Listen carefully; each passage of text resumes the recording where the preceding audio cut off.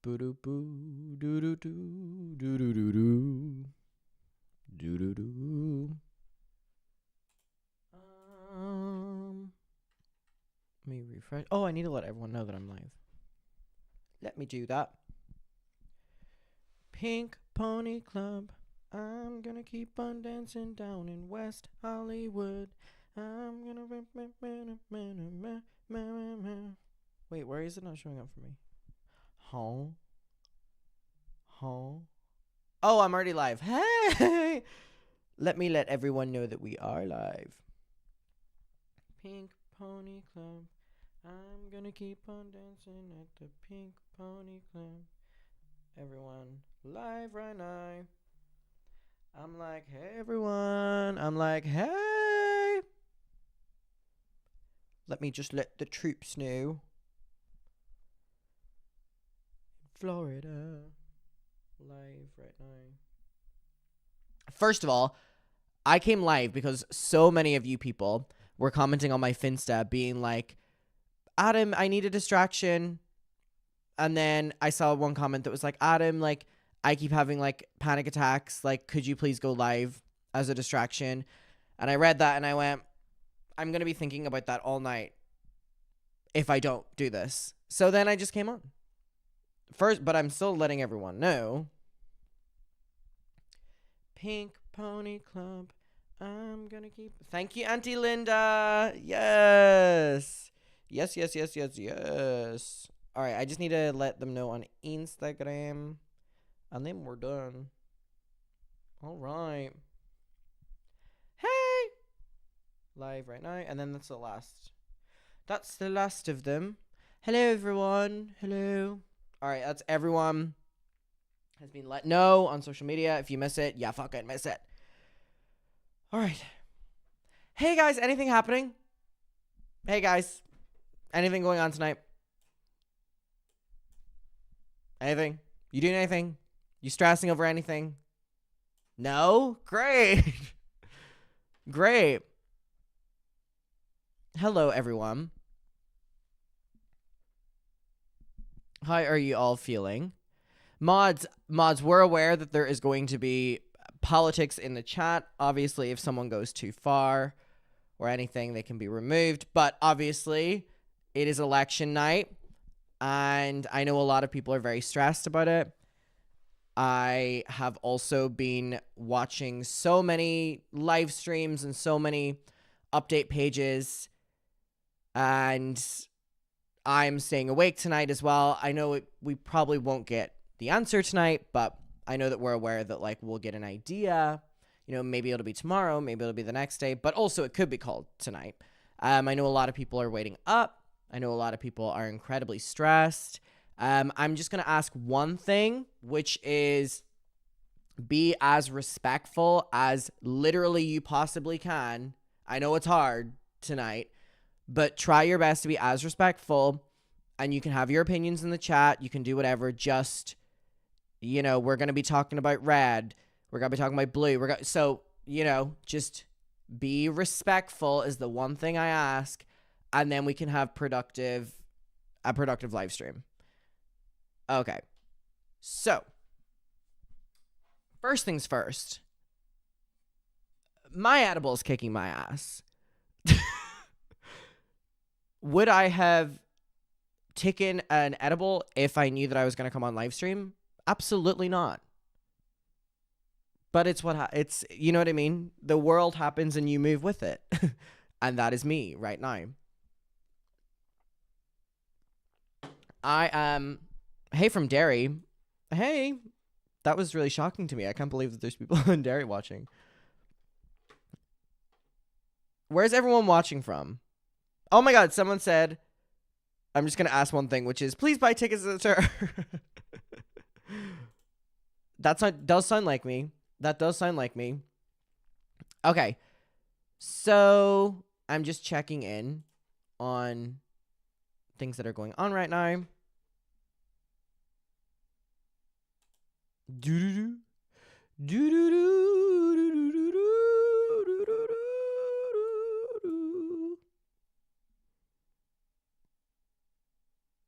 Utah, Chicago. Thank you, Chicago, for selling out the Chicago show. I mean, there's a few VIP left, but that's a separate thing. And LA as well. I'm seeing some of those. Thank you so much to everyone who got tickets to the show in those places. I don't know if anyone watched my live stream or my video I posted on my second channel, but I'm doing a show in Dallas. And I begged the tour people to add Dallas, or I begged them to add Texas because Houston's one of my biggest cities on my YouTube channel. And Houston wasn't available, so they had to, and Austin wasn't available, which is another big audience for me. So they booked Dallas, which is not a big audience for me at all. So if anyone is in Dallas and they are free on February 25th, please click the link in bio and please come to the Dallas show. But anyways, yeah, so everything's pinned. Shout out to everyone. LA only has a few tickets left. So does Chicago. Brooklyn, Seattle, and Dallas. I am looking at y'all. All right. I want to pull up, I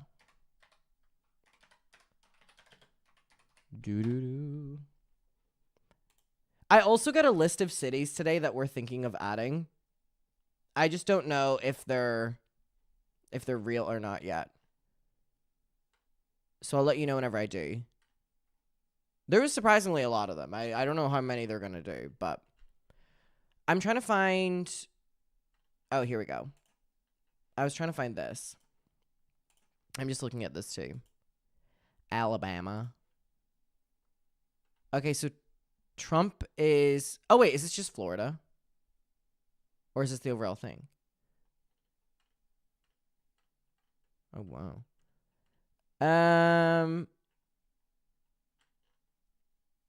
Also, I saw a lot of people talking about a lot of people are talking about the fact that like it's so red right now. And the reason for that is because they normally go for the red states for like they count the red states first. It's called something like red something. So this isn't a shock, you know. The Democrats normally take the, you know, Adam, that poll's outdated. Huh? Let me look into that. Doesn't look up to date. Oh, I got a good source. Yippee. Okay, here we go. Let me push it over. Wait, so this is what was just sent to me by my mod.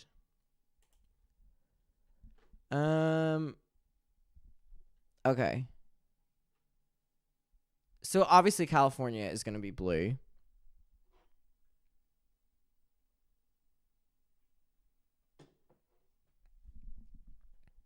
It's interesting.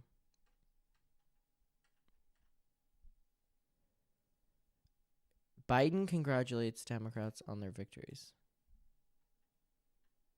Did you see he's not going to the thing tonight? When they like announced the winner, and people were like, "Why?" And I'm like, "Cause he can barely fucking exist." Like he, you know what I mean? Like, god damn it, he's holding on for dear life as it is. Oh my god, sorry, I thought this was Biden's congratulations. I thought it was a handwritten note.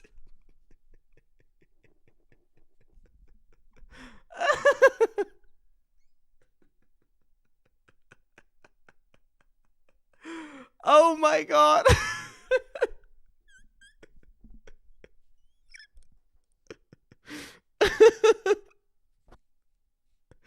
Oh my god. Whoa. Oh my god. Dear Jesus.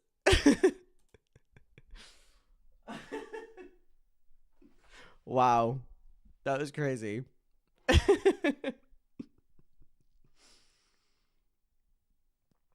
My goodness gracious me. My goodness gracious me. Okay.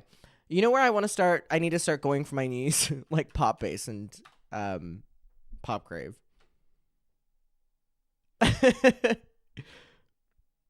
People are talking about like Atlanta and how they're voting. I'm pretty sure we're adding a show in Atlanta, so shout out to the Atlanta people. Hey. What was I gonna look up? Oh, Pop Grave. Maybe even Pop Bass. I'm gonna do Pop Bass. All right. Okay, I'm going through this. Okay, so 99,177. Ohio, Nebraska, Louisiana, Wyoming. Jeffrey got his vote in. Miss Lynn got that vote in. South Dakota, North Dakota, New York, Texas. Okay, so what cities are the polls closed in? Also, why does every news publication use this photo of Trump? Like, he looks 10 times older now. If it was Biden, they'd be using all the old aspects of him. I mean, it's true.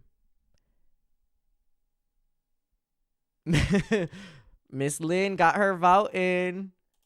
Got her vote in.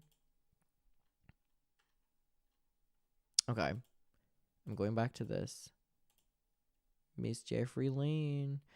Okay, so I'm just observing this. Can I zoom in on any of these? Look at all these little squares.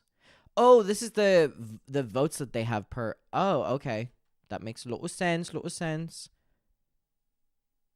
New York. Yeah, obviously the New York was very blue. New Jersey. They have a great Walmart. South Carolina. Where's Tennessee on the map? Tennessee whiskey. They're closed everywhere now. Yeah, if you're in line, you can still vote. If you're in line, you can still vote. But if they close, then I don't think.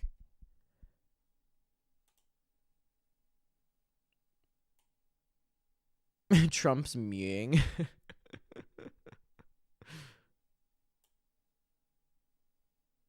Colorado.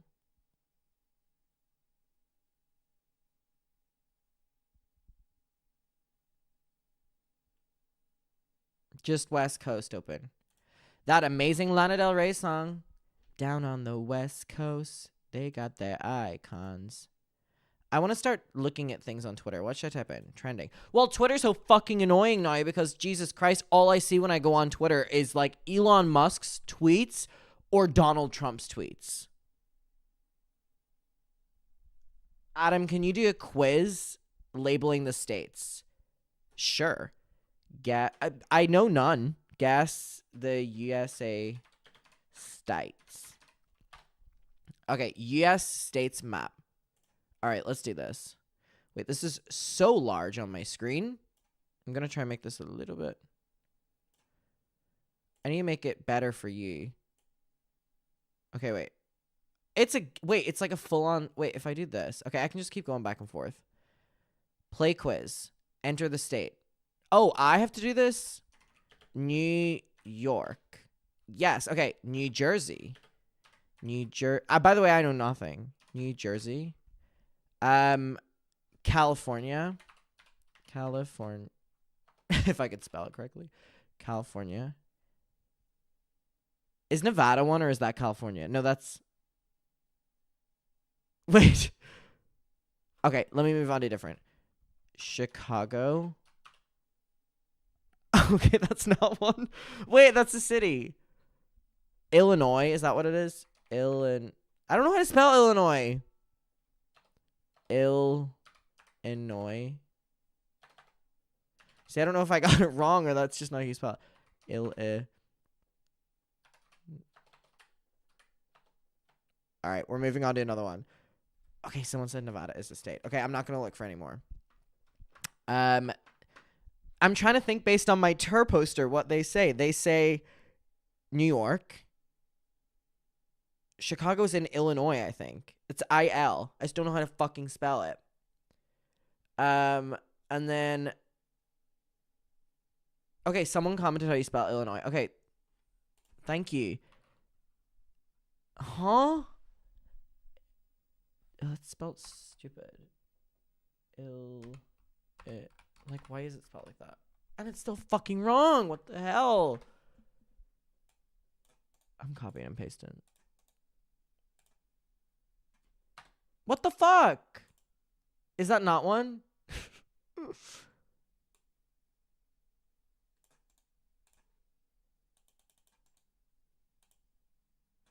You're gonna piss me off.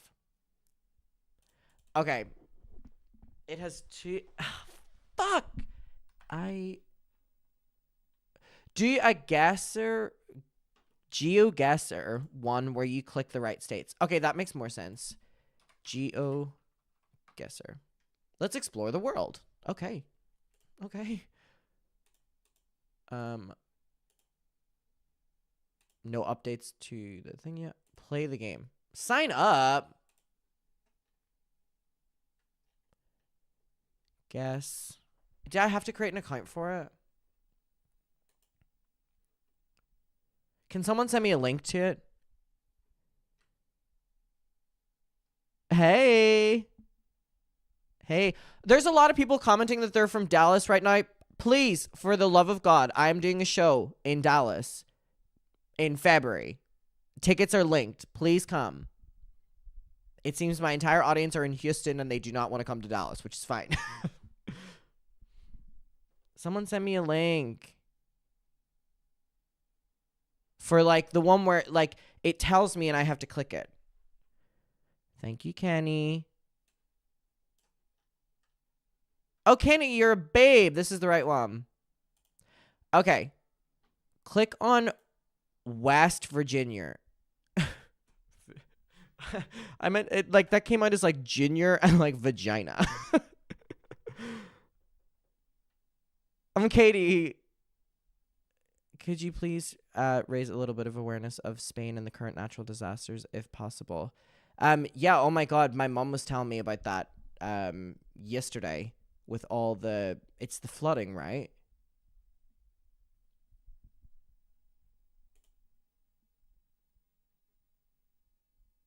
Oh shit, I'm still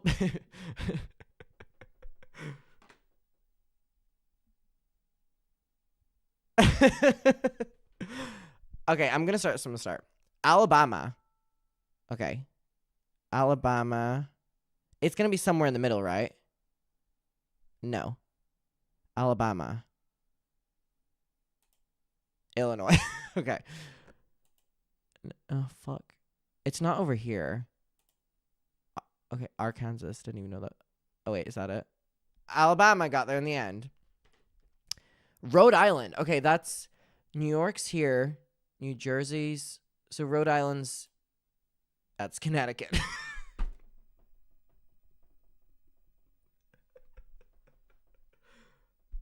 Rhode Island, New York. Oh, wait. Maybe this is New York and this is New Jersey, which means Delaware. Maryland. Okay. Tennessee! I love Tennessee. Where was it on the map? We flew from New York, so it's somewhere around here. I'm going to go here. Oklahoma. I'm going to go here.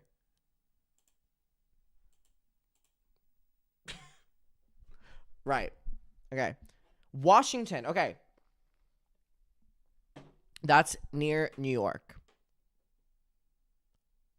But where was New York? Oh, wait. This was Rhode Island.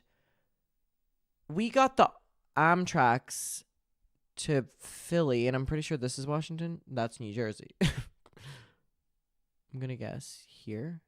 Virginia. What?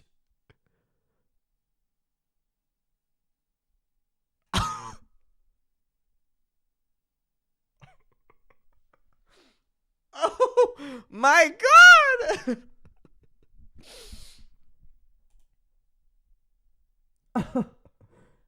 Kansas. I don't even know where Kansas is. That's Texas. I'm waiting for Texas. Kansas. Right. Delaware. Okay, that's near Washington, D.C., right? Because Biden is there. That's California. Here or here?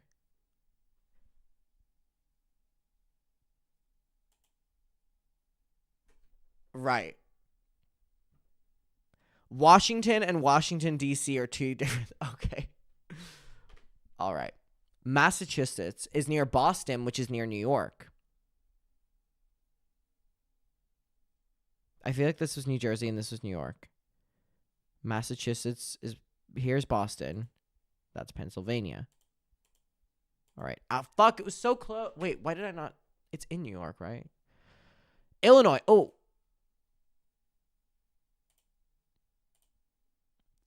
Illinois, yeah. New Jersey. Oh, wait. Okay. New Jersey was this little one. No, that's too big. This one? This one. This one? Florida. Florida. West Virginia. Oh my God. Where was the south one? So it'll be over here somewhere. I'm just going to fucking. No. There. There. There. Never eat shredded. Okay. Don't know why that's over here. Don't know why that's on here.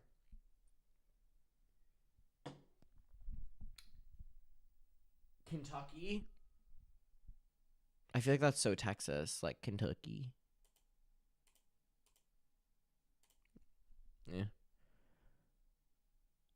New Mexico. Would that be in California? I got it! A little bit. Colorado. That's cold, right? Okay. New Hampshire. Is that not in England? Is that not in England? New Hampshire. I don't know, babe. That was going to be my third guess. Maine.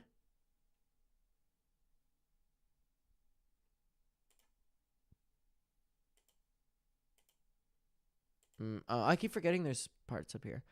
Nebraska.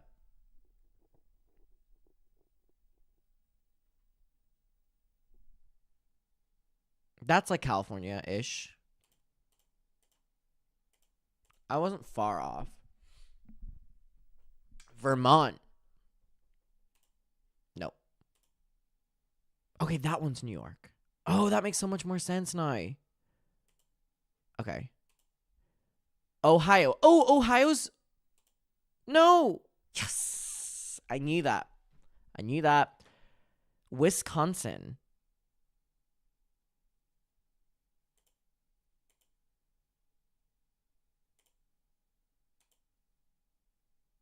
Arizona. That's hot, right?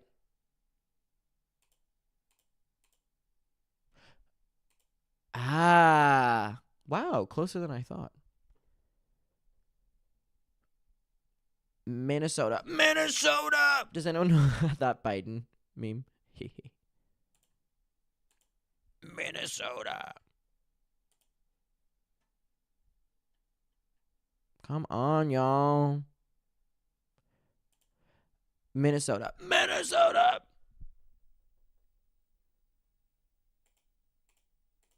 Wait. Ah, so close. Wyoming. Oh, I fly over Wyoming on the plane. I think it's this one. Oh, damn it. I knew that I fly to it. Oklahoma.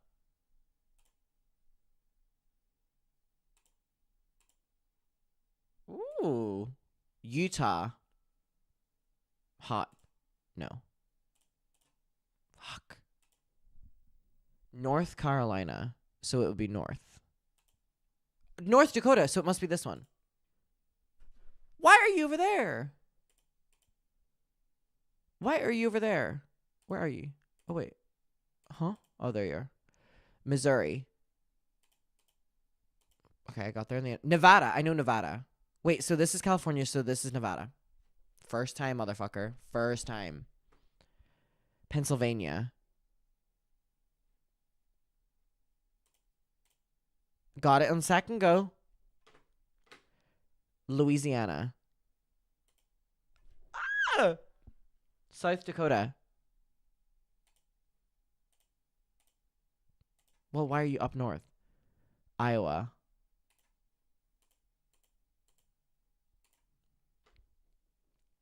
Indiana. Where does Peter Mon live? Well, it was in the red state, so it's that one. North Dakota. OMG. Alaska. You're going to be cold.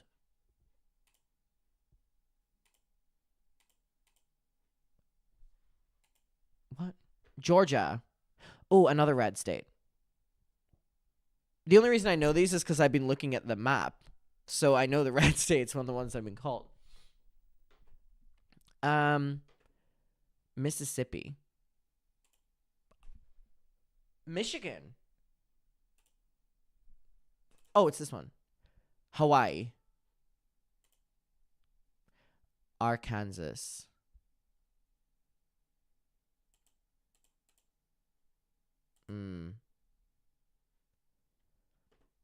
Oh my god, Kara, hi.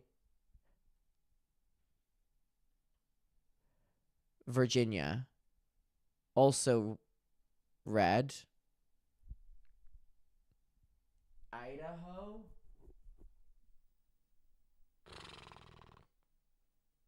I don't know. This fuck ass one. Montana. That's like southern. Nope. This small one? No. Why did I keep hitting New York? Oregon. All right, so this is Oregon. California. Maryland.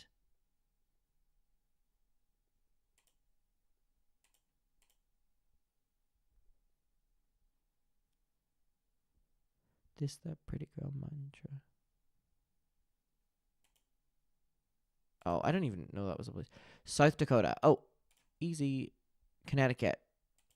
That's New York again, Adam. Wait, that's not Connecticut. That's Texas. Oh, Connecticut. That's just a really small one. Texas. New York. It took you 9 minutes and 40.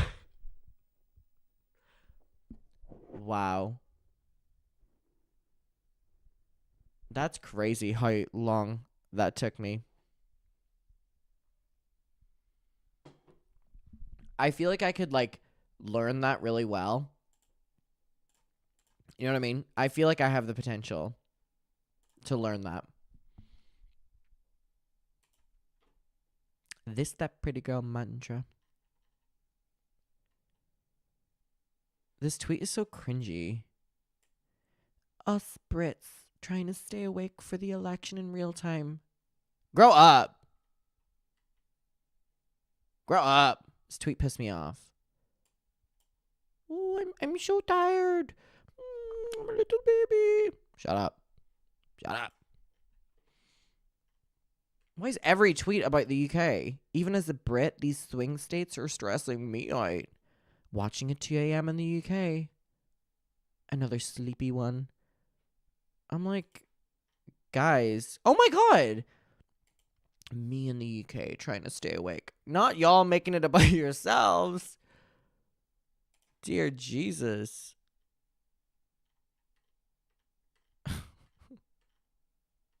I have to keep putting my screen off screen because there is so many OnlyFans people on Twitter using the USA elections as a means to promote their OnlyFans. So I'm having to scroll past crazy things while I'm going on the hashtags, by the way.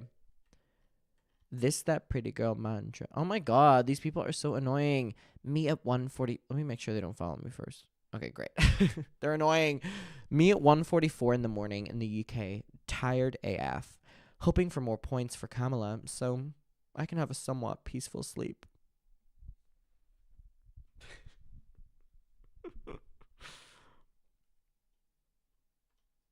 I'm scared to scroll.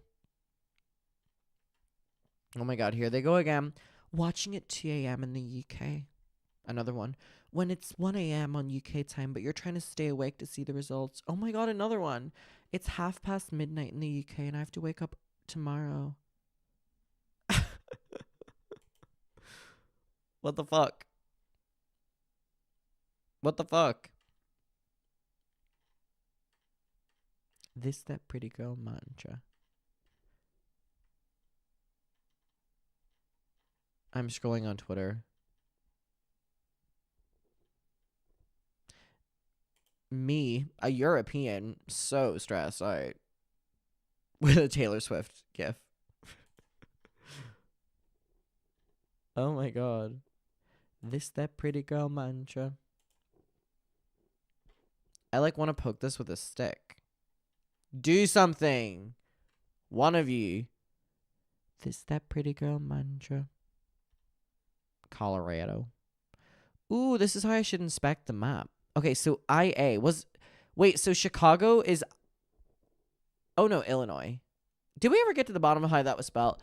Illinois. That makes so much more sense than the way people were doing it earlier. Kahoot. I know I'm a hoot. Hey, Adam, I'm watching the presidential election on the TV right now. You inspire me. Kahoot. What is that? What is that, honey?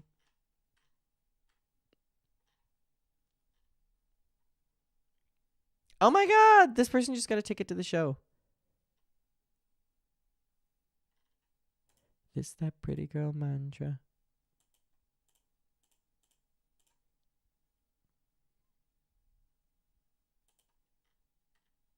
Kahoot. Oh, I was supposed to Google what that was. Kahoot. Learning games? Yeah, guys, this sounds so much fun. Kahoot. But I'm scared because what if people take the piss? You know what I mean? Kahoot quiz games. Mama, a Kahoot behind you. Bye, Kahoot. How do I play this? Enter game pin. Create your own game. Huh? Someone tell me how to do this. Seriously, you're taking the piss. If you want me to do it, you have to fucking tell me how to do it. This, that pretty girl mantra. This, that mantra.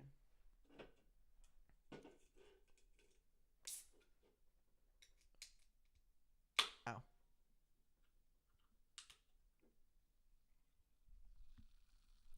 ASMR. All right. Kahoot. It won't. It says I need a game pin. Choose a quiz and host it. It's not letting me do that. So why are you lying? I can host and everyone can play. That seems dangerous.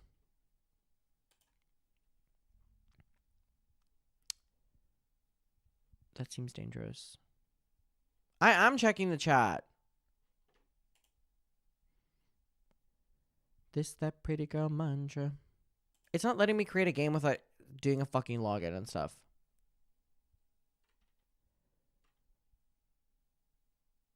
Y'all have any better suggestions? Click explore content.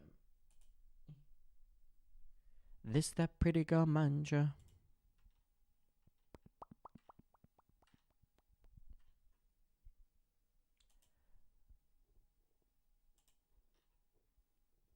All right. People need to send me the proper stuff. What you said to do does not work. Lying bastards. Lying bastards. I want to go on Twitter. I want to see what the update is in the little individual states. And yes, I'm using Popbase. Oh, they haven't updated anything.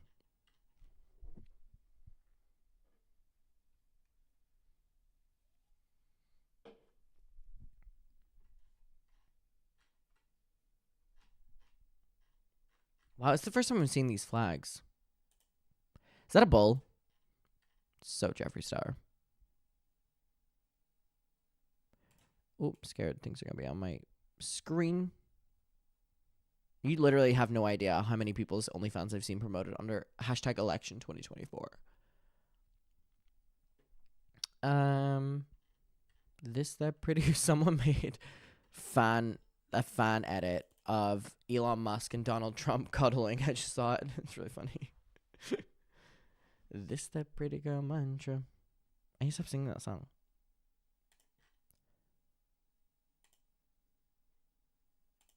I want to see what. Hold on. Give me a call if you love. Votes before then, North Carolina had been Republican right the way back to the 1980s. I think, you know, it's so interesting to see how Donald Trump is doing with Latinos, with black voters as well. The exit poll that Lewis was talking about, put another way, I think is pretty stark. The exit poll suggests that 4 in 10 Latinos in Pennsylvania supported Trump this time, and that's up from 3 in 10 in 2020. So he is making gains. So going back to that point I made. Oh wait, Trump's updated to 188. But again, we're still in red states.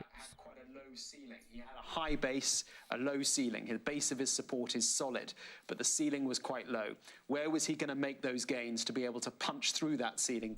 What was he before we, like, what was he a couple of minutes ago? Was it 138? Latino votes. He is certainly doing that. Why is that? Well, immigration is a big issue for them. Many Latinos who are second-generation Americans came here. But again, this is literally just the red states that are coming in. The only thing that matters really is is it 7 states or something like that? As illegals, to borrow one of Donald Trump's phrases, doing it, cutting the system effectively and coming in. If someone makes a Mucker Lore Kahoot, I'll play. Secure again. So, and of course, as we know, immigration is an issue that Donald Trump has been campaigning on so much. Build the wall. He didn't build it all in his last presidency. He says he will this time. Right, and you are looking at the state. It was 178. Ah, okay. 91 electoral college votes for Donald Trump, 81 for Kamala Harris, but none of the swing states has yet produced or result. So we'll keep an eye on that. Let's go to one of those swing states. Let's go to Georgia, Atlanta in Georgia, and Cordelia Lynch. Cordelia. Hi there, Mark. Well, lots of anticipation here in Atlanta, Georgia. Still too close to call. We've seen some interesting early numbers that suggest a big swing towards Donald Trump amongst independent voters. There is still a lot of votes to count. Whenever I was watching Sky News earlier, they were saying it's 7 states are the ones that really matter because they're the ones that sway it. What are those 7 states?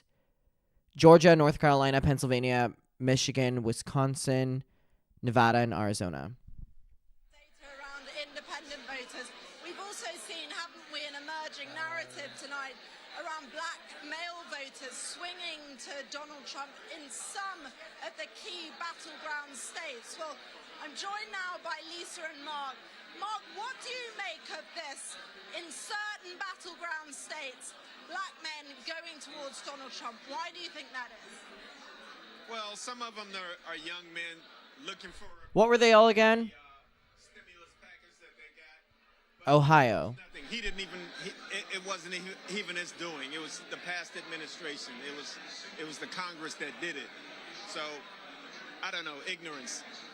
Ooh, I'm interested to see if the Harris Iowa thing was real. I mean, so far she's ahead. Democrat, but the state of Georgia was for nearly 30 years Republican before Joe Biden. Do you think that Kamala Harris is going to be able to build on what he achieved tonight? Yes, absolutely. What makes you so convinced? Well, Stacey Abrams has Gracie Abrams. a lot of people. She has registered a lot of voters around here, and we have a lot of black women that are on her side. Lisa, we've seen Pennsylvania is so close. polling stations in Democratic-leaning areas. How concerned? That's so close. I'm not concerned at all. I think it's just a scare tactic. It's just what they do. It's what they do. It's not. It's no. There's no credible source that says there's actually a bomb there. There's been nothing. There's been 11 thus far. There's nothing there. It's a scare tactic. That's all it is. What do you make in these rural areas where we are hearing independent voters, which Joe Biden did pretty well with back in 2020, they seem to have deserted Kamala I know Ohio's not a swing state. What do you think is behind? I think that's to be expected. Those are Trump countries. That's where Trump Where was the other one I was looking for? the rural counties. I was just Pennsylvania. There's another one. Pennsylvania and farm. That's where they are. They vote for Trump there. That's to be expected. That's not unusual. I mean Georgia.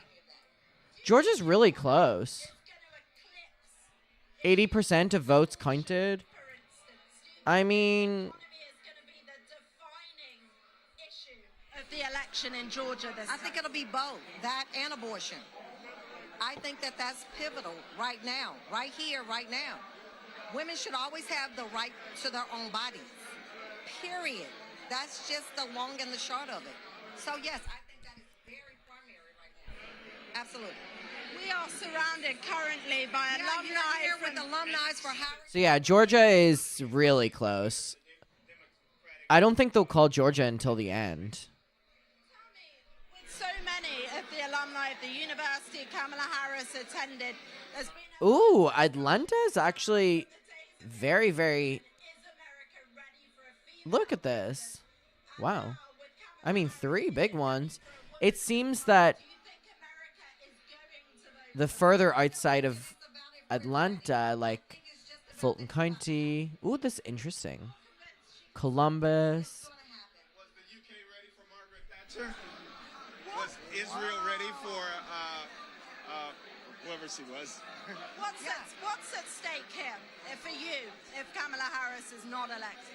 What was the ending of that sentence going to be? If she doesn't win. Are the live chat in that? Also, Margaret Thatcher, crazy. Sorry, I'm just going to look at that reporter. Been hearing here, but you go out to some of the suburbs, like Okay, so Montana, Nevada, and Utah are closing in 2.5 minutes. a lot more kind of moderate sentiment as well. People that say, actually, I'm willing to make a compromise with Donald Trump. No, I don't want him to be my children's Sunday school teacher. No, I don't like some of the things he says, but I still believe that he can manage the economy better than Kamala Harris. I think I've definitely witnessed in the state of Georgia this idea that even if Democrats have got the median average income of a household North Carolina, again, it's too close, and 66% have been counted. that Kamala Harris faces in this state. Is she able to overcome that at this stage? It's just too close to call. All right, Cordelia, thank you very much indeed. Well, we've got just under 2 minutes until our next lot of polls close. I'm being told Montana, Nevada, which is, of course, one of our crucial swing states, the smallest People were commenting a Yahoo code, college votes as well. so I just joined.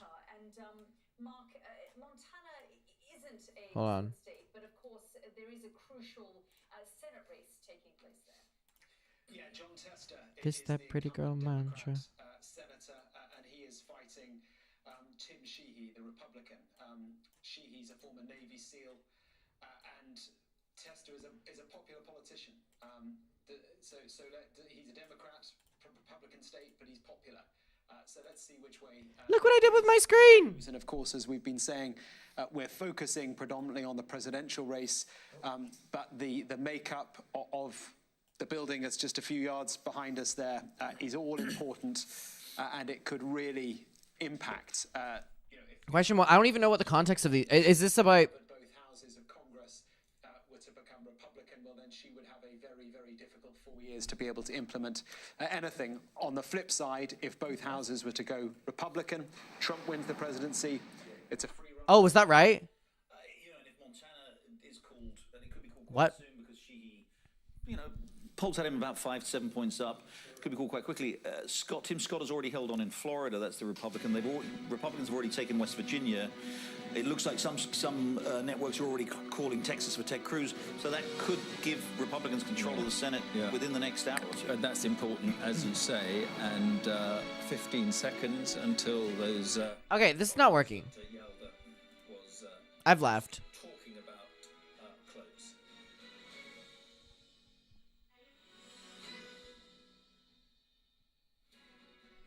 So the Polls are not closed.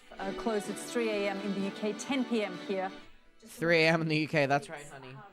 Closed, and as we said, polls Oh, I was wrong. Utah and Montana just in the past few seconds. 3 more states, 16 electoral college votes up for grabs. And Was he always at 198? Was he always there? We talked much about Nevada, have we? It There is it is. too early to call at this stage. I mean, it's one of the fastest growing states in the nation, but it also has very high unemployment, and people have talked about the economy What? being top of the agenda for them as well. It's got 30% Hispanic population, What? and that will be crucial to see how that's trending and whether it's trending towards Donald Trump. Well, it's interesting. The Latino vote there is quite interesting. There's a big It was at 188. industry, and Okay, I don't know about this Kahoot shit. I'm gonna be honest with you. Leave. And we can see there Montana with 4 electoral college votes goes to projected winner is Donald Trump. And same for Utah, projected winner Donald Trump. But we are waiting for that crucial swing state of Nevada. And when we talk about the path to the White House, certainly for Kamala Harris, if she doesn't get Pennsylvania, the Rust Belt states that she needs, Pennsylvania, Michigan, and Georgia, she will need, won't she, either a North Carolina or a Georgia, as well as Nevada. Yes, that's right. Yeah, exactly. She needs 2 of those additional states because Pennsylvania is so important. 19 electoral votes. No other swing state has that many votes. Yeah, here's the thing. The states that have been called so far are like predictable where they would be going. It's not by any means closed. As Mark said earlier, it does look like North Carolina's probably going to be called at some point. Has been called already by some news organizations for Trump, but that would knock North Carolina off her board. Georgia still seems pretty close. So she still has a chance there, and we'll wait and see what happens in Nevada and Arizona, obviously. But yeah, I think her cleanest path to victory was always winning the 3 northern states because that would just give her a bare majority, and I think it's still that remains the case. Well, just in the last few minutes, we were told that Wisconsin and Pennsylvania too close to call. Yeah. To play Kahoot, you need the host scene. That's why we play. Oh, okay. I think we can see a little bit about what's going on. But what are your thoughts on that? I mean, there are the key races, Montana, Ohio. Yeah. In Nevada, actually. Yeah. There's a reasonably close one. I am reading the chat. What are your thoughts about that? I mean, it looks almost certain that the Republicans will take control of the Senate. The question is, how big will the majority be? And that's important because it looks like they've already won West Virginia. So remember that currently the Democrats have a 51-49 majority. Yeah. So Republicans have gained 1 seat, so that's now 50-50. They win Montana, which looks extremely likely. Where's Nevada? Then the other ones, Nevada. Pennsylvania, Ohio. Where are Nevada, you? Wisconsin. Have they counted any yet? No. I mean, it did just close. 5 there. The polls weren't looking good for the Republicans in any of those states, to be honest. So if it's 51-49, which is increasingly what it looks like it might be, that's a majority. It gives them control of the upper chamber, but it's not a really solid working majority because there will be at least 2 or 3 Republicans who. Okay, Oregon won't go along with is looking like it's going to Trump. Not even one of the things the Senate does, of course, is confirms things like Supreme Court nominees. It confirms cabinet appointments, and you really want to have a majority there of a couple, 2 or 3, because there are a couple of sort of pretty moderate, kind of ornery Republican senators who aren't necessarily going to go along, I guess, say, with what Trump wants. So it actually, although they'll get a majority in the Senate, almost certainly, it may not be the kind of control of the Senate that would guarantee, pushing through the Trump agenda if he wins. Let me just give you an update that I've had from a source close to Donald Trump within the Trump campaign, it appears that they are happy with the data that they are seeing from across the country so far. To be fair, both parties are saying that they're happy with it, so it means nothing. Let's see if that cautious optimism turns to genuine optimism. So, over the course of the next what's 99 plus 54? coming back.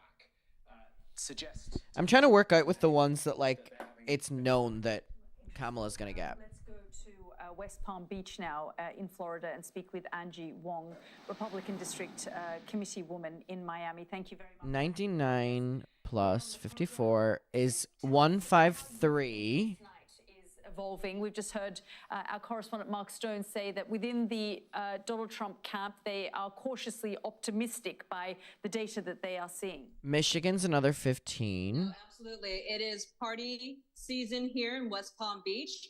I'm here at 3 for DC. watch party, and we're now starting to see everyone from the Trump team enter the party. 10 for Colorado. People are having lots of smiles on their faces. 4 for New Hampshire. Convention center here Have I in got West all Palm y'all? Beach.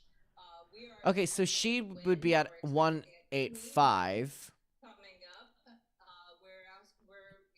Everyone is just very festive. The numbers are coming in.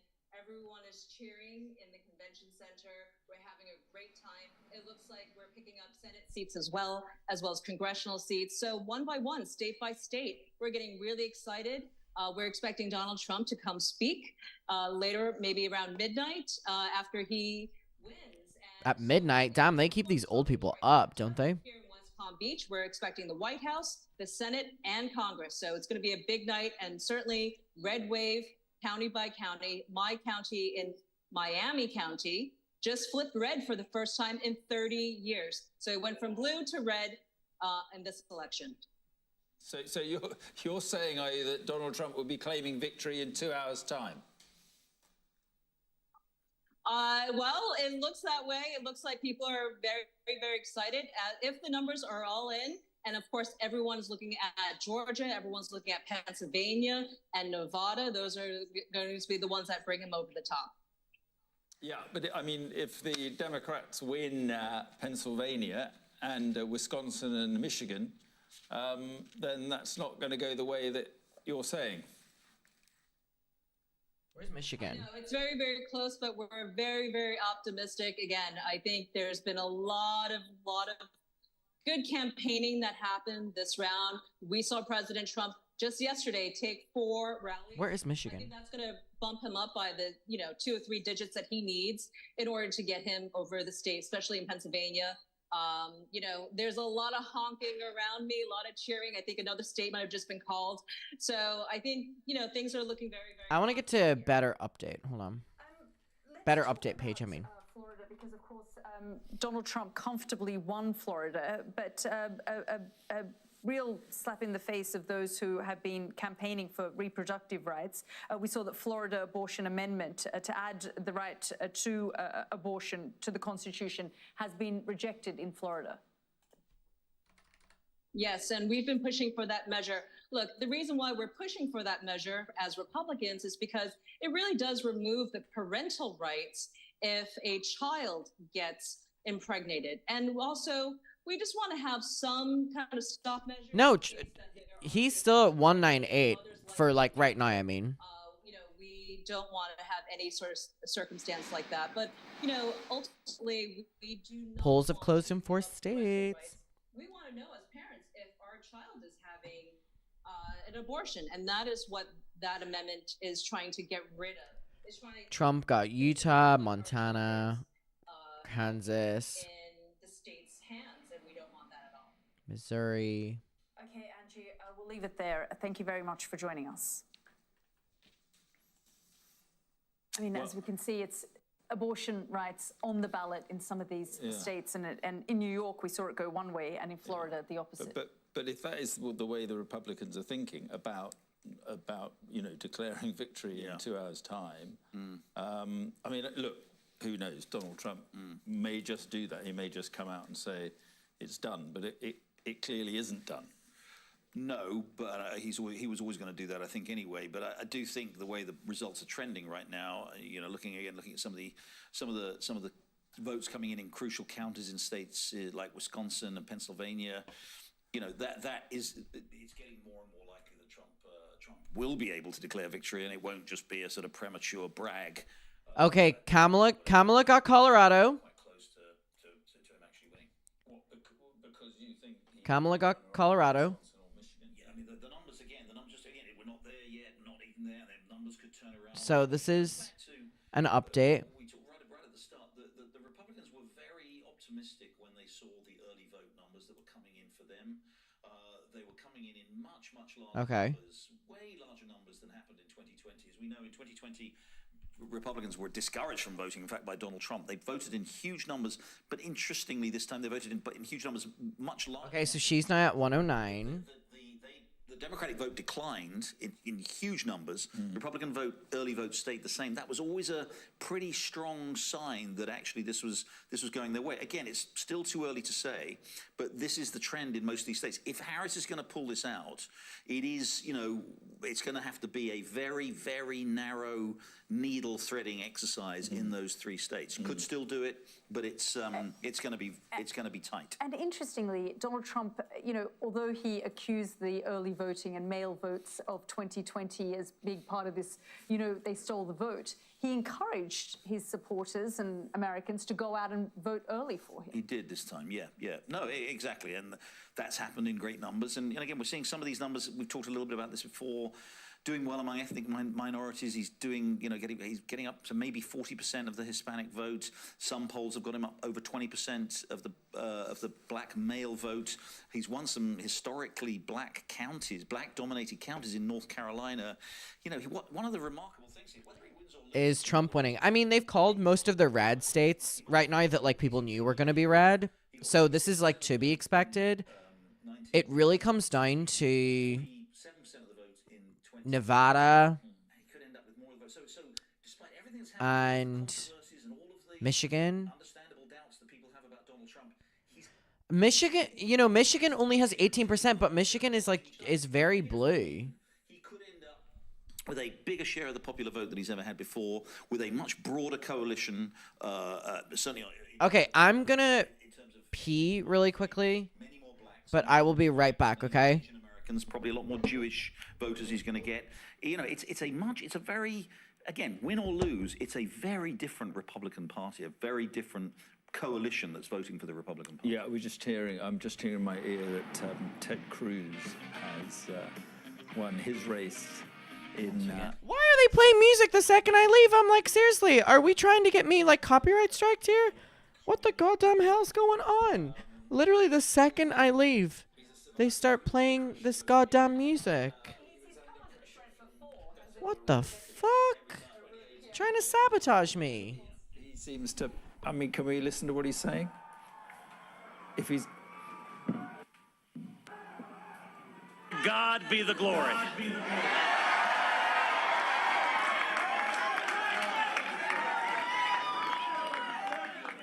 Tonight is an incredible night. A huge victory here in Texas.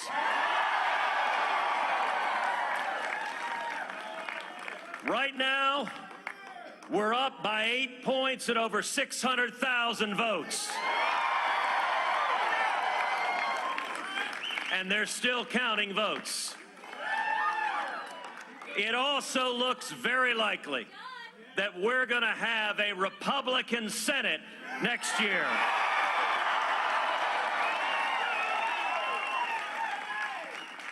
And I believe, and I hope and pray, that Donald Trump will be reelected as President of the United States.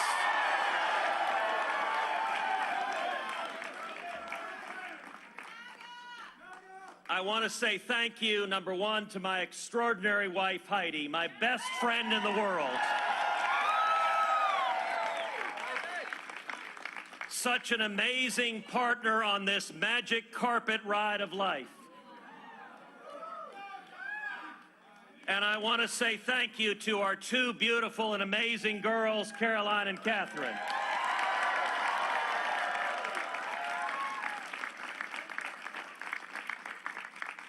You know, politics at times exacts a price on the family. And I want to say I am so grateful for their love and support, and you guys are amazing. Thank you.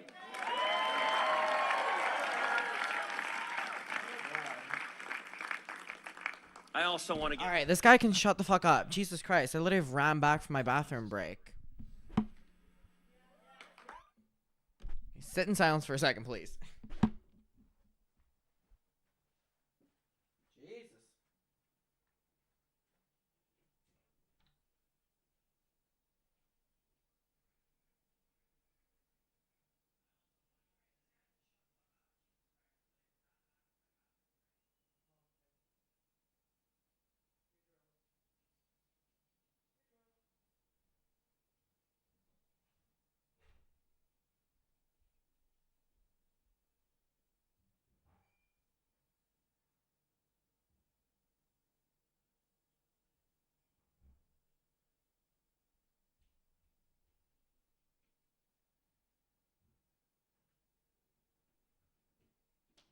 All right. Fear not. Fear not, my sweet, sweet, sweet muckers. I am back. I know that the silence was better than that. I'm in the fucking bathroom, and the chat's going crazy, and I'm like, what? And then I look, and I listen, and I'm like, oh, fuck. And I, like, ran back to turn that shit off. That's just on, like, Sky News as well. Can this top? Hello? Hello? Is he still talking? Girl, we get it. I want to congratulate Colin Allred on a hard-fought campaign. Why is he on for so long? Where is he? And I want to say to all of those who didn't support me.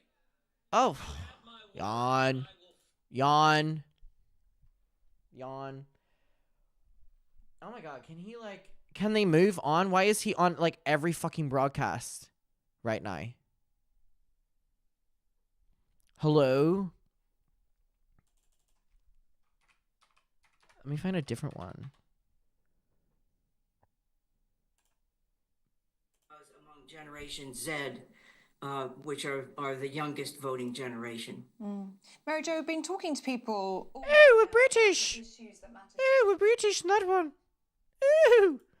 Push alerts on major races, plus breaking news in 24 seconds. Not this one having ad breaks. What the hell? Girl, get back to the TV. Ooh. Love the little signs.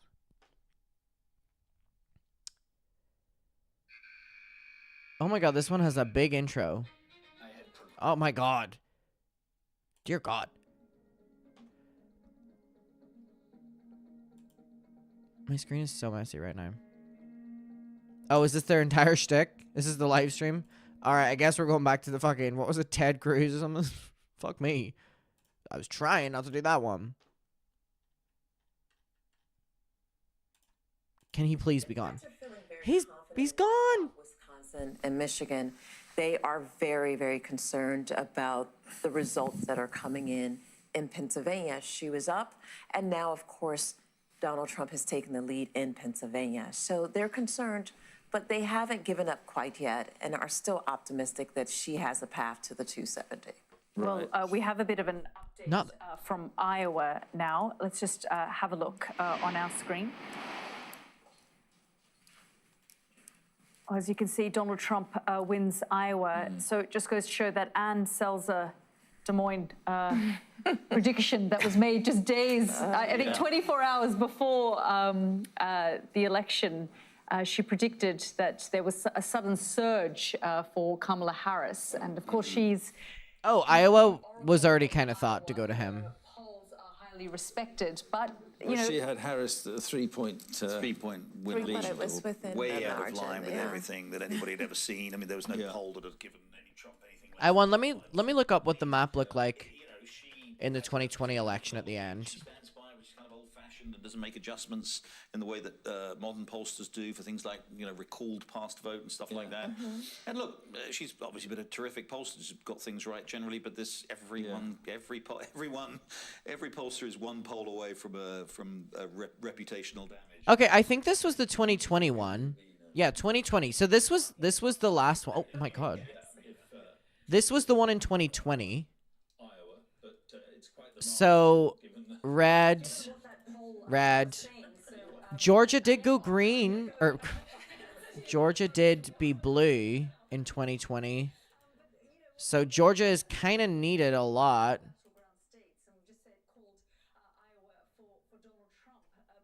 Was Iowa red last time? Oh, yeah.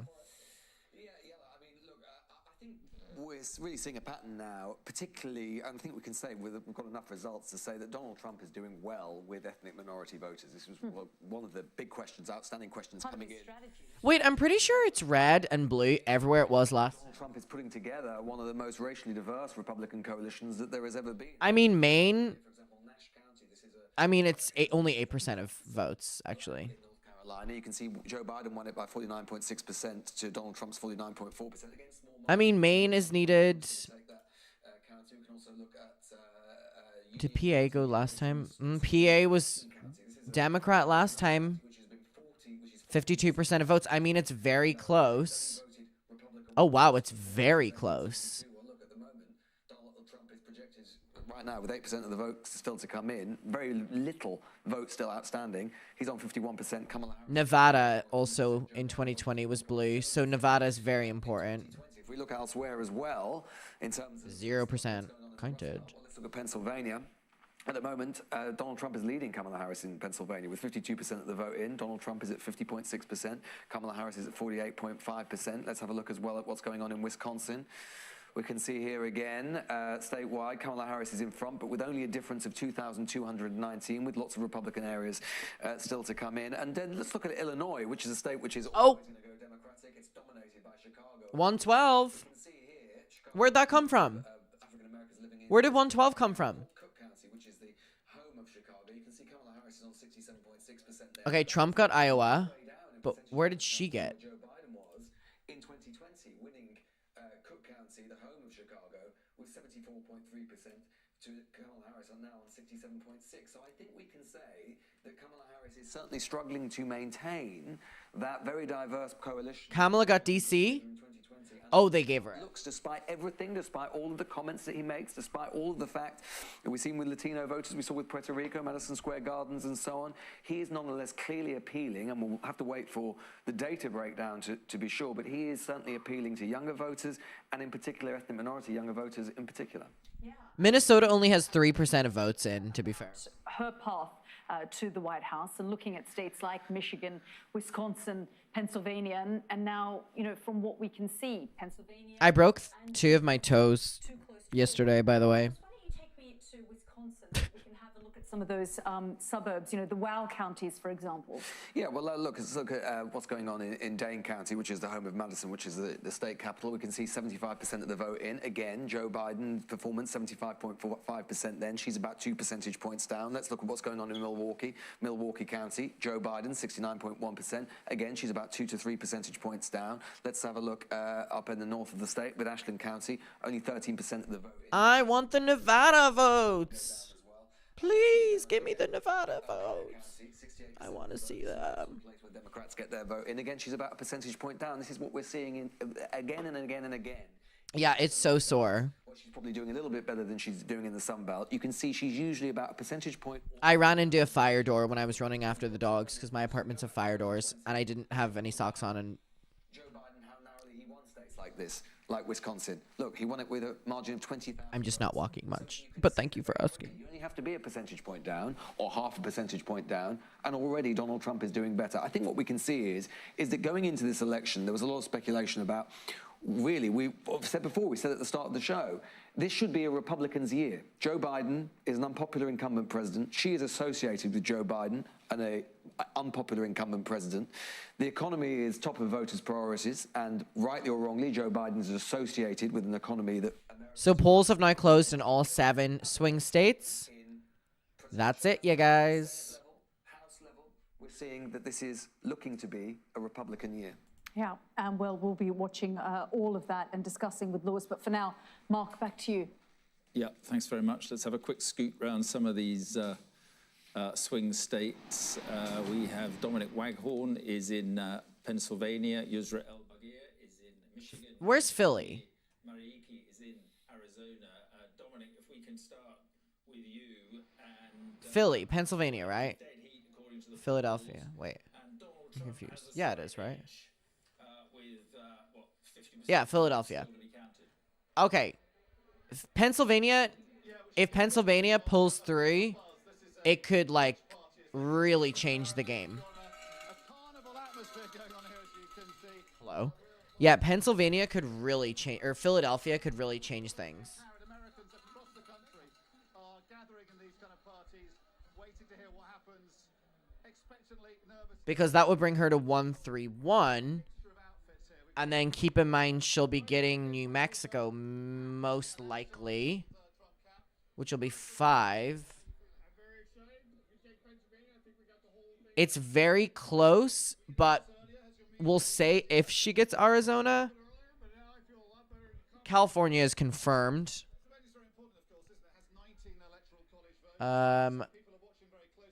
Virginia is very close, but let's just say on the off chance, plus 13.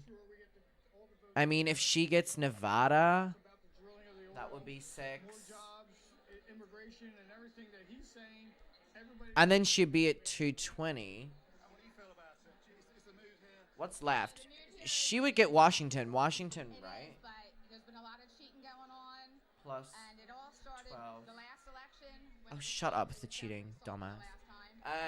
232. And then what are we missing? Michigan would be 15. Should be 247. New Hampshire being 4.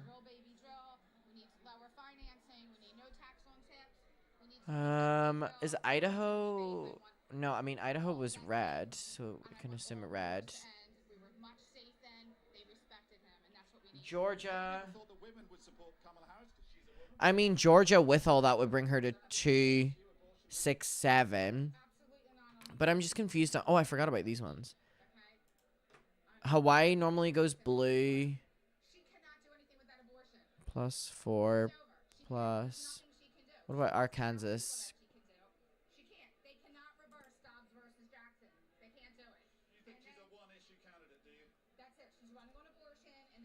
Oh, shut up. Wait, and then if she got Hawaii, she'd be at 271. So basically, she needs. Birth control. If you get raped or if you have incest, take the day after pill. It's a very simple thing. You can't I think that's them. I think that's the other party summed up that sentence. Disgusting. It would be super hard to get all those states. Yeah.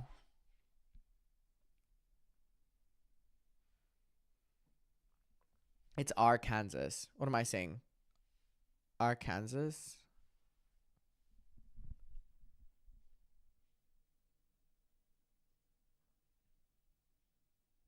Minnesota plus 10 is what she needs, someone said.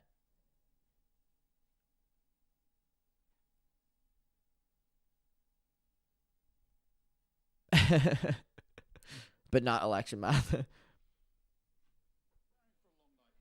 Minnesota plus 10. What? I don't understand what you mean by... Did I not count Minnesota? Some interesting views on abortion in that little clip. But Yusra El-Bagir is in another of these swing states in Michigan.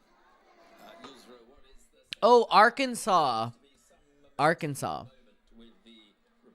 What was I saying? Arkansas? There is momentum, and you can feel people here at this Dems Watch Party in Detroit, in downtown Detroit, keeping their morale high, trying to kind of stay patient before jumping to any conclusions about what these results might mean.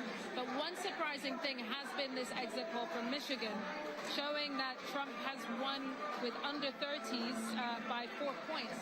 Now that's shocking talking to us, because we've been on campuses around Michigan, we've been speaking to young people, particularly students, and have seen an overwhelming amount of support for Harris. But I'm joined here by Charlene Johnson, who is a professor at the Detroit Local Community College here in Detroit. Charlene, what do you think about this exit poll? Do you think young people could be leaning more towards Trump than Harris? I think some of the information that young students are engaging in, they have not read about it. They're only looking at advertisements and commercials. But when you really study, for instance, our area's education, then I want our students to look at whatever your profession is, what is each candidate saying that really inspires you to support them. I mean, you're clearly for Kamala Harris. Yes. Does it upset you to see that young people could be leaning towards Trump? I'm surprised because... So, 112 plus, if she got California, which is confirmed, 54. Let's be realistic. She'll get Washington. Minnesota, 4%. Michigan, 15. Virginia, 13. New Hampshire, 4. Oh my god. Okay, so Maine has now changed over. So we've got Maine again.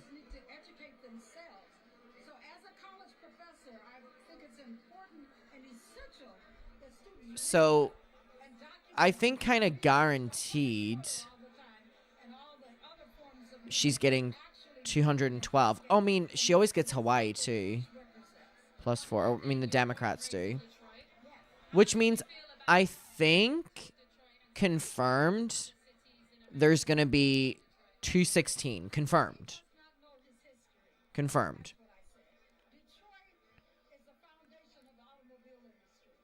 Yeah, she just got DC, not the other one. Good night, Linner. So...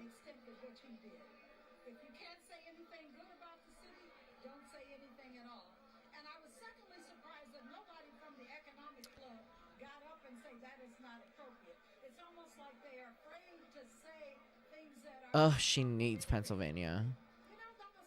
For him to do that, I was very much upset. Thank you, Charlotte. Okay, enjoy yourself. I mean, very strong feelings here on both sides, as we've seen. But people here in Detroit, in this Dems Watch Party, are a strand of the community here in Michigan. It's too early to say how Michigan is going to vote overall, but there's a lot of hope here still. Yusra, thank you so much. I mean, while I have it as well, does anyone here have tickets to the show? Sorry, I just got an email in regards to the show. That's why it's on my mind. Does anyone here have tickets? Or not yet, or am I not coming to wherever you are?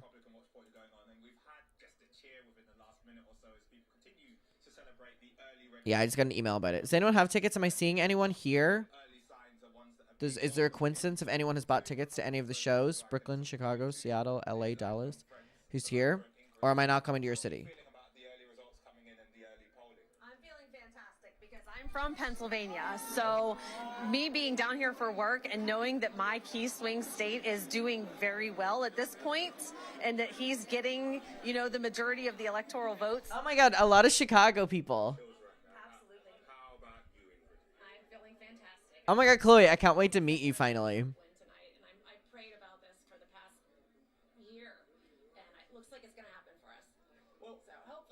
Seattle meet and greet, mama. See you there. 4 years ago, you were in a similar position on the night, and then obviously results are counted and states come back. So, are you not, you know, maybe more cautiously optimistic because there is still a long way to go? There is still a long way to go. There are still ballots that do need to be counted, but I do have a very optimistic outlook on this Trump win this year. And talk to me, Ingrid, you're voting in Arizona. How do you feel about the Arizona race and the issues that have been raised in that race? Why do you, as an Arizonan, or someone living in Arizona right now, want to vote for Donald Trump? I think a lot of it is we're a border state, and oh my god, you and your mom are going to Brooklyn? See y'all there. It's bad for Arizona. It's making our costs go up. Bricky, I can't wait to see you. Pay more for schools. Kamala's about to lead PA. You know, people that came here legally, they're, you know, they feel upset about it too. Yeah, it's so close. You know, and I, for example, cannot move to London and just live there because I want to live there. I would have to go through the process to get there. So I think everybody should have to do that as well. So. What do you think about the way Donald Trump sometimes talks about immigration? We had the Ohio eating cats and dogs, and I know that the policy itself is quite hardline, bringing in a National Guard. You and your mom are going to LA? The rhetoric. So as far as the Ohio thing went, they did have a lady on video that was eating pets. Oh my god, these people are so fucking stupid. Jesus Christ.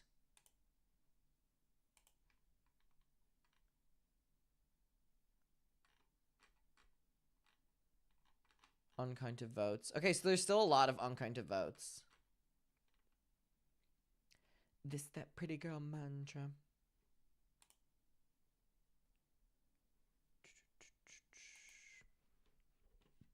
Both sides is that positions are really firmly entrenched. If Donald Trump wins, your preferred candidate, can America start to repair those divisions? Do you truly believe he can? Should I do like... Is there anyone here watching from any of the places that I'm going on tour? While we wait for some other states to come in, I'm almost considering doing a giveaway of a few meet and greets.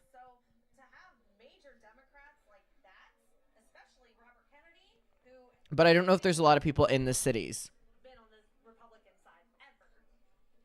This, that pretty girl mantra, this, that plancha. Trump is leading PA again. I mean, it's so close. It is so close. It is so close. Here in Arizona, it will take a while for the votes to come back. They have already counted around 1 million early ballots, but they have also changed some of the rules around the ballot counting, particularly Maryland. Okay, how would I do this? I don't know how to... I was going to do this on stream whenever I announce all the other dates, but I might just do it now for funsies. I'm trying to figure out how I would do this.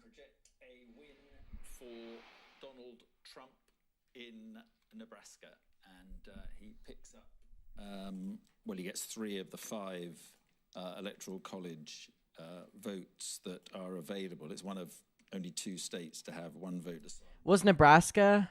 Each congressional district, and in fact, Omaha is the second congressional district, which... Where the fuck is Nebraska? Oh, that was red last time. Ah, whatever.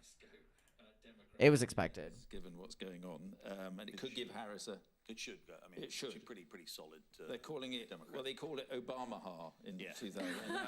Now they're calling it Kamalaha. Kamalaha, the blue dot. District 1 and District 2. Oh, wait, this is Nebraska.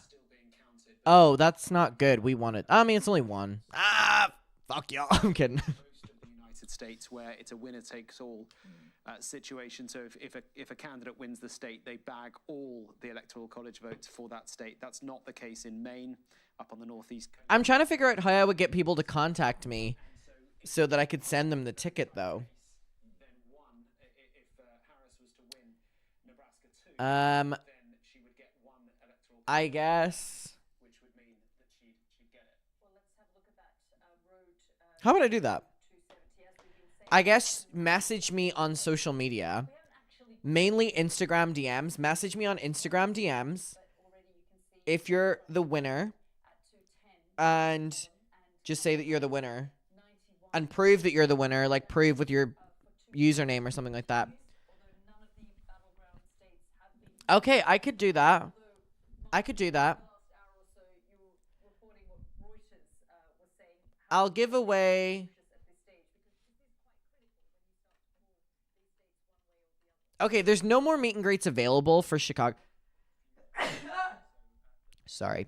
There's no more meet and greets available for Chicago or LA. So we'll do Dallas, Seattle, and Brooklyn. So we'll do that. So you have to message me on Instagram. There is nothing to this. I'm going to say, like, go, and I'm literally just going to, like, read out a name. And that person needs to message me and be like, here's my username. I am this person. And I will send you a ticket to the show. Oh, this is fun. This is fun. I feel like Oprah. Okay. So we'll start with Brooklyn. It was clear to me there.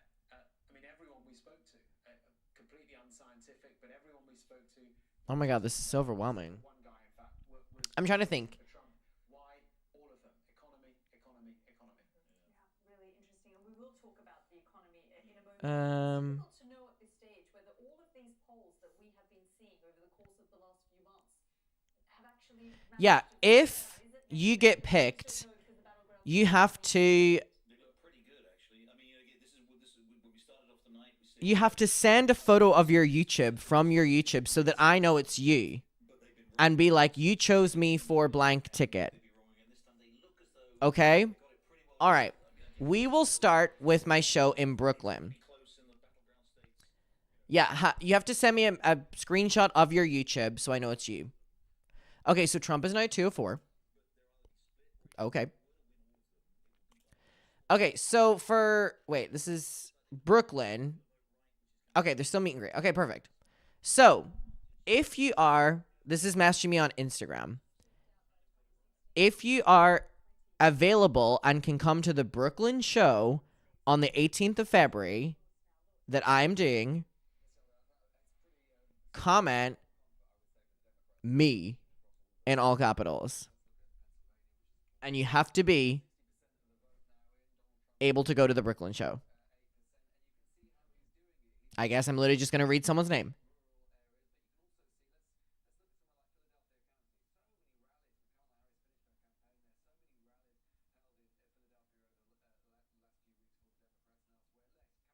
I'll travel from PA.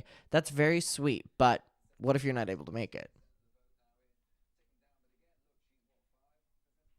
Okay. Whoa. Holy shit, there's so many Brooklyn people. Are you all definitely able to make it? Holy fuck. Okay, I'm just going to stop. Milo Daniels, message me on Instagram with proof that it's you, and I will put you on the guest list for meet and greet at the New York show. All right, let me do another one.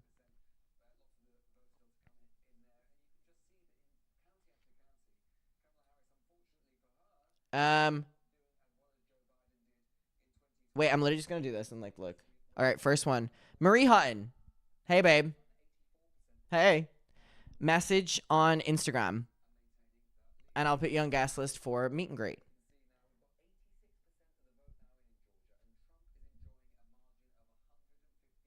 Okay. Next, we will go on to Chicago's already done. We'll do the Seattle show. So if you're able to make the Seattle show on February 21st, and you would be free to come to the meet and greet, comment Seattle in all capitals.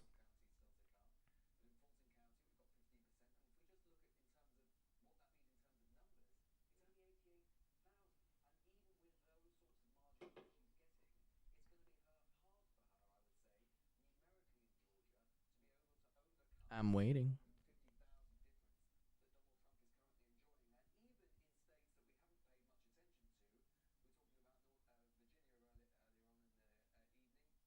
The chat is going crazy. Cherry Garcia, message me on Instagram. I'll put you on the guest list for meet and greet for the Seattle. All right. And then another for Seattle we'll do. Let me close my eyes. Let me just look. Rachel Young as well. Rachel Young, message me on Instagram. I'll put you on guest list for Seattle. And then Dallas. If anyone is able to make the Dallas show on February 25th, comment Dallas.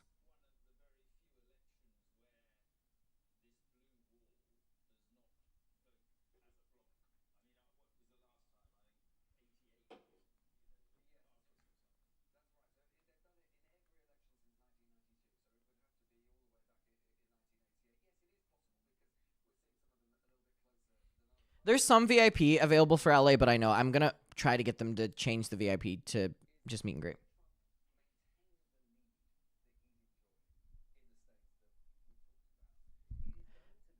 Allison, hey, you have the eyeball profile picture.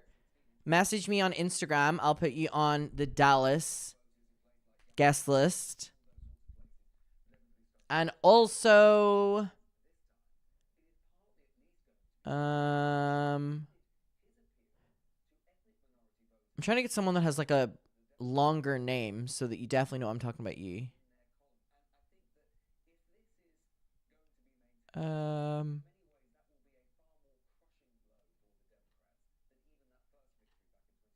Sorry, my chat actually just isn't loading. Okay, my chat like literally isn't loading. Hold on, let me refresh it. I'm seeing no comments.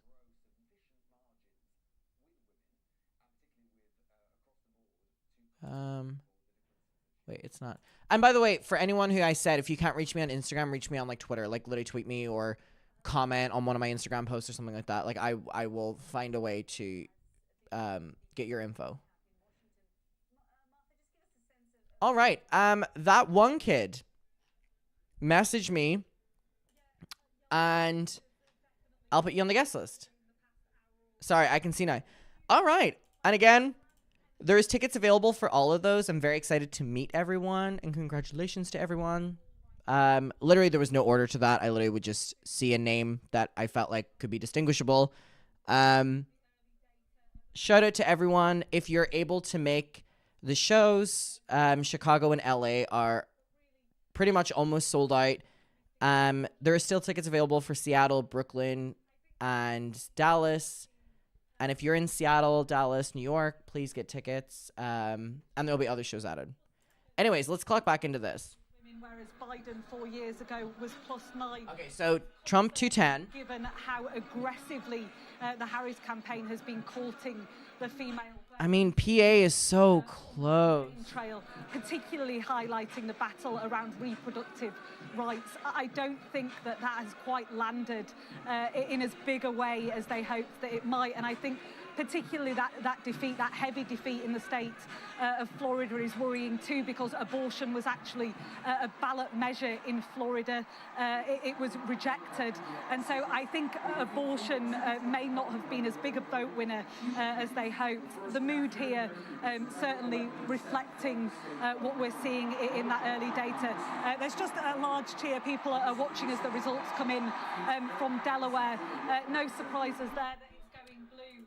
Wait, so Kamala got another one. Because I think earlier in the week there'd been that poll from the Des Moines Register in Iowa which suggested that Kamala Harris might have the edge on Donald Trump. It was a surprise poll. It suggested she was doing particularly well among older and independent women. So when the result came up here that Donald Trump had won Iowa, there was a big... Which one did she win? A lot of disappointed faces here at the moment. Martha, thank you very much indeed. And, well, this is the way it looks at the moment. Yeah, you can see some of those states, a lot of those states red now, and those northeast states are blue. We haven't quite gotten to the West Coast yet, but I'm being told that we're going to a press conference now in Georgia. I would like to thank the people of Georgia. Thank you, Georgia. Thank you to all the Georgians who did their duty to vote in the safest, most secure election in our nation's history. Millions of voters showed up to vote, and you voted in record numbers. And thank you to the thousands of poll workers you delivered. And you are the real national heroes. Just like in 2020 and 2022, Georgia had a successful election because you work every day to protect every legal vote. Today, I am grateful to the voters of Georgia. I work every day to protect you, the voter, and that is what I've done. I have put you first. That is why I have led the effort to ensure only American citizens vote in our elections.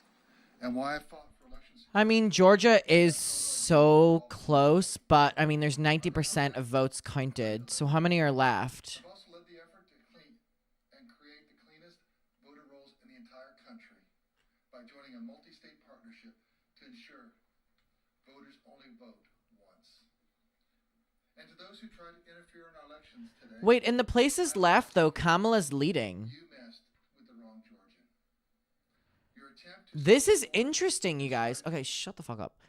This is interesting. So the places where there's still votes to come in, Kamala's leading, Kamala's leading, Kamala's leading, Kamala's leading. And she's leading by like a significant amount in all of them. In all of them, she's significantly leading. I think Georgia is going to go blue. Yeah, she's leading in all of these. So I think that she will take Georgia. I think she's going to take Georgia. I really do think so. Because look, in everywhere that was so red, it all is Trump leading the way. There's not one Kamala leading the way that won. Whereas all of these ones are so pro Kamala. I think that Atlanta's going to go blue. I think it's going to go blue. I think it's almost like it's so overwhelming, Kamala, that I think that she's going to take Georgia. actually had today an average 3-minute wait time. That got as low as 1 minute for many periods of the day. Georgia's close to being counted. Well, here's the thing. Georgia's at 90% of votes counted. This is the ones that have been counted. But uncounted votes, look,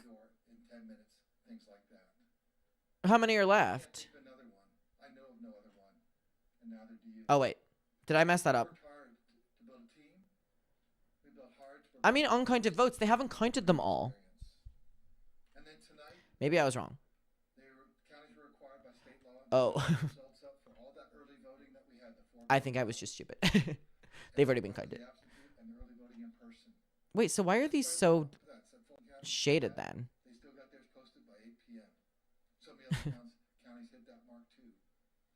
Be gentle with me.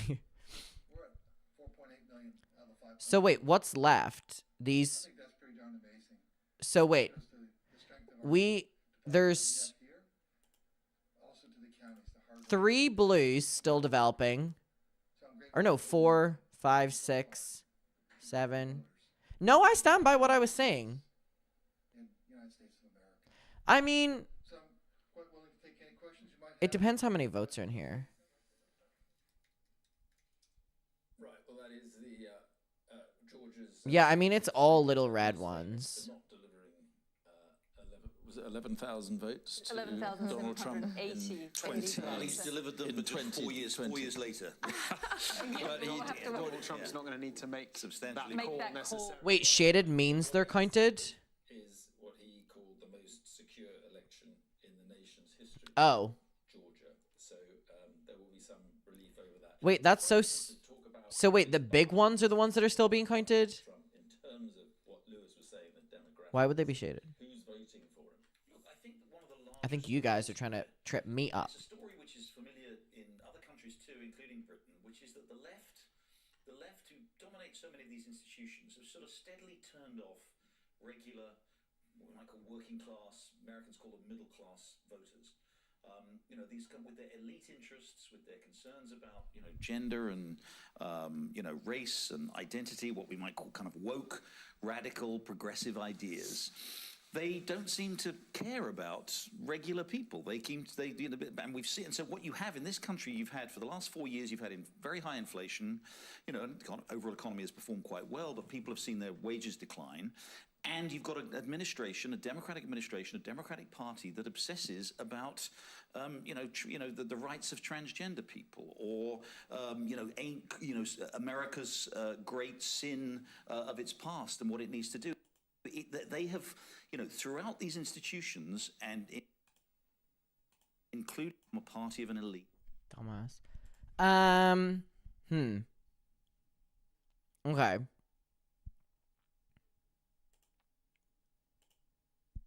What are we listening to? It's like the main one that everyone's listening to, like the Sky.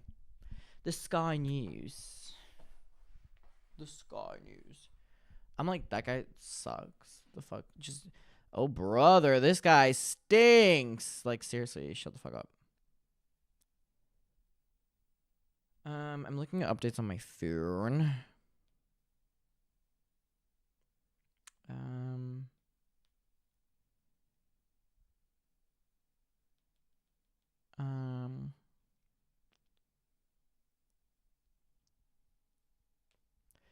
This That Pretty Girl Manja. Watching BBC. Okay, let me put that one on. Dolly, get away from the door, babe. I can hear her sniffing onto the door. BBC. BBC Radio 1. Where is that? Did you lie to me? BBC election. Okay, why are they just not live? Did you just lie? Live. No, you didn't lie. Sorry, babes. Alright, let's play this. Video unavailable. This uploader has made it unavailable in your country. You mean the country that the fucking thing is premiering in? What the fuck? What the fuck? And Donald Trump seems to be outperforming where he was this time 4 years ago. Could he win Wisconsin? And if he does, would that block Kamala Harris's path? If, of course, he wins North Carolina. Why do people call her Kamala? Arizona as well. Big questions. But at the moment, I'd put my money on it more likely going to Donald Trump than Kamala Harris. Kamala! As ever, still, both results are possible. Okay, Tom, thank you. With our panel, I just wanted to ask Richard if you knew, in terms of how these votes come in, is it skewed?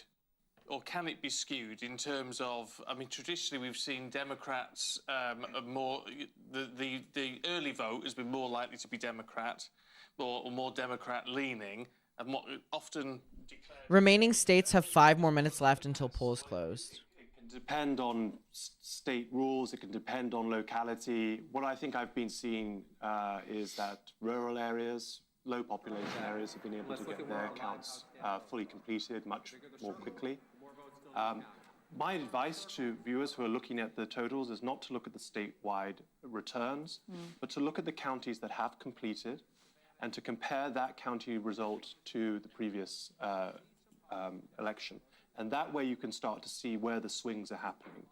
And that is why I would agree with Tom Harwood that I'm becoming increasingly confident that this is going in Trump's direction, because in the counties that have fully counted their votes, in the swing states, the general trend is moving in Trump's direction compared to last time. Martin, what do you make of what we're seeing? It looks as though Kamala Harris is going to be increasingly reliant on that blue wall, that so-called Rust Belt. She clearly hasn't made that breakthrough that it looked over the last couple of weeks that she might have done. I mean, that concept of, female voters, the concept of the late deciders going for her, that clearly hasn't happened. I mean, clearly Trump has performed much better than it seemed like he might do over the last couple of weeks, and she has not done as well as it was hoped. It is looking increasingly in his favour. Yes? What's been the magic, Lewis? The magic is it hasn't happened yet. I mean, I could place a bet on Kamala right now. I could just see, because Philadelphia, I'm from New York, and we kind of look down on Philadelphia. and last election cycle, I love they call it a cycle. It's an election. The last election is Philadelphia was accused of many, I'm not saying they were dirty, but there have been dirty cities and dirty... I'm just looking at the 2021 versus this one.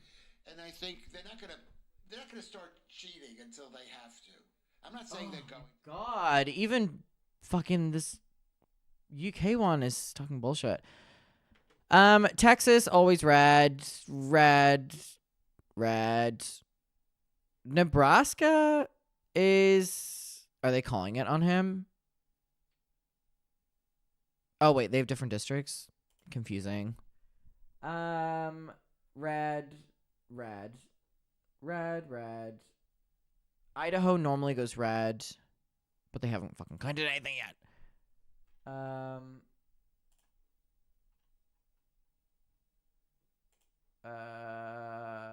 Washington hasn't been counted. Blue hasn't been counted.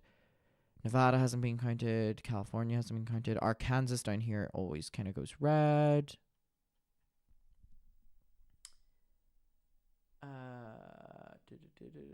Yeah, I mean, Georgia's always like, you know, me. Blue, blue, blue, blue, blue, blue, blue. Oh my God, they counted California! They counted California. Finally, they've given us something to work with here. Oh wait, they've just called it without they've called it without any of the votes because they know. With a very big lead today, and it looks like Republicans have shown up in force. Votes out here. Gotta talk to voters. All right, everybody. Caroline.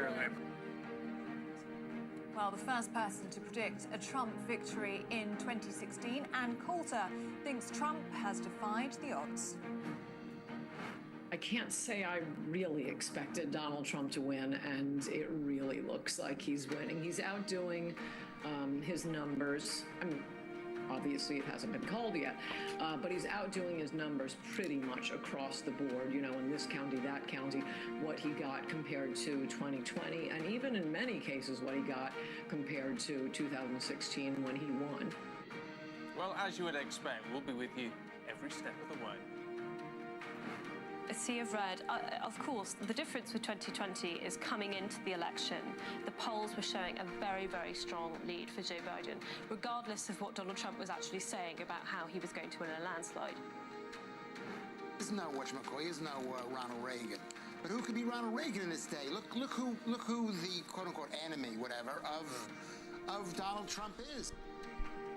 And we'll bring you more results as they happen live across the United States. How would you feel if Donald Trump did win tonight? I think I'd go home crying. I think it'd be very, very tough. What is it going to mean for them? And what result do people here in the UK think is best? It's very important that Donald wins tonight in order the whole world should see.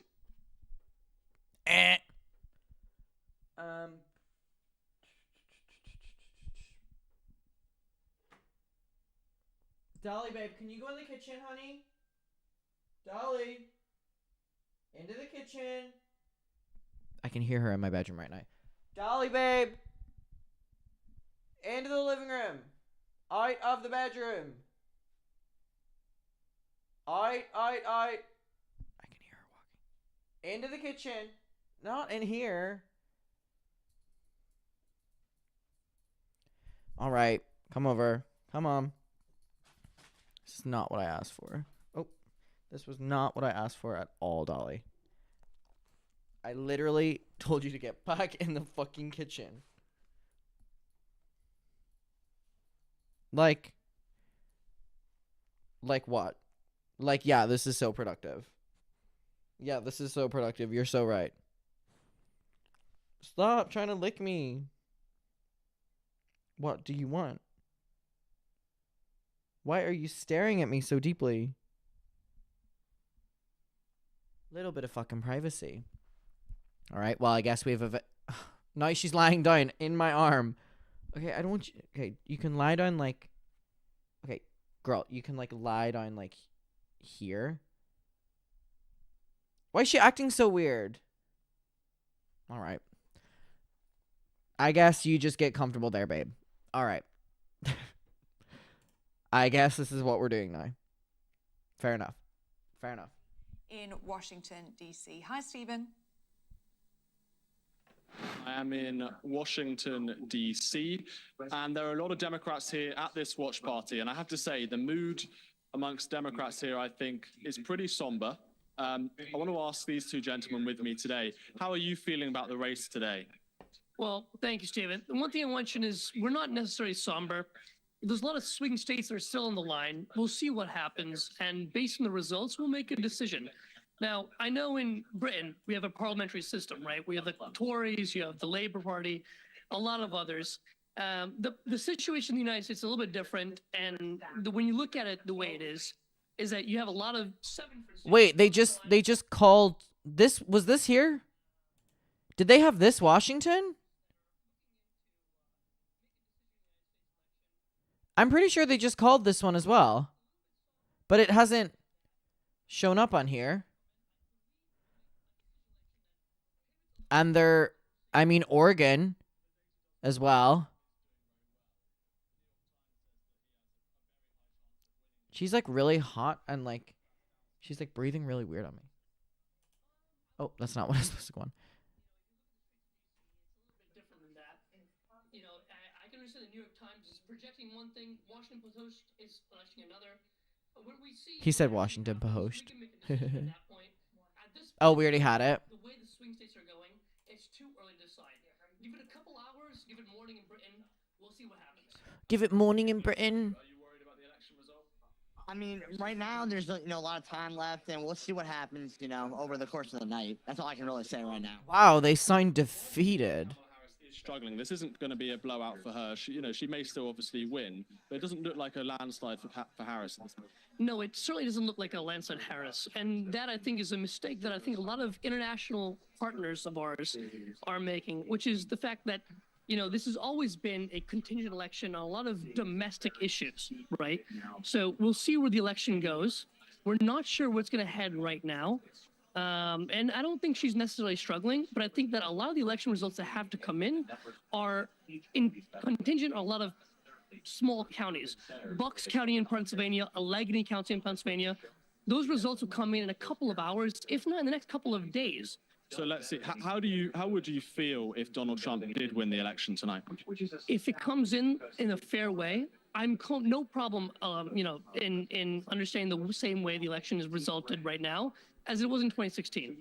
American democracy is a fair and equal game, and if it comes in the way it comes in this night, as it did in 2016, that's totally okay with me. It's the people's decision, not mine. And how would you feel, sir?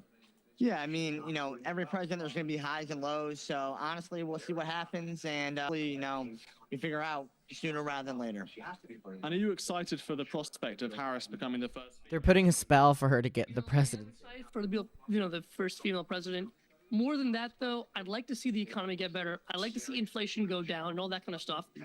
Based on projections from the U.S. government and based on, independent polls, that's what we're seeing with the economists' projections and all that.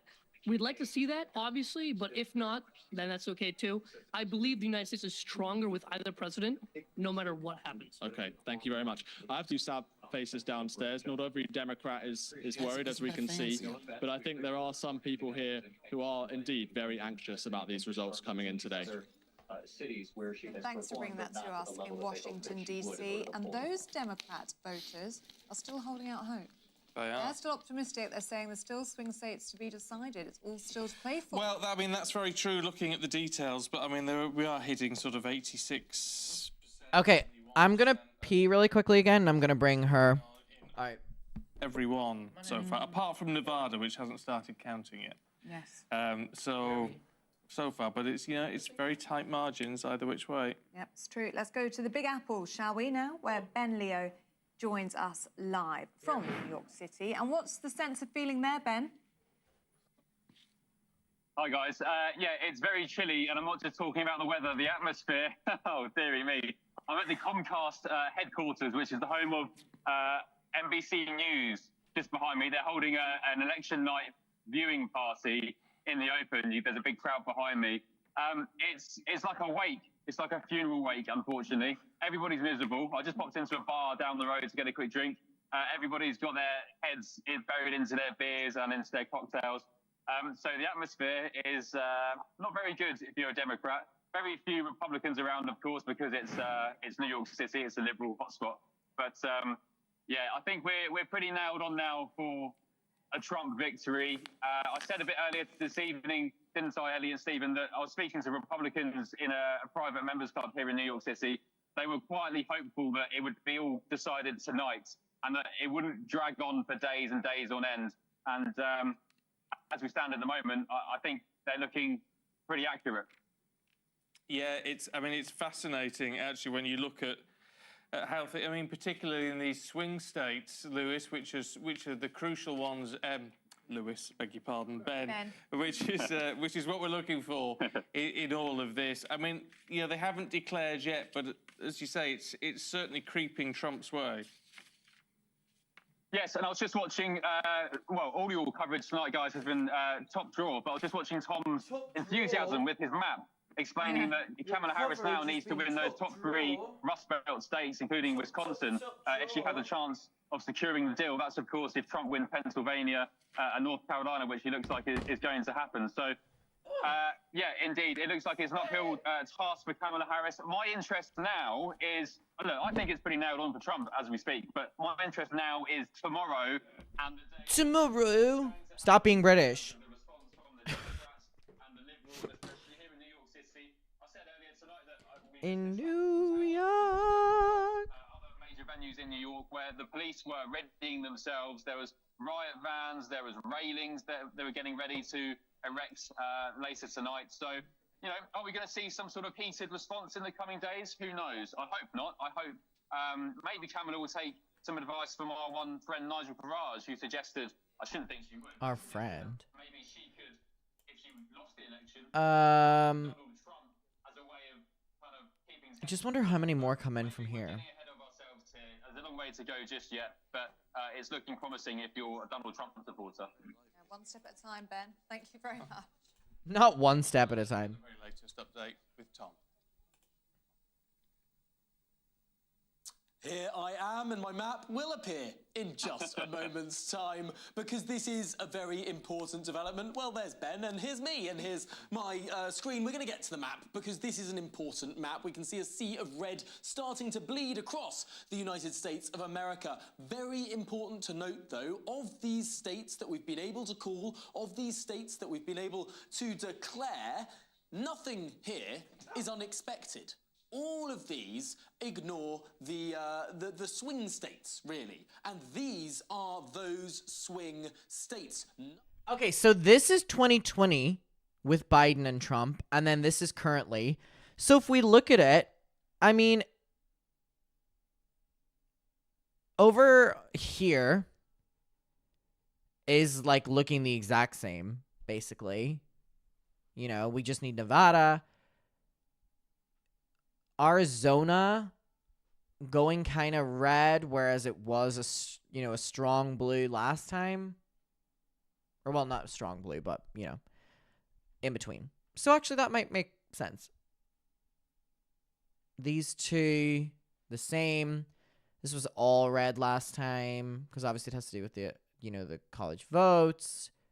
Red, blue, Wisconsin...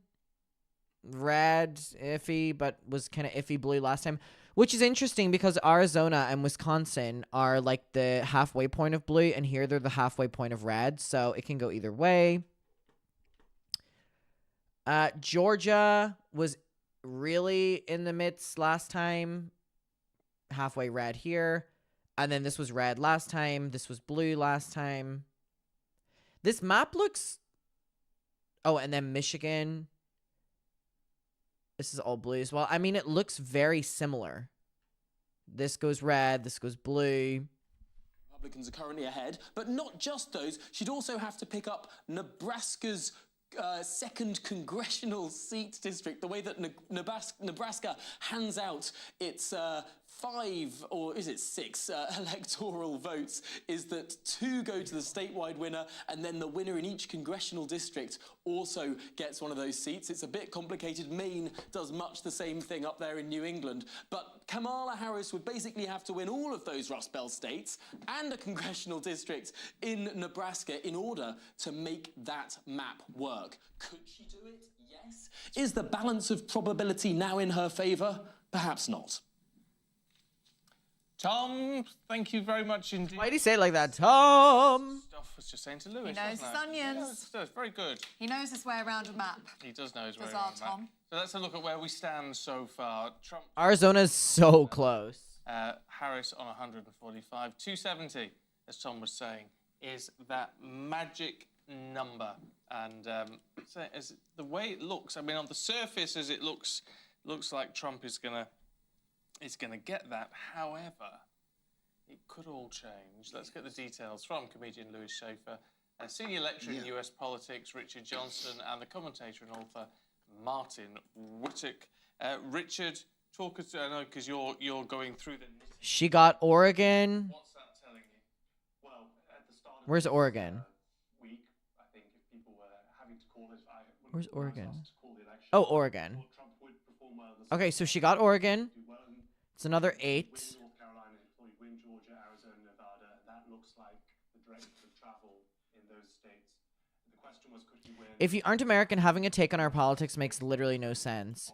Well, actually, your take is so fucking stupid. That is one of the most stupid takes I've ever heard in my entire life. Fully counted their votes. Is there a swing in his direction? The question is, will it be enough? One of the most, like, literally, that's a very uneducated take.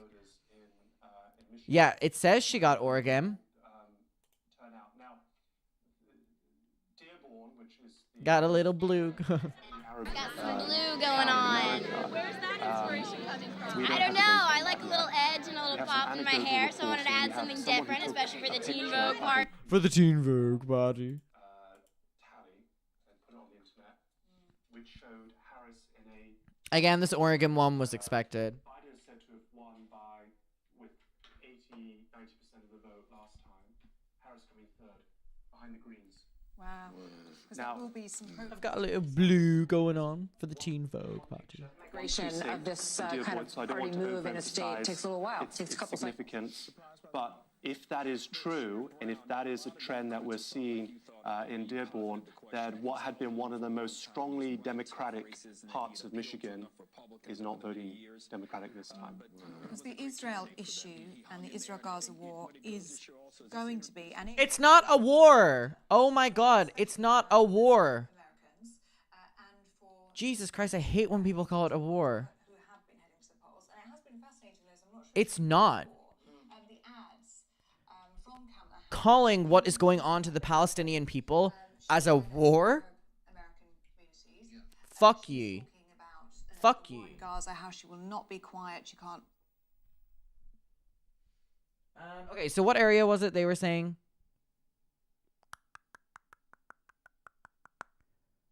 Yeah, I mean, Michigan, all these little ones are definitely very red.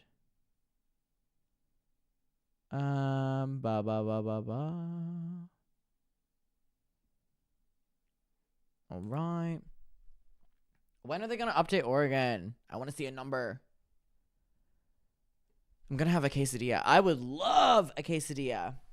I would love a quesadilla. I would love one. She's in a tough position, and there's more and more Arabs and Muslims in the country, and so it's a problem. It's like the same thing as the same problem here. It's much worse. It's much more.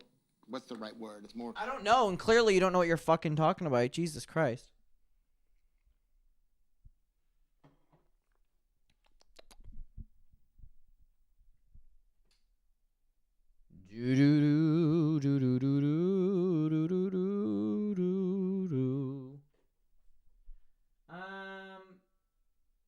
I mean, Arizona, literally, we're dealing with like 904 and 901, and that's 50% of votes. Like, too close. Too close. Georgia, I mean, the gap in Georgia is really not looking good for Kamala. Pennsylvania, I mean, 76%.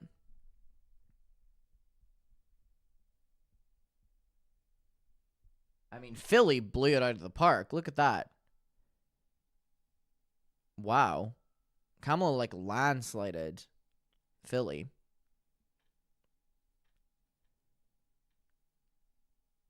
So Pennsylvania is really just.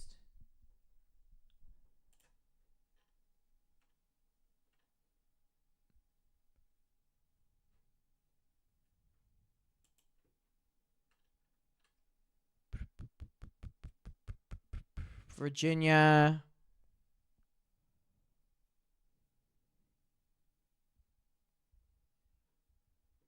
Wait, when did he go up to 230? Or was he already at that? I swear that just went up. Are you kidding me?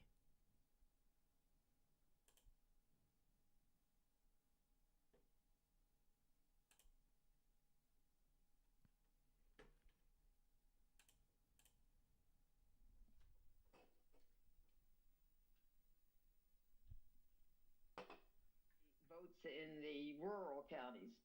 So I might add that as to Oh, he got North Carolina? Where's that on the map? criminalize abortion in many states, often the people that are hurt are rural women, poor women, women of color, and young women. So we don't know yet what's happening. There's been, some suggestion that some of the women in the rural areas perhaps should go into the voting booth. Their husbands won't know how they vote, so they don't have to vote for Trump. It's a shame that they would have to hide from their husband how they will vote, but sometimes that's Okay, Trump getting North Carolina. We'll have to see. Pro-choice has been a major issue for many women, even older women, especially. Is something I was not expecting. Are just outraged that we fought to make abortion safe, legal, affordable, and available, and we had Roe v. Wade for almost 50 years, and because of Donald Trump and his nomination of 3 anti-choice justices to the Supreme Court, we lost that fundamental right. And now we're going back to the days of illegal abortions. And there is a possibility, if he's elected, that they're going to also, there'll be an interpretation of the Dobbs decision that will mean there'll be an attack on birth control. And what is the benchmark of where she should be in Dane County?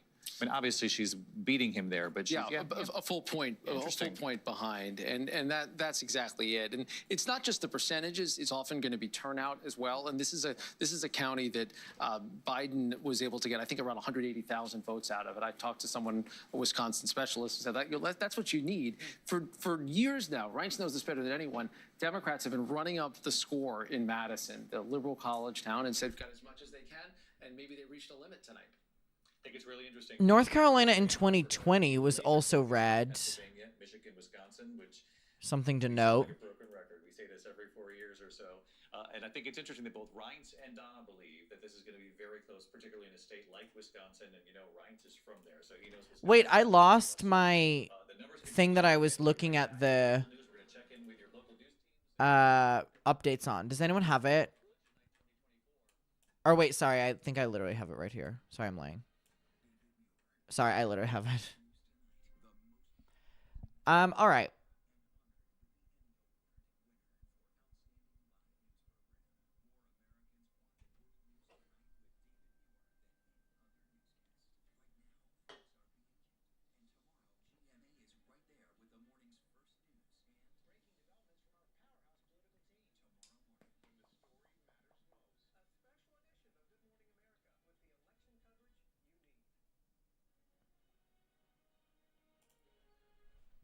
Yeah, PA is definitely needed for the Democrats.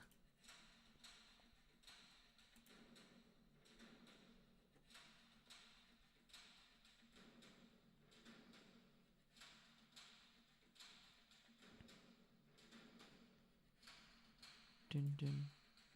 What is that noise? I'm like, what? So I was just giggling along to it. All right.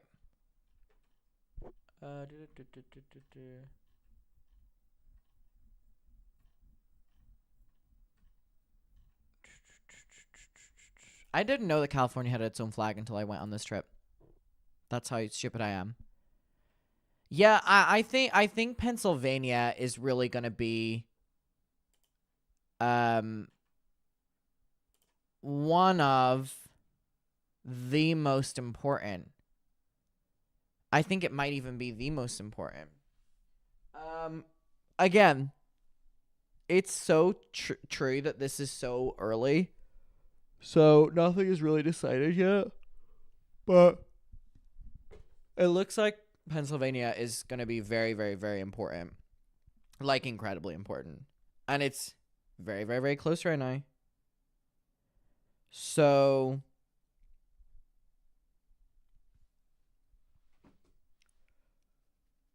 wait, did Kamala go up? Oh, they gave her Oregon, right? They finally added it. Thank God. Okay. I mean, it's kind of New Mexico being confirmed for her next.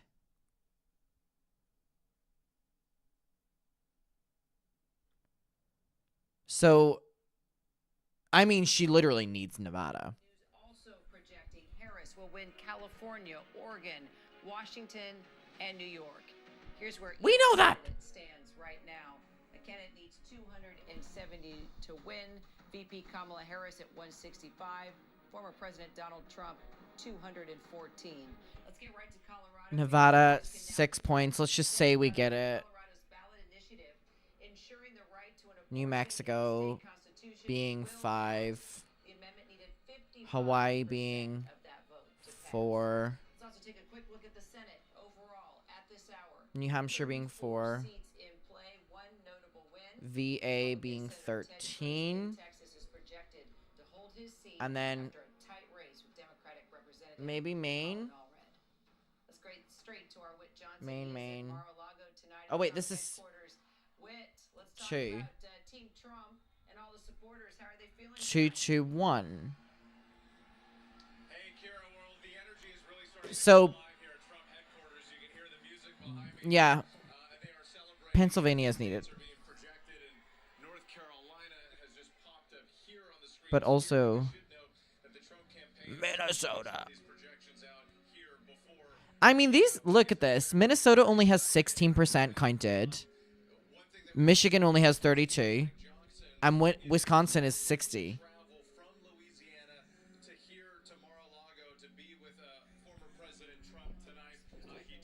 He was actually at an event in Louisiana, and he told them that he was going to Mar-a-Lago, and that's something, forgive me, a lot going on here, but Speaker Johnson among those very confident in the way things are playing out for Donald Trump tonight. Kira.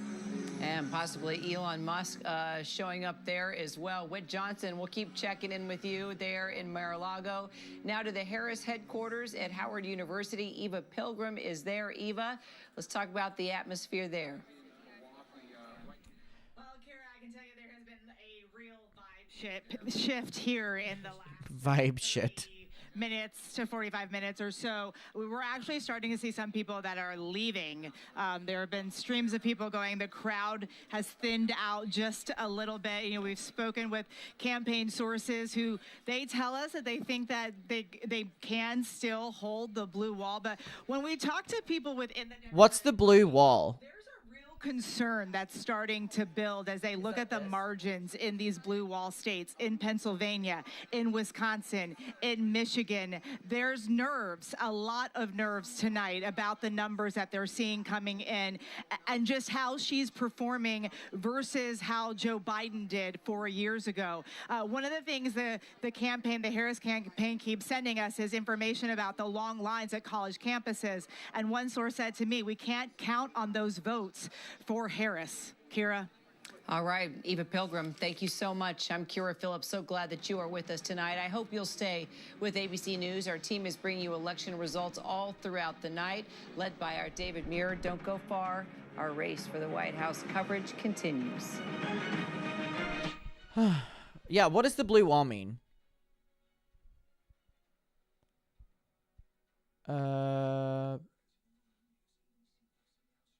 Just the blue states. Blue wall, blue wall, blue wall. Blue states on the upper right. Oh, okay. So Maine is needed. Maine District 2 is also kind of needed for all of them. New Hampshire's already pretty much confirmed. It's just whether or not Pennsylvania will flip or not. The thing is, Minnesota is normally very Democratic. Or am I thinking of Michigan? It's one of them that begins with M. Which one is it?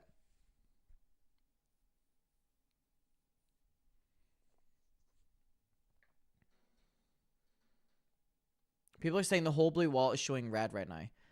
Which one? Because this looks very similar to the one in 2020 as of right now.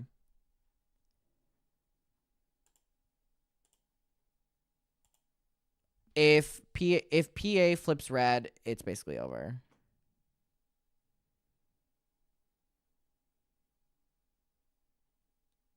Yeah.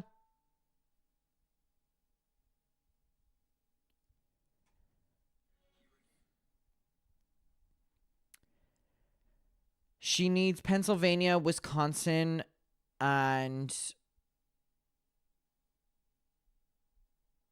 Michigan. Okay. Board. Rick, you're tracking Arizona. What do we see? Yeah, first numbers we're seeing out of Arizona, obviously a little bit of a later poll closing time.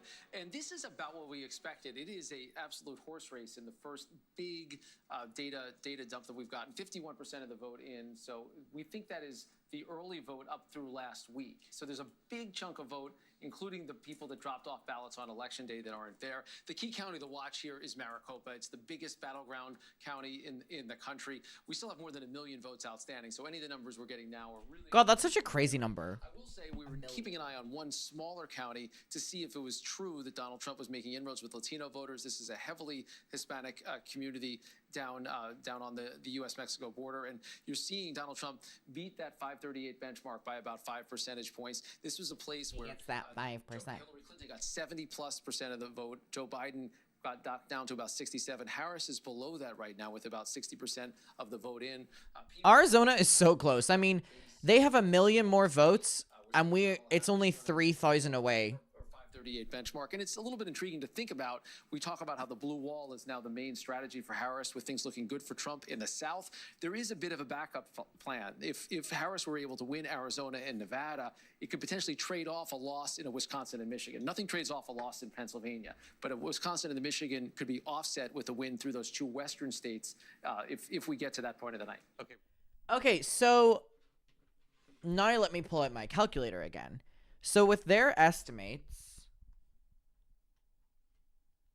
187 plus, they're saying if she gets Arizona, which would be 11, and Nevada, which would be 6, it would bring her to 204. Nevada is 6, Michigan is 15, Wisconsin is 10, Arizona is 11. So, oh, Minnesota went blue. Minnesota went blue. Minnesota. Which would be another 10. Which would be 214.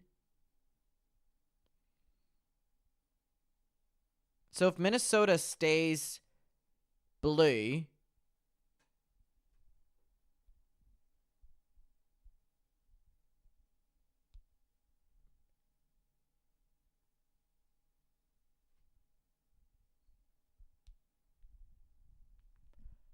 all right. We need...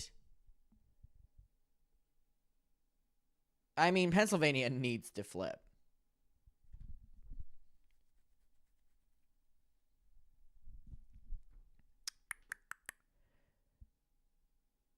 Georgia's also very close. Minnesota. Also very close. 91% of votes. Yeah, there's only 3,000 difference in Arizona. I believe that Arizona's going to flip. Yeah, I know Minnesota's so early, whereas if Arizona flipped, I mean, you know, it's less than... Minnesota is 47 and Arizona is 50. Oh, they're actually very close. The delay in Pennsylvania is obviously because it's so close. New Mexico confirmed blue. New Mexico confirmed. So she's now at 192.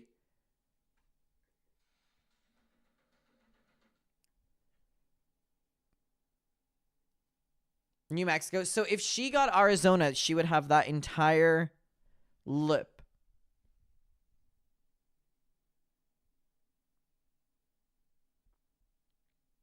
.2% difference in Arizona is crazy. Yeah.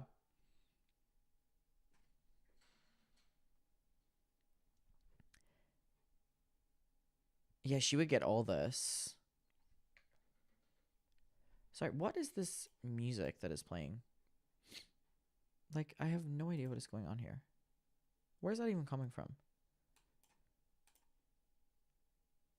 Oh, they're finally back. Now they decide to come back.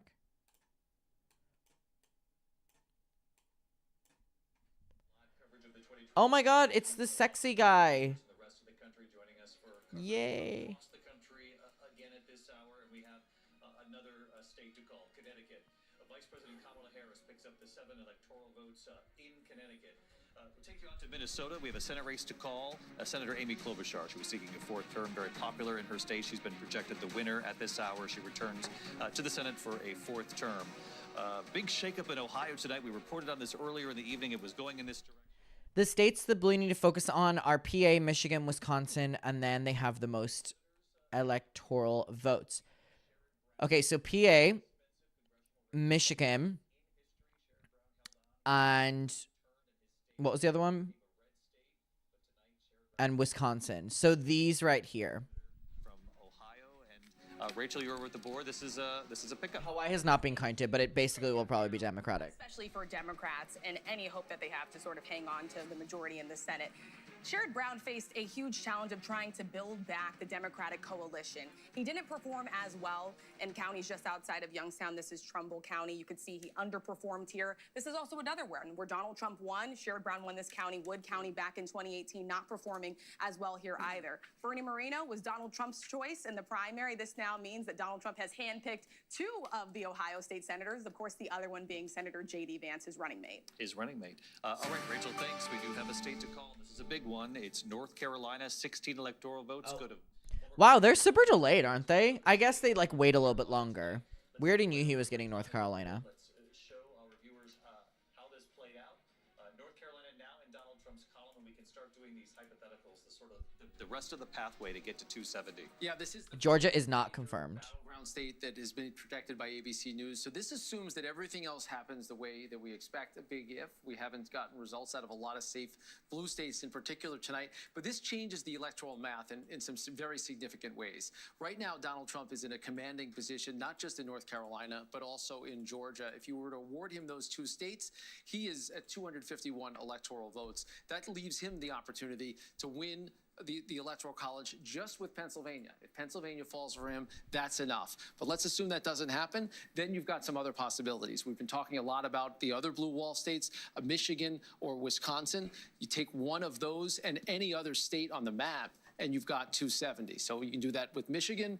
You can do that with Wisconsin. Similar situation that you need a slightly bigger state than Nevada. In that case, you need Arizona to work. Once again, for Harris, it's now a vanishingly small map. The biggest opportunity still Pennsylvania, Wisconsin, Michigan, and it doesn't matter that she's lost North Carolina or even that she loses these others. The other possibility that could be intriguing given what we're seeing out west is that she pieces something else together. Pennsylvania is an absolute must-win at this point. No question about it. She needs to win that state. But she could win Wisconsin in addition to Arizona and Nevada and get 270 electoral votes. She could also trade Wisconsin for Michigan and end up in the same place. But this does change very significantly where things stand. Just by our 538 calculations, Donald Trump already at around a 70% chance of winning, just based on the North Carolina call, not even taking into account the other trends that we've been talking about of the kind of red shift that we've seen across so many communities in this country. So let's drill down on Pennsylvania at this hour, because this number, the Donald Trump lead has grown. Yeah. And is this a surmountable lead for the Harris campaign? There's definitely still votes on the table where it can be made up, but it gets harder as the night goes on. There's more vote comes in because some of these places are places that Republicans will continue to pick up votes. Just looking there in Wilkes-Barre, 24,000 votes there. Donald Trump's winning that county 60-40. Lancaster, another place, another 13,000 votes there. So once you get into Philadelphia and the suburbs, yeah, it's a lot of yeah. We're still talking about Pennsylvania is needed. I mean, 20% of votes left. Kamala Harris is going to win all of them. right? She might win it by a 2-1, 3-1 margin. Then you start to chip away. The suburbs are still very big, and there's a ton of vote there. And just to add this up, that's 228, that's 200, that's 400, that's 750, 800, 900,000 votes. But they'd have to break very decisively for Harris to come through. Certainly plausible, but that doesn't take into account that there still are Republican-leading communities that are still to report, and so many of these places, as Rachel talked about before, that previously had looked a little bit bluish, are tilting to the reddish. And when you start to add things up like this and overperform, Donald Trump overperforming his numbers by 4 or 5 points in places. Wait, did she get Virginia? I just like that. I wasn't even. Wait, she got it? Governor Christie, what do you make of Pennsylvania, what you're looking at right now? Well, Wait, she got Virginia. She got Virginia, which is another 13. But it just keeps getting tougher. Virginia confirmed.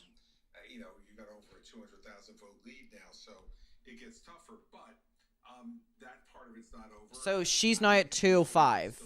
See Harris in a pretty good position. She's now at 205. As I said before about Wisconsin, I still think that's a jump ball. Although, look, you have to say at this point, you'd rather be Trump than Harris, given the way the map is being laid out. As we sit here now. And the other thing, when you mentioned Moreno before, that's a really important seat, assuming they win Montana as well. Okay, so yeah. The way this is moving, I think you have to assume that. The reason is that gives him 52 votes in the Senate, not 51. And if you assume that Susan Collins and Lisa Murkowski might not be amenable to some of the choices a new President Trump might make for his cabinet. President Trump. Potential problem. 52, even if he loses both of them, he gets to 50, and J.D. Vance can break the tie on any controversial cabinet members or judicial appointments. So the Moreno win in Ohio is an incredible. Okay, Pennsylvania is really needed. It's really needed. And Sherrod Brown was closer to Moreno than John Tester is to his challenger. And Martha, you've covered that race out in Montana. John Tester trying to hold on to his seat in a very red state, third-generation farmer, but it's going to be tough if you look at the rest of the map. How long am I staying on stream? I want to see about some of these states before I go to bed, because I'm going to just stay up looking at them anyway. It's kind of like Florida. They have a whole new population in many places in Montana, even though Tester has won, he's trying for his 4th term. It's also a wild race. They have a Navy SEAL, a former Navy SEAL, running against him, Tim Sheehy. This is shockingly close. Charges that he lied about a gunshot wound he got. A park ranger said that he had told her in 2015 that he accidentally shot himself, but he had been telling the story that he got the wound in Afghanistan. Now he is a combat decorated veteran. Arizona is so close, and there's 50% votes left. Arizona can go either way. Pennsylvania. The rest of the story for Ohio, obviously a lot of eyes on John Tester at this point. But Sherrod Brown is a major win for the Republicans tonight. The fact that he's now been defeated after trying a couple of times to get him, they got him this time. Yeah, it's a huge win. And again, David, I just want to go back to the map here because this is important. We talked about the importance of West Virginia. By the way, there's a lot of people here right now. I assume most of you are American. I'm going on tour in February. Brooklyn, Chicago, Seattle, LA, Dallas. Tickets are at the pinned. Please come. Please come. Majority in the Senate. Reminder, Democrats currently holding 205 VA updated. No, I know the updates. I look at them, but then it takes this map a little bit. So VA seats that they are defending. That's why all eyes are on Montana and that race. And right now, not as we're waiting more vote, it's not looking good for Senator John Tester. Let's race across the map. Can we look at Michigan, the Senate race there? It's an open seat. NBC News says that Pennsylvania, Georgia, Wisconsin, Minnesota, and Michigan are too close to call. So basically all of them are too close to call. He's got the lead. They both represented the same exact district in Lansing right here. Let's just take a look at how they're doing compared to Pennsylvania delayed voting, is that true? Fascinating for us as we're talking about split ticket voting. Sorry, my lips are so dry, that's why I keep licking them. I wish I had something except for lip gloss here, but that's the only thing I have. I might quickly run and try grab. You'll be at the New York show? I can't wait. But overall, statewide, he's in the lead at this point. Overall, statewide, he is in the lead by 32,000 votes. 38% of the vote in, still a little early. Yeah, Pennsylvania, Bob Casey. Bob Casey over in Pennsylvania. And this is one where, again, White House also crossing roads with control of the Senate. Bob Casey from Scranton, very popular name here in the state. His father was a governor running against McCormick in this state. Right now, let's take a look here. You have McCormick ahead by 119,000 votes compared to Bob Casey, 81% of the vote in. Let's go ahead and do that compare as well. Let's start with Scranton as well here. You could just see, let's go back here. You could see. Yeah, just starting in Scranton, though, just seeing how Harris is doing here. Bob Casey, 53%, Harris at 50. Let's see how it's doing statewide as well. Overall, Harris at 47, Casey at 47, Donald Trump 51, McCormick 49. And so clearly Donald Trump at this point appears to be lifting Dave McCormick to a potential victory over Bob Casey. We don't want to get ahead of ourselves here tonight. Tammy Baldwin in Wisconsin looking to hold on to her seat. Where does that look at this hour? Yeah, Tammy Baldwin in Wisconsin looking to hold on to her seat here. She's been in public office for 40 years at this point. Let's go over to the Senate so we can see how she's doing against Eric Hovde. At this point, he is ahead by about 30,000 votes, 70% of the vote in. Let's go ahead and do that compare as well here so you can see how they're running against the top of the ticket. You have Hovde, 49%, Donald Trump at 50. He's ahead again by 30,000 votes compared to Tammy Baldwin at 48, Vice President Kamala Harris at 47. So again, we haven't called any of these races, but the portrait that you just showed is a big night for Republicans. Yes. In all of these states. It looks like Tammy Baldwin's fighting to stay alive in the Senate right now. Bob Casey fighting for his life in the Senate. And in an open seat in Michigan, Mike Rogers is in the lead at this point. John Carl, this is potentially a big night for Donald Trump and all of the Republican Senate candidates who were looking either to fill an open seat or to replace a Democratic incumbent. Look, it's not over. A lot of votes still to count, but the trend lines are clear. And what you are seeing is potentially Donald Trump on the precipice of the greatest comeback in American political history. I mean, we've never seen anything like this. We've seen presidents lose and come back. You know, we remember Grover Cleveland coming back, but this is... You do. Yeah, it was a long time ago. We weren't around for that. I'm just kidding. But a president who left the White House the way he left, impeached for the second time, 7 members of his own party voting to convict him in the Senate, facing multiple criminal trials, indictments in 4 separate cases, convictions in the case in New York, and to face all of that, come back, recapture the Republican nomination, and be on the precipice of potentially getting back into the White House is something unlike any... Yeah, the reporters and everywhere that we're listening from, and I'm trying to switch them all around, have been so biasly Republican. Also, I'm making a drink because I'm staying up now. Someone said, did Adam go to bed? Yeah, I left the live stream on and I'm going to bed. It's just so low down. My goodness. Hey, I am going to make a Malibu Coke. Is it 4:47 in the morning? Absolutely. Am I making a drink? Abso-fucking-lutely. Abso-fucking-lutely. Am I making a drink? I don't give a fuck if it's fucking 5 in the morning. I'm making a drink. Fuck me. Jesus Christ.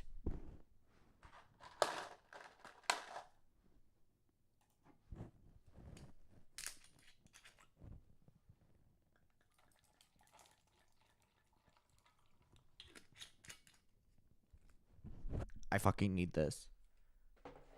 The fuck is going on? Fuck is going on?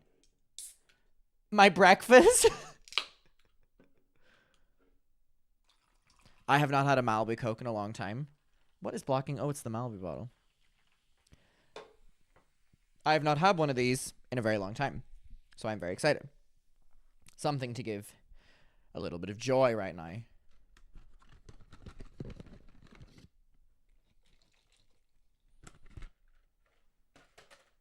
In Texas, a veteran who did not vote for Donald Trump in 2020. Just vote.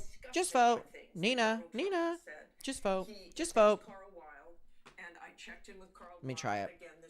I can't wait for my mom to wake up for work in literally less than an hour and come on YouTube and see me drinking. I am voting for Donald Trump. He said, I'm still disgusted by things he said, but this is about... Oh, it's so good! Even better at 5 a.m. That's so yummy. About why or how that happened, that is what people are feeling. I've said it tonight before. That is. I'm not doing anything tomorrow, so I do have the ability to get drunk. It would just be a little bit sad, so I won't. Maybe I will. Nina, just vote. Just vote. Just vote. You were knowing. Exactly. And so that's your most immediate concern. And as you said, as you traveled through the Sunbelt states, everywhere you went, that's what they said. I want to bring in the team at 538, Galen Druk, Elliot Morris. Do we have a camera at 538, guys? I wanted to ask them, I know they're crunching the numbers. There they are. See if we can find them in their cubicle back there. Hey, guys, are you back there? Are you still awake? Hey. I know you guys. They better still be fucking awake, because I'm still fucking awake. Where'd the map go? Hey. Nina, just vote. Just vote. Just vote. Where is the damn map? Just vote. Just vote. As it stands for 1 second. So here on this tool behind me, we're showing the probability of Harris or Donald Trump winning the presidency. If you consider all the projections ABC has made so far tonight, except for North Carolina, that first battleground state. But I want you to see when we assign North Carolina to Trump, for example, you see that shifts the likelihood of Trump winning the presidency to 76 out of 100 times. We also heard, of course, from the Secretary of State of Georgia, Brad Raffensperger, that he expects Trump to win Georgia. You know, we have not made that projection yet, but I just want to give you some sense of how the scenarios play out. If Thank you, Sophia. ends up in Trump's column, we see that things there look quite good for him. Now, look, if Pennsylvania were in that case to then go to Kamala Harris, as you asked about, things suddenly do start to change a bit. We get closer back to 55 out of 100 scenarios Harris can win. But then Trump just needs to pick up any of these other battleground states in order to derail Harris on the path to 270. So right now, as you can see from our projections here, the scenarios that we are running, it looks quite good for Donald Trump at this point in the night. And my colleague Elliot, I think, can talk a little bit more about the outstanding vote in Pennsylvania. Yeah, David, this might be thought of as a best case scenario for Kamala Harris at this point. One thing that this model you see here doesn't know about is the outstanding votes in Philadelphia. And what we've been seeing there and what Rick's been telling you on his great big board, looking at our benchmarks, is that Democrats just aren't hitting the turnout they need in Philadelphia. The collar counties around that city, they are going for Democrats about what Kamala Harris would need to win, but the turnout just isn't there in Philadelphia. Look, ABC News has not made any projections in these races, but from our perspective, it's just a matter of the counting. Got it. All right. Elliot, Galen, thank you. It's an uphill climb at this point. It would seem mathematically for Kamala Harris to catch up to Donald Trump with this kind of lead in Pennsylvania, though the Harris campaign certainly isn't even acknowledging that. They've already said this is going to be Oh my God, Bella. I do want to call, should we call Virginia right now? ABC News can project Virginia. Mark, right? Let's move forward here. We'll project Virginia, 13 electoral. Well, happy belated birthday. Happy belated birthday, Bella.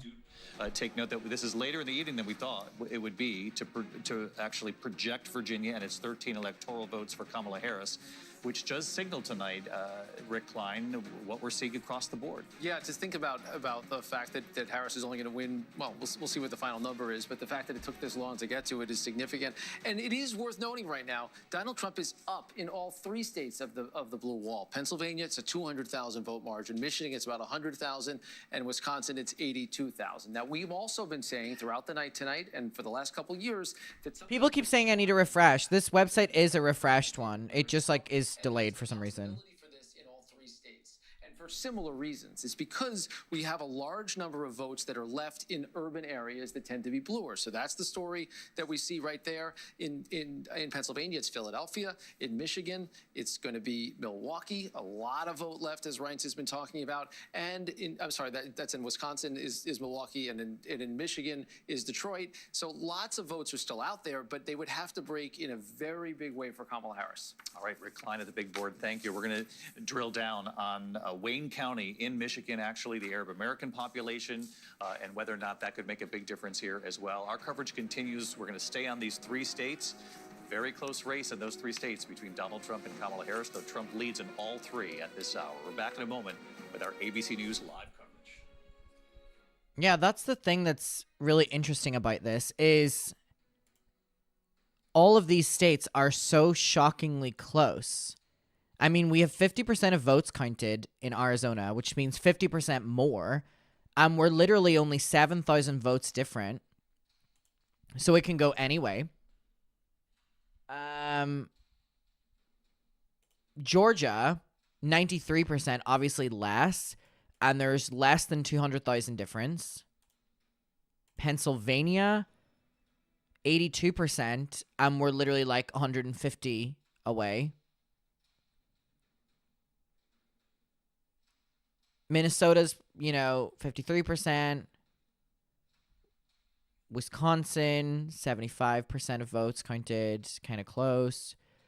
Michigan also like 150 away with 43%. So they're literally like these big cities, and they're going either way. They're literally going either way. But yeah, a lot of the big cities have not been factored into this yet.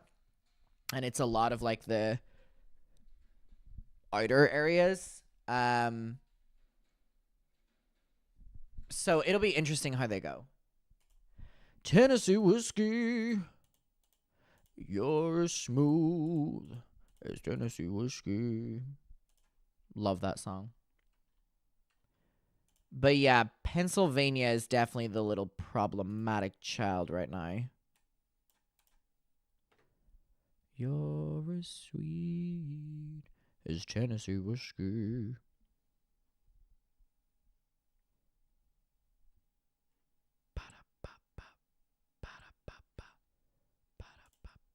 What are people doing? People keep commenting being like, I'm high or I'm drunk. Are like people doing things for this? I know a lot of my American friends are all with their friends drinking.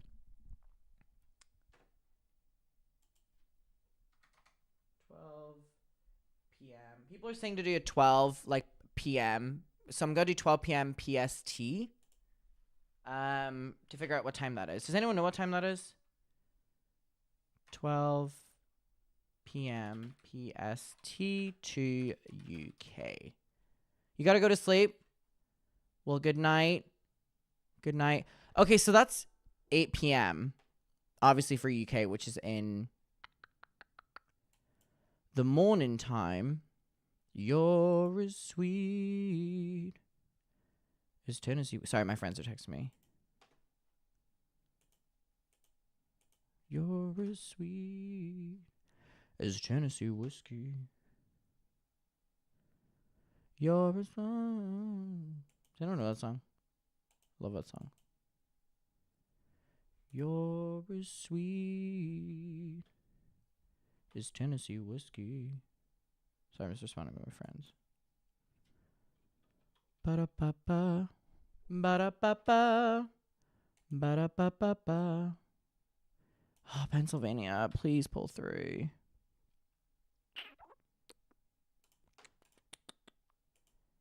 Oh, Pennsylvania is so needed.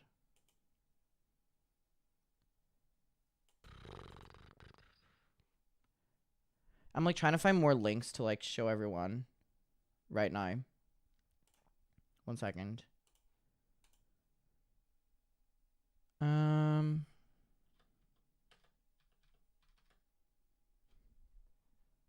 You're small. All right. I think I've got. All right, there we go. I was responding to everyone. Okay. Anyways, a lot of my friends, sorry, I had to respond to them, have been like they're with their friends drinking or they're smoking or something like that.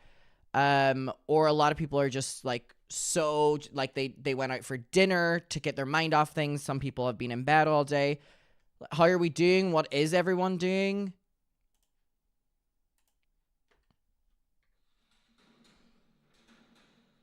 God, this sound is crazy.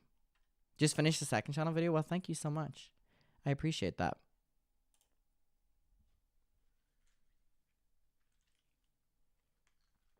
Made a comfort pizza earlier. Yummy. Yummy, yummy, yummy.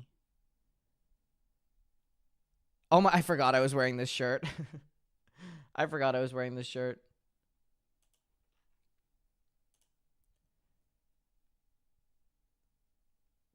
Adam, my family wants to move to Ireland if Trump wins. I don't live in Ireland anymore. I can't give you any advice on that, actually. Pacing the room. I have school tomorrow. Drinking a bottled soda. I worked and voted. We made spaghetti. Heading to the second channel after this. Well, thank you. Wine and eating snacks. Studying for an exam. Just woke up. I'm hella mad. Look at the battleground states. We're tracking. Oh, Kamala's at 209 now. 19 electoral votes. Oh, she got Hawaii. Really, for both of these campaigns, it becomes. She got Hawaii. Without Pennsylvania, Donald Trump with the lead at this hour, as you can see, leading by 215,000 votes in Pennsylvania. It's our understanding that the Philadelphia area could be having some votes coming in very shortly. We'll see if it's enough to make up this 215,000 vote difference between the two. It's becoming more and more difficult as the night goes on mathematically, but not impossible. Michigan, 15 electoral votes, the raw vote coming in. Donald Trump leading there, leading by about 100,000 votes in Michigan. In Wisconsin at this hour, 10 electoral votes.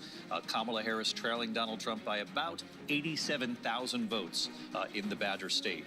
In Georgia, we have not called Georgia. No, she got the coconut trees. Came out, held a press conference. We are not projecting this race, but he believes, given the numbers in that state, that it's insurmountable for Kamala Harris at this point.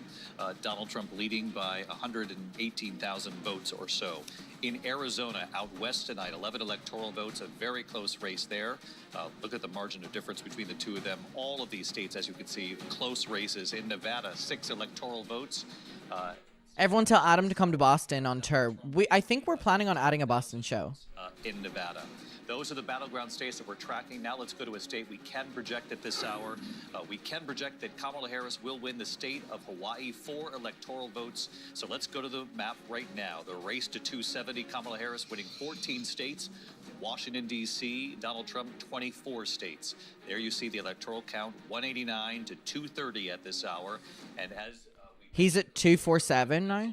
Is called one way or another, it changes the course almost entirely. Let's get right over to Rick Klein at the wall. Rick, we've called North Carolina. No, he's not. We want to just go back to that he's not. There a second ago. Just the hypothetical. Again, just for the audience that's with us. I don't think so. Because we know it's just after midnight here in the East. North Carolina called for Trump. 69.7 out of 100 chances of winning, the simulations that our team is doing. 30% chance of winning for Kamala Harris. Show us what happens with Pennsylvania really for either one. Well, Pennsylvania puts Trump over the top at this point. I mean, there's no way anymore to see how this doesn't devastate her chances. But I want to get into what it would mean for Kamala Harris, because there still is a path left, and it would involve starting with Pennsylvania. That would balance things out a little bit as we look things over. And then there's still the possibility of Michigan and Wisconsin. But this doesn't assume at all, David, what we're seeing in the rest of the states. The overpowering position right now that we're seeing the Trump campaign in Georgia right now, leading by about 118,000 votes with 93% of the vote in. We're just not seeing a lot left in terms of where the vote can be. We still got some blue dots, but they are getting smaller. That means that there's the possibilities of making up ground in a DeKalb County. Yeah, there's votes left. There's no question, 44,000. But you got to think about maybe he nets or she nets 30,000 out of that. That gets you down maybe to 80,000, and there's still other places. That's where this math gets increasingly difficult, and that's where the fact that she is trailing in Georgia as well as Pennsylvania, Michigan, and Wisconsin makes this difficult to see. There's still the possibility of a Western path if she can piece together Arizona and Nevada. That could offset one of these losses, but not a Pennsylvania loss. And she would then need to be able to carry the other battlegrounds or the other blue wall states. Forgive me for asking the question again, but this is what I think the viewers at home want to know on really both sides, Trump supporters and Harris supporters in Pennsylvania. Let's look at the math. Yeah. And again, revisit whether or not we think this is possible mathematically, and if the chances are slimming here for any sort of change of course here. Philadelphia, how much of the vote is left? Yeah, well, we've seen the lead narrow a little bit as more vote comes in, I think, from the suburbs. I'll check on that in a second. We still have about 250,000 votes, about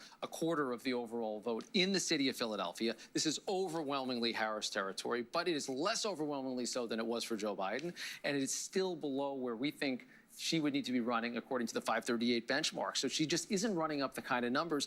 Even if she were to absolutely romp in the outstanding vote in Philadelphia, it's still going to be hard to make up that gap. Same thing in these other bluer-leaning suburbs, Chester, Montgomery, and one we're paying attention to today, Bucks is now flipped. It's now narrowly in Trump's direction, very narrowly, but this is exactly what he needed to be doing. His 538 benchmark had him at 47%. He's 2 points above that in this classic battleground suburban county. And that's really the story of the night, at least so far, and we're getting deep into the night, is that Donald Trump ran up the margins in so many of these red counties. So basically, Pennsylvania decides it all, basically. There's where Tennessee is.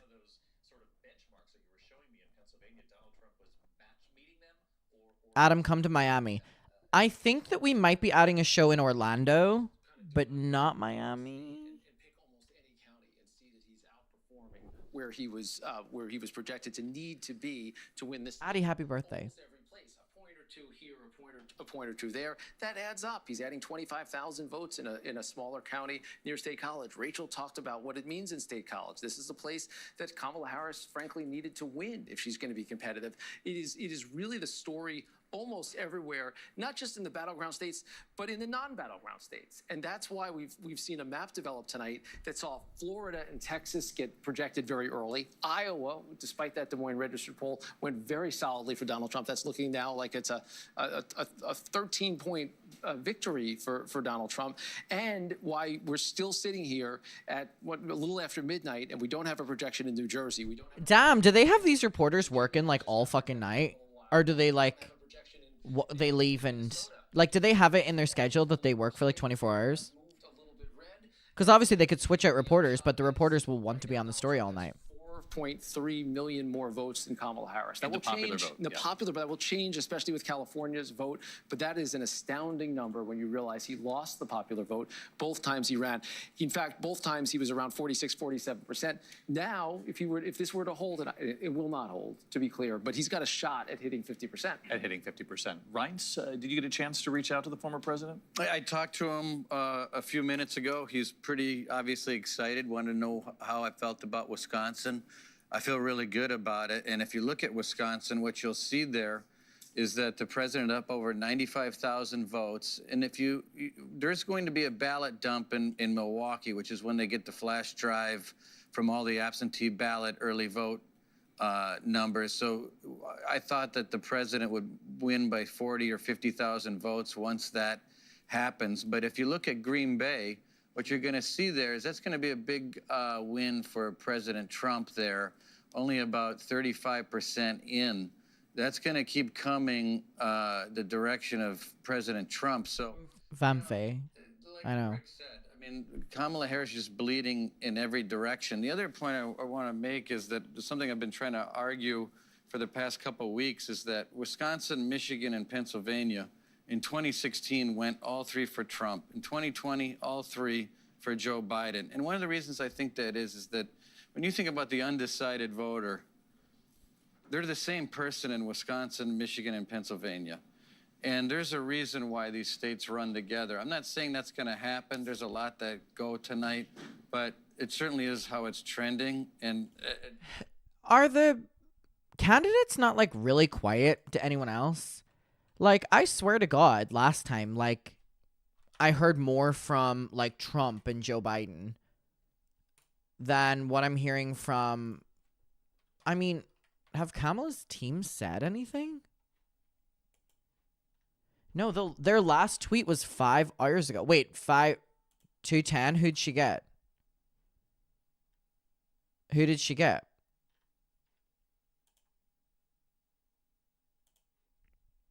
She went up. Where? They're both preparing to speak. Okay.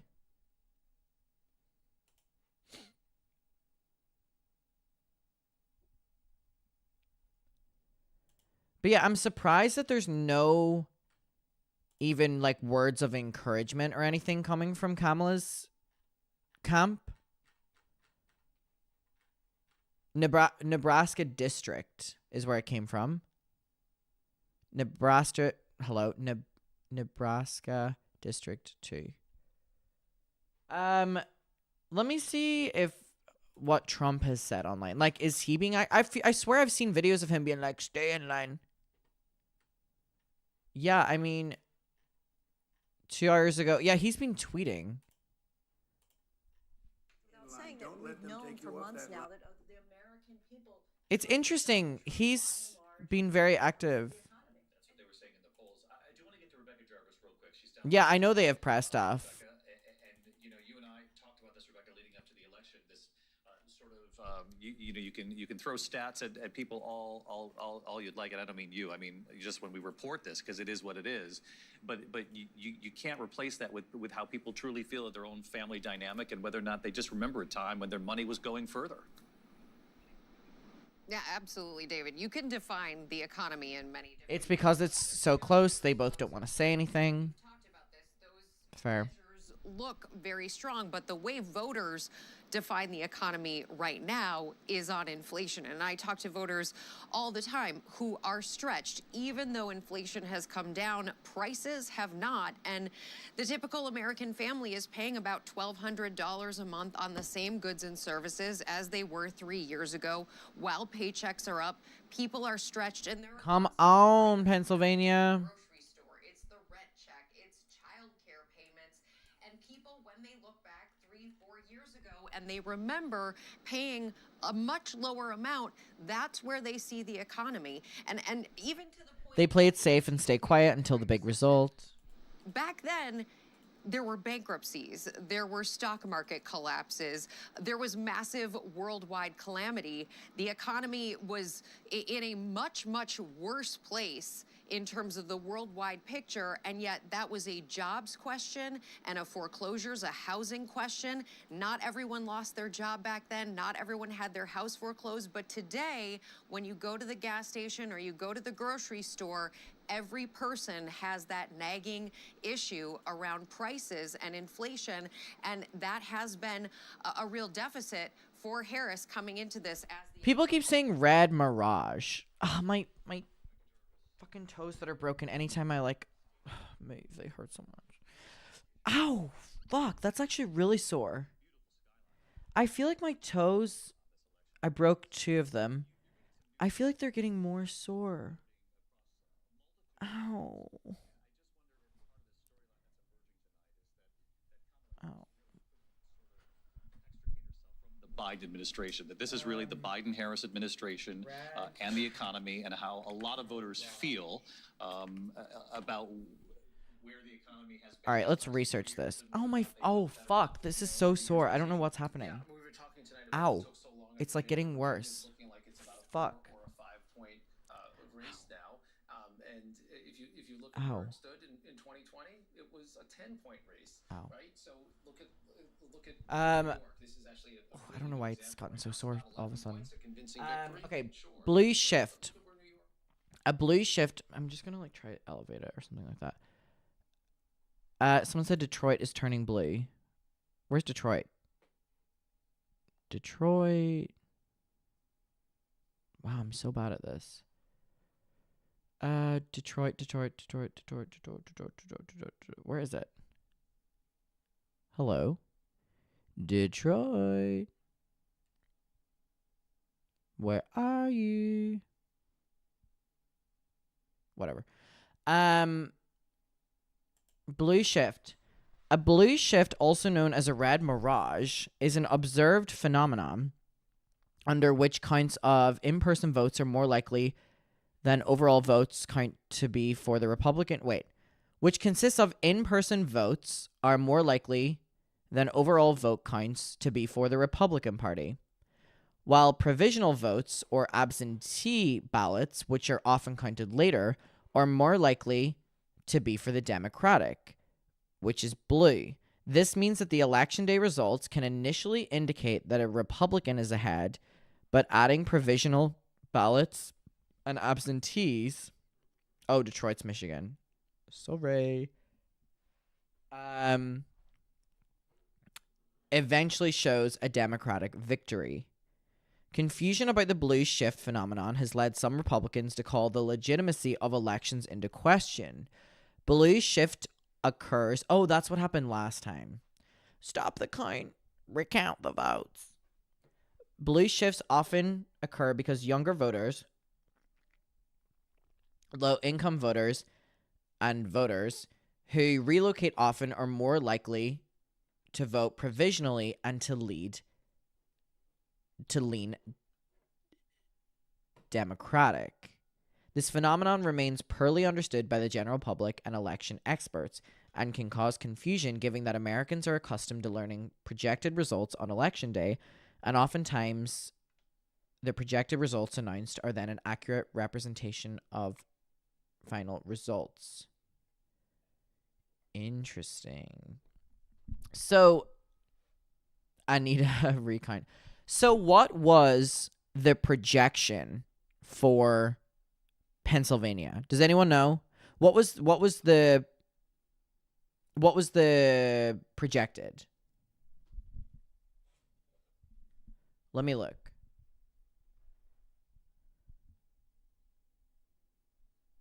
Pennsylvania projection. Results of Pennsylvania exit poll. Okay, I don't want to know the breakdown. I want to know the overall.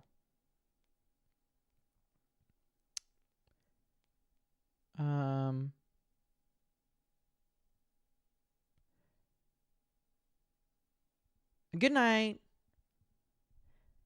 It was projected blue. I'm just trying to see, I want to see what it says.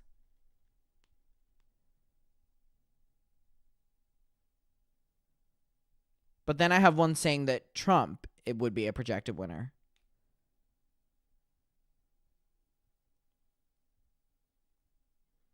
Interesting. All right.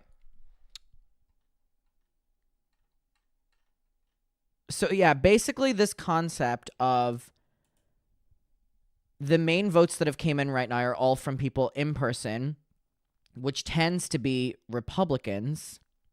But then the votes that are counted after, like mail-ins, are mainly by Democrats, which still need to be counted. Interesting. So that's obviously what we're waiting for, which is why these can go anyway. I mean, again, these states are now counting, specifically when we're talking about a 90%, they're counting the last remaining ones. And it's a Lino at the back of my phone case.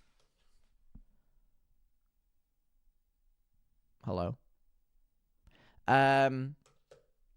So for these last states, like Arizona, Georgia, Pennsylvania, we are just waiting for that mail-in vote to figure out. Why is this app not working? Huh? Hello? Hello? So all I'm going to say is the remaining votes for a lot of these places are the ones that are very Democratic.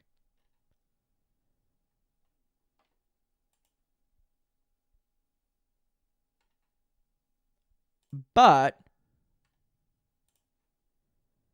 Republicans have won the U.S. state majority.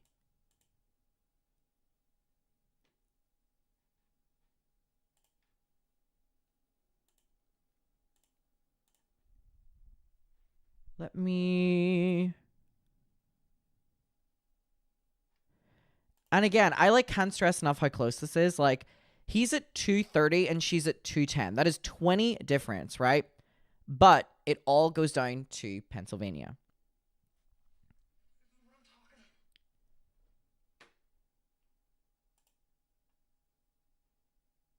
All right, the little updates are not working for me. I guess they're working on them, but we can still see this.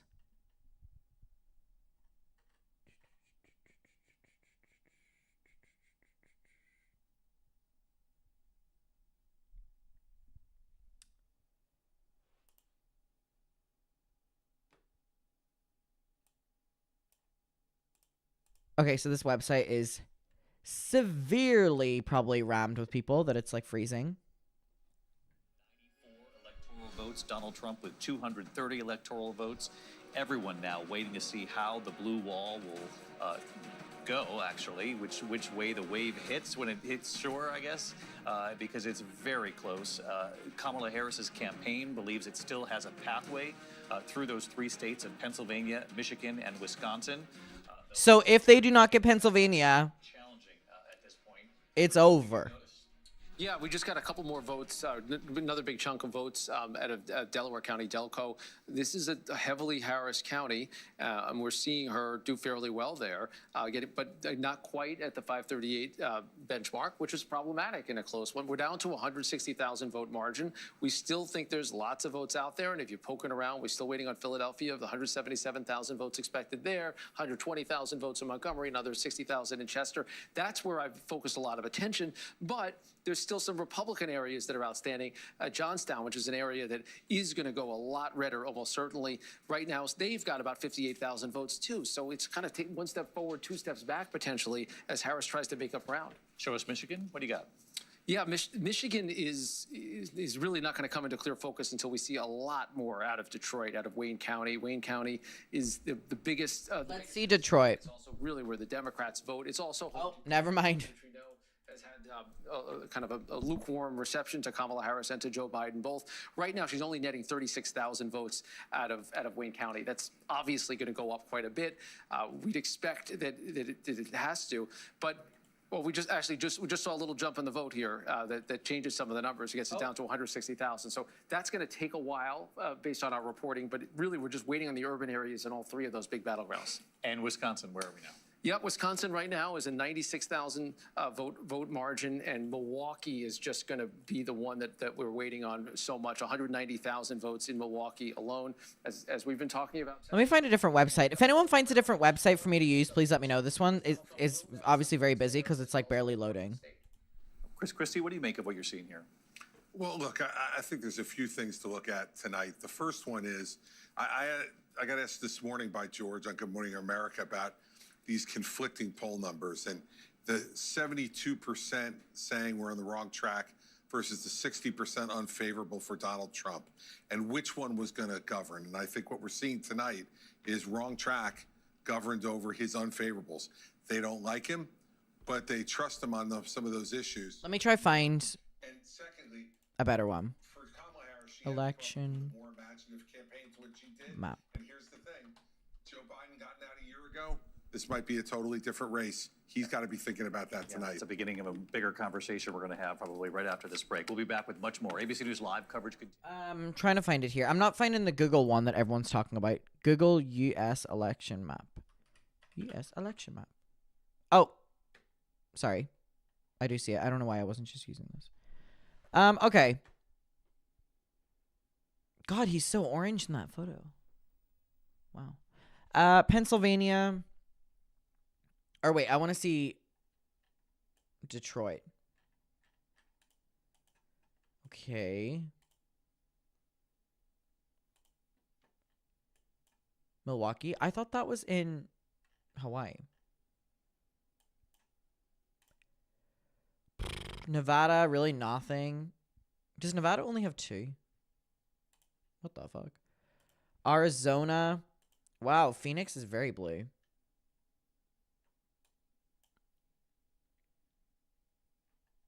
Mary, Pennsylvania. First of all, thank you. Might take days due to the threats at the polling stations. Just fucking psychotic. Atlanta. Very blue. Maybe see y'all on the Chronically Online tour. Because we might be adding an Atlanta show. Or wait, am I telling the truth? I think it was Atlanta. I don't know. Pennsylvania. Philadelphia, very blue. But obviously the turnout just needs to be a little bit more. Yeah, it's basically just red. But then again, a lot of these places people don't live. So it just fills with red. Hi, Jana. From Come to Sydney, Adam, drinking vodka sodas because we're either going to celebrate. What time is it for you over there? Powerhouse Political Team tomorrow morning. What time is it for you? I mean, every single year this map looks very similar. This will go red. This will go blue. This hopefully will go blue. Blue. In between. You know, it's very, very, very similar to what it was last year.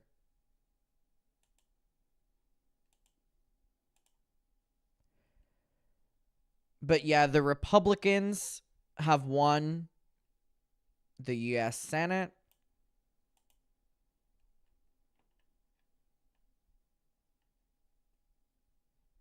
California, obviously very blue. Washington, blue. This is interesting, though. Look at this. Look at this. Arizona, for the state, went blue. So I believe that Arizona is going to go blue overall. Now, it's like a slight blue, but I think it's going to be a slight blue as well. So it's more than likely that Arizona will turn blue. So I think we can kind of say that Arizona will confidently, a little bit, be blue. The problem is PA, but that's only 85% of... Oh, wait, that's only 50% as well. Scrap that. Scrap that. Scrap what I just said. Secretary of State here who explained why... I know I'm looking at Senate results. The tabulations have been done, but the county, Wayne County, has yet to upload. I know that's for the state. But Wayne County is really a microcosm of some of the troubles, some of the cracks, if you will, in the blue wall here in Michigan. One of them is underperformance of African-American voters. That's something that is of concern.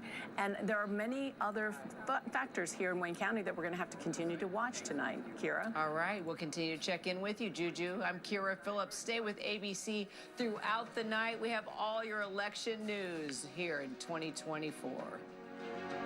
This is such a crazy in-between of red and blue for Arizona.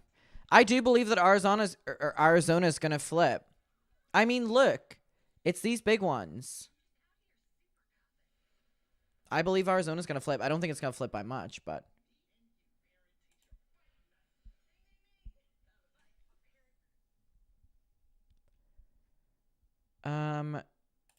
Nevada. I think Nevada will also be blue.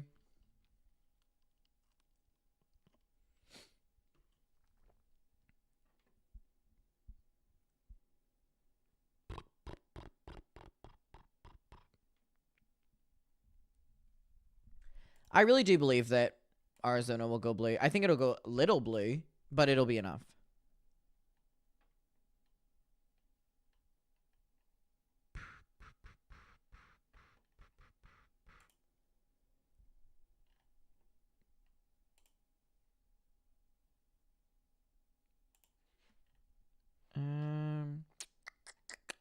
I was not expecting the Republicans to take the U.S. Senate. I'm going to be honest.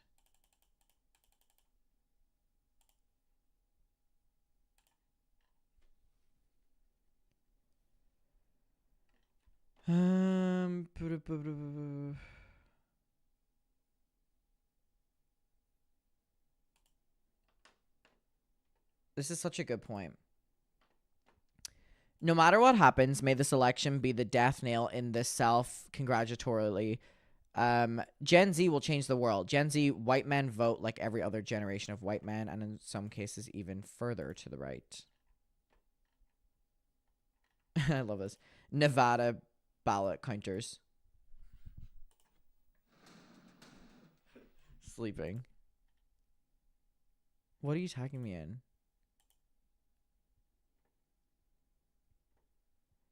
You're tagging me in this. Donald Trump headed to Palm Beach to address supporters. So he is going to talk to them. I wonder if Kamala's going to say anything tonight.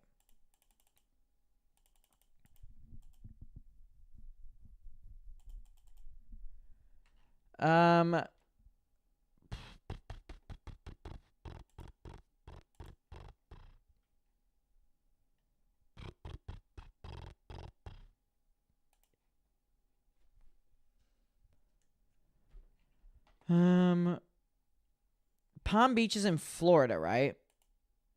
Yeah, it's in Florida, right?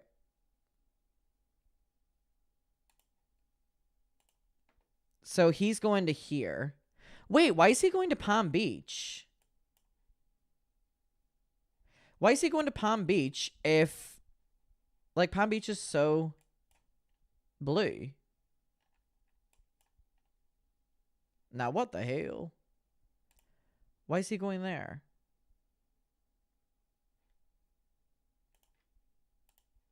Can't wait to hear what he has to say. Trump.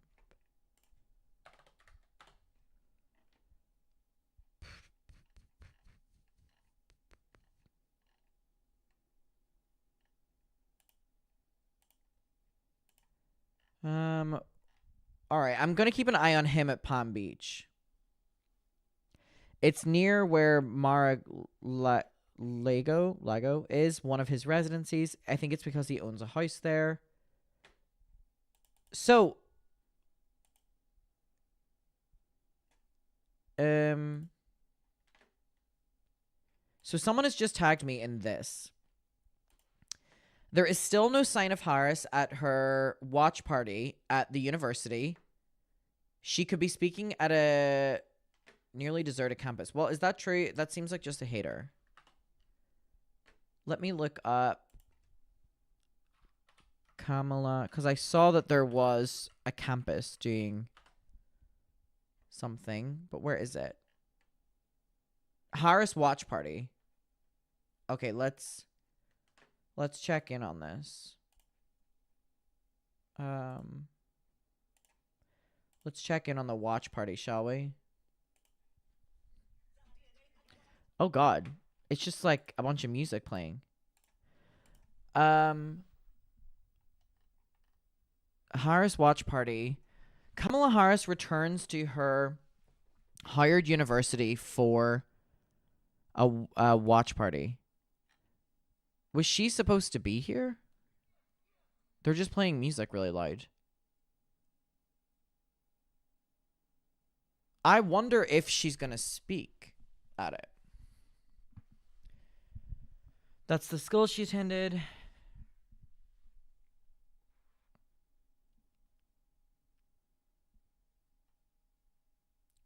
Rapidly thinning. Well, yeah, it's 12:30. I mean, look. I mean, there's a podium. I guess she's expected to be there. It's going to be who talks first. Will Trump come out first? Not there, obviously. Or will Kamala? Can one of them fucking do something?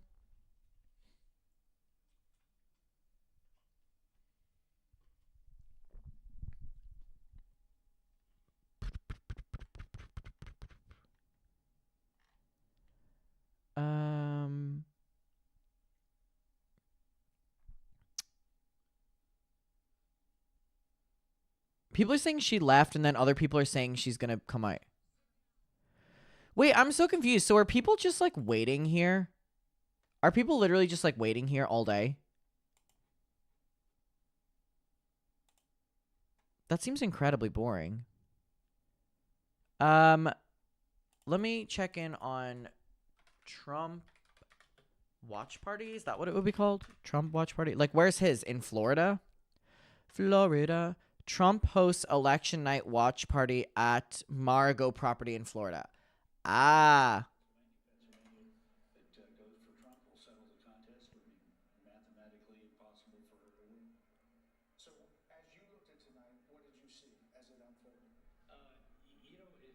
Not seeing one woman in that crowd.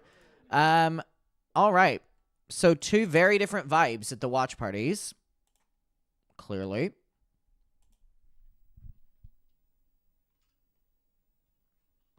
Sorry, did I even show you that on the screen?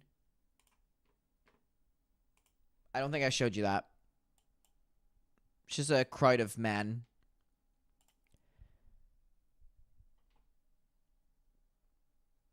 Well, Biden left. Biden left the White House. He left a bit ago. I know that. I know that much. I know that much. Mari logo.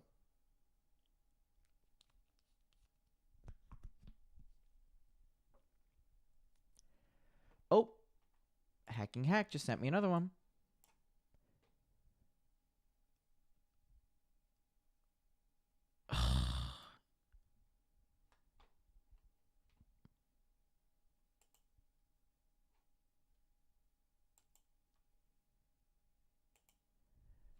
Georgia went to Trump. It looks like Georgia's went to Trump. Optimism, they say they've had good ground game across Arizona. It's still too early to say which way this will go, but I will say I was just talking to one official with the Arizona GOP. He says he likes what he is seeing in other states, and that bodes well for Trump here, especially when it comes to Latino voters. We are seeing Trump outperform in some of those more rural counties of Arizona that could tip him in a state that is so close. Remember, David, this race was decided by just 10,000 votes in 2020. This is expected to be tight again, and because of that, this counting will go on. It will take time. Officials here, we're talking to them, they say, be prepared to be here for the long haul, David. Elizabeth Schulze right there in Arizona. Elizabeth, thank you. I want to bring in Lindsay. You've been diving into the exit polls for Arizona specifically. What are they saying? And virtually every possible metric, David, Trump is outperforming himself from 2020. When you talk about women, when you talk about Latinos, those without a college degree, senior citizens, and independents. Let's look at independents in Arizona in particular. 40%, by the way, of those in... I'm just adding up what I think is coming. Donald Trump getting the best of Kamala Harris by 4 points there. And if you take a look at by age, senior citizens, a number of retirees out there in Arizona, those who are 65 or older, which 31% of the electorate there, he's getting Kamala Harris by about, if my math is right, 8 points there. So he's getting more than half of the vote there. And if you look at his performance from 2020, he's increased by 3 points with regard to that older, that 65 and older group. Lindsay, thanks. That's the portrait of Arizona. We have another state to call, and this is a big one, Georgia. And as we heard from the Secretary of State earlier, forecasted this moment, 16 electoral votes going to former President Donald Trump. He wins the key state of Georgia. He lost it to President Biden 4 years ago by about 11,000 votes. He was determined to win that state back. He has done exactly that tonight. A margin about 100,000 votes or so between him and Kamala Harris. This is a big win, Rick. Yeah, it's huge, and it changes the electoral map in a very significant way now. Because if you now can put both of those southern states in the Trump column, this puts all of the pressure now on Kamala Harris to run the table in the upper Midwest. She will absolutely need to win Pennsylvania, in addition to most likely Michigan and Wisconsin. Right now, the 538 chances, just based on these states, and that doesn't take into account the margin in the other states, an 80% chance of a Trump victory. And if you're just looking at the pure math right now, if you flip Pennsylvania to Trump, that's 270 electoral votes right there. If you put this back here, give him a Wisconsin and a Michigan, that gets you to 270, or Michigan plus a Nevada. There's a lot of paths that are now open up to Donald Trump because he was able to hold those two states. One of them he won twice. The other one he won once and then gave back. And we remember that margin, 11,779. It became famous because of that recording. And it looks like tonight it's going to be a lot bigger margin than that in the state of Georgia. Tiffany, I did actually. It literally is in my kitchen right now. I have your little letter to send you. I have like a pile of like 10. I did. And you see, whenever I saw it and it was the MagSafe one, I went, thank you so much for that. I have your signed art card going out to you soon. Perform his numbers in county after county, bringing his numbers to a level that, frankly, he hadn't seen before. And that to me is just a remarkable part of the story tonight, to see how many places he was able to not just do what he had done before, but build on what he had done before, to grow his vote share in county after county to add up to this win tonight in Georgia. What do you make of this, Donna? Well, it's clear to me that Donald Trump understood that he had to expand the electorate, he had to grow his votes, and he had to get them in early. What's happening in Georgia and in North Carolina... Is this true? Trump will address his supporters tonight. Harris will not address hers.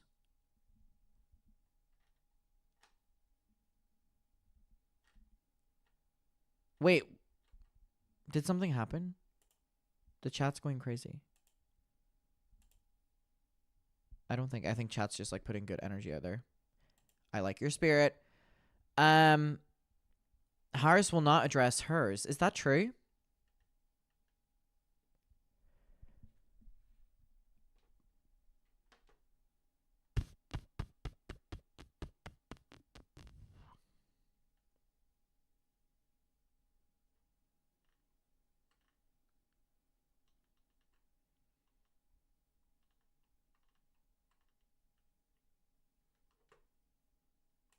Check pop base.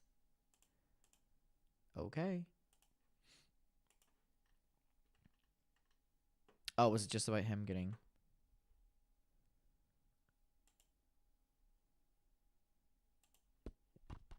It's a realignment. This isn't a victory because of better mechanics or, Trump had a better ground game. This is a matter of people making a decision, whether you're black, white, Hispanic, Asian in this country, that you were tired of the open border. You were tired of hearing about how the economy is great when you didn't feel it. You're tired about the sanctuary cities. You're tired about all of these things that, some of it's economic. So what does that bring him to with 16? 246? Country to say, I've had enough of this stuff that I'm hearing from this other side of the aisle, and they're completely repudiating it. Of course, Milo. Look, we may have 55 senators tonight. It's possible. And we still have Nevada and Arizona to go. That is an amazing evening so far. It is a big evening. Governor Christie, what do you make of what Ryan's just said? Well, part of, what Ryan said about the economy and people not feeling the economy, it reminds me a lot of 1992. In 1992, George Bush 41 kept saying after the recession that he stewarded over, the economy's getting better, inflation's going down, interest rates are... You think this is a pro-Trump audio stream? I have gone through like 4 different networks. And there is a lag. There is an 8 to 12 month I've gone through so many different networks, I promise you. when real people start to feel it, that they have more money in their pocket. And in the end, that is something that kind of timing will be... Everyone's saying this is so pro-Trump, but like all of them have been. I'll switch to another one, but all of them have been. People keep saying that they don't like that one, then I switch to another one. I don't think any of them are good. The rooftops, and he would do press conferences, or he would go to battleground states and talk about housing, and they felt like he never got the credit for it. There was nothing they could do to vote. Watch CNN. Wait, CNN aren't live. At least for me on YouTube. Oh. No, it's just a stream of watching ballots be processed. Can y'all hurry the fuck up? Can y'all hurry the fuck up? In the promise of America, we still have votes to count. Who is this? Oh, Harris's campaign co-chair. We will continue overnight to fight to make sure that every vote is counted, that every voice has spoken.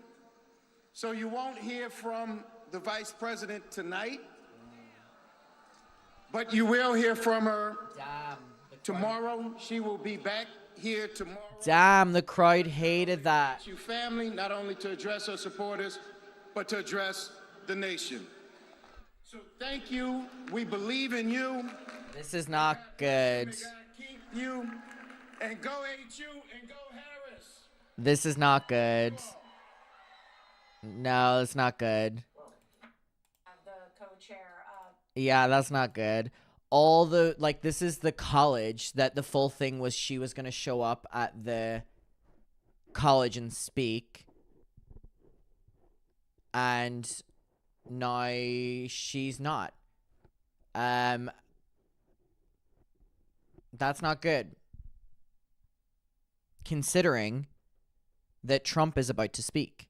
Oh my God, look at everyone leaving. Because they've now waited all day for nothing. I understand her reasoning for not talking, but I do believe that she should have gone out there and been like, we will win, like, we will, like, you know, and like, but there could also be like really intense safety issues right now. Like, keep in mind the polls are being threatened, so obviously. But this is not a great look for the Democratic campaign in general, because it looks like she's kind of given up on it. Even though she probably hasn't, but, and it is for safety, I can only see, like, I can see that the reason is for safety, right? It's outside and blah, blah, blah, blah, blah. I understand it. But with Trump speaking now as well, I mean, it's, yeah. But again, people are saying that she'll address the nation tomorrow, which again makes sense because more votes are going to be counted in the next few hours and stuff.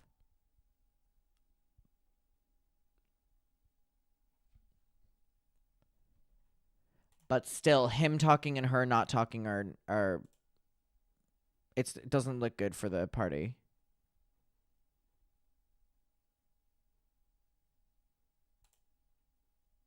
Detroit, I think there's some that are still to be reported. I have an update on Arizona in particular. I just talked to a Maricopa County election official, and there's about 650,000 ballots that they have not reported out yet. They haven't tabulated yet, plus the mail ballots that were delivered today, and they're not sure of that number yet. So there's a significant number of Arizona ballots out, and I think that's going to go well into tomorrow, perhaps even Thursday, until we get those. And that's always what happens in Arizona, because they allow so many, and there's a culture of delivering those mail ballots on the day of the election, which doesn't allow them to pre-process. They have to do that right away and get it in the next couple of days. Mm-hmm. So that means we're looking at maybe Thursday if it comes down to Arizona? I'd say about Thursday. I mean, if the path for Harris right now, as slim as it might be, is Pennsylvania, Michigan, and then possibly Arizona or the long shot of Wisconsin, Arizona's going to take probably a day or two. Pennsylvania might take about that long too. And remember, that's still significantly earlier, especially given the margins, than what we saw in 2020. But here's my thing.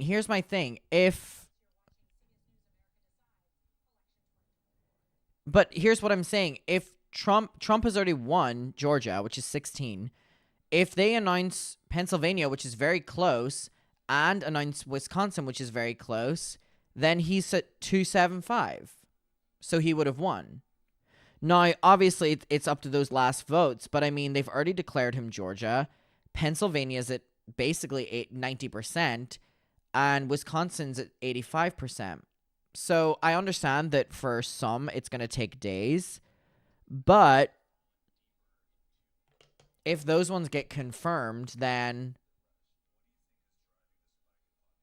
it's over for the Democrats. So I wonder if they're going to focus on these two, because it's basically these two. If he gets these two, he's won. Whereas Kamala needs to get Arizona, Nevada, Michigan, Minnesota, and Wisconsin, right? Pretty much.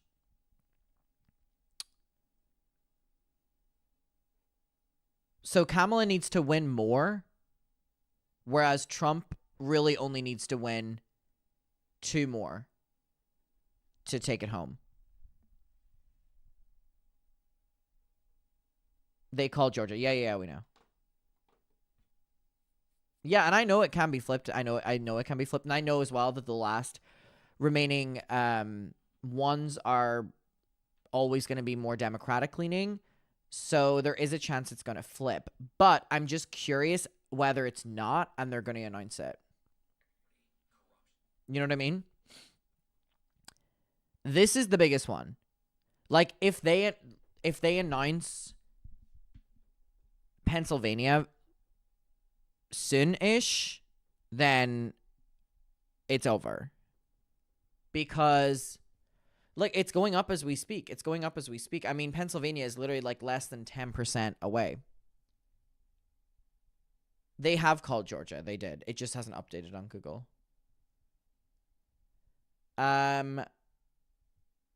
So wait.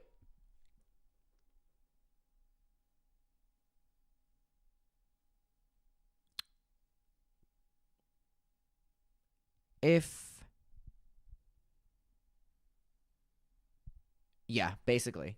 Yeah, if he wins Pennsylvania, then. So we'll see. CBS News election night, you're seeing video of Trump supporters reacting to a projection that the former president will win the state of Georgia. I want to bring in Anthony Salvanto, and as we see that Donald Trump has won Georgia and North Carolina, the path narrows for the vice president, as you have rated Wisconsin as lean Republican. Yep. So many people are asking what. So again, if he gets Wisconsin, all he needs is PA and he's won. I'll start here. So here's what you got in. You get 59% in. But for starters, Wayne County, which is the big county here, it's Detroit. Democrats are going to need a substantial lead there to carry them through the state. Well, what you see here is only a quarter of that is in. On top of that, we're not exactly sure how many votes are going to come in from there. So that's going to be a holdup, and that may be a while, right? So I see Harris's top officials are tweeting about this. Well, the vote isn't in yet from Wayne County. Right. But I can remember 2016 with you, and when we had not called Michigan yet, and you kept saying, well, there's got to be more vote coming in from Wayne County and Detroit for Hillary Clinton, and it never came in. No, and it didn't. And one of the things that we are seeing tonight, especially in cities like Detroit, metro areas, we just saw it in metro Atlanta, which is why we were able to call Georgia, is that not only is turnout a little bit down, but Harris's margins are a little bit down from Joe Biden's in 2020. And some of that is a slight shift among minority voters, if you look precinct by precinct, and some of that is just part of the overall shift that's going on here tonight. So to your point, yes, turnout may end up down there, and that would be a bad sign. And any information on Dearborn, which is the largest population of Arab Americans, about what's going on there? So that we don't have that information yet. That is in Wayne County. We're going to want to understand that might be 50 to 100,000 votes. If we see in those precincts that there isn't strong turnout, that would just add to the potential trouble for Harris. But we can't go inside that narrowly. We can't go inside that. I mean, I will show you that in Georgia, just as an example, we did that in Fulton. And if the same idea plays out, right, here's inside of Atlanta. This is where the shift, you even see some red areas. This is not what you saw in 2020. So even that 2 to 3 point shift, and we've seen that, I showed you earlier in Pennsylvania, we had seen that kind of a shift too. All the stuff that in the pre-election polling, we were talking about the potential for a few points more among minority voters shifting, and we're seeing that, and it may play out in Detroit as well. All right, Anthony Salvanto, as we go into these numbers, and when we come back, we'll spend some more time trying to figure out what is happening in these remaining battleground states where the votes are still coming in and a sense of where they may be headed. That's coming up. I mean, GA, like, it's pretty much confirmed for them. How many votes are left? 94%. I mean, again, it's a very tight window, but it is possible. But I mean, everywhere is calling Nevada.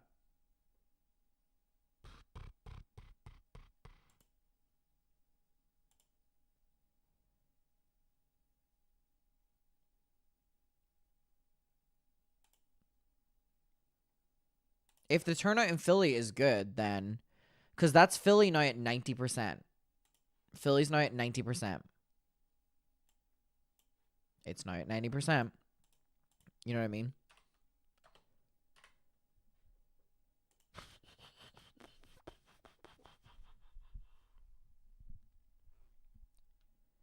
So they do not have much left. Oi, oi, oi, oi, oi. Oi, oi, oi, oi, oi.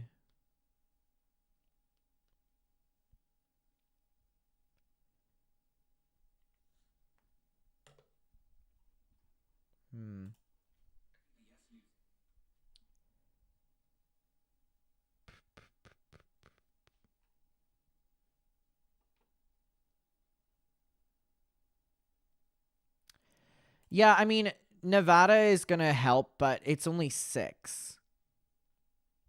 Like, we really need these two. Because, let me think. If Kamala gets Nevada, that's another 6. 216. And then if she was to win... Hold on, let me work this out.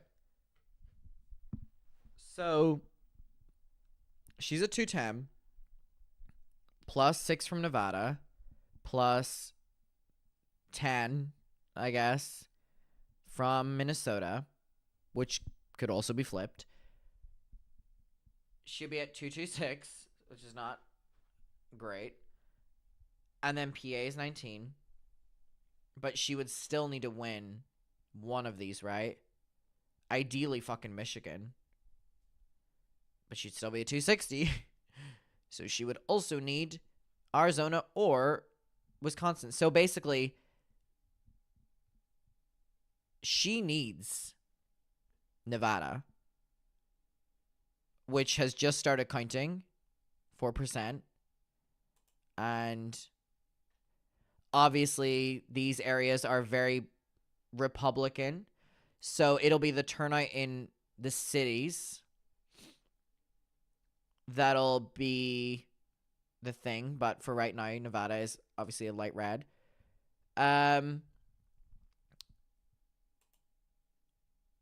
These cities are really going to be the make or break for Nevada. But Alaska is going to go red. Which one's Alaska? Oh, yeah, that was expected, though. That was expected. In around 3 minutes, this will turn red. To be expected. Oh, I forgot about these ones. So, let me... U.S. Senate race between Democratic incumbent Tammy 210 plus... Eric Hovde is also being closely watched. What can you 10 plus... Yeah, this is a really 4 crucial race, Lindsay. The Republicans desperately want this seat. The incumbent, Terry Baldwin, has had a 7 or 8 point lead for the last couple of weeks. It's narrowed to 1 or 2 points in the last couple of days. And right now, the challenger... So with what's blue right now, she'd be at 224. That's not including these two. If she gets Nevada, which I think she will, she'll get another 6. Janet, when are you hearing from officials that will have answers on the results in Wisconsin? Yeah, so originally we were thinking like 4 or 5 in the morning. I think they've rolled that back a little. They won't give us anything specific, Lindsay, but at least in this room, they thought that maybe they had about another hour, an hour and a half of ballots yet to go. All right, CBS's Janet Shamlian in Milwaukee. Thank you so much. Alaska will be called for Republic in literally just a second.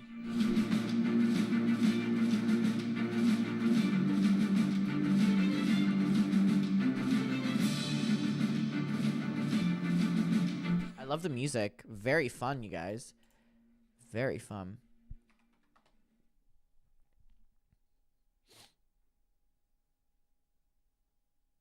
I think about it all the time, that I might run out of time.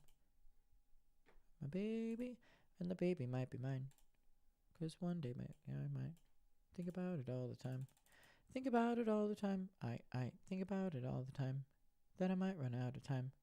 In Nevada, signatures and mail-in ballots are currently an issue that's being rejected because young voters don't know how to write their names in... Oh, it was just a joke.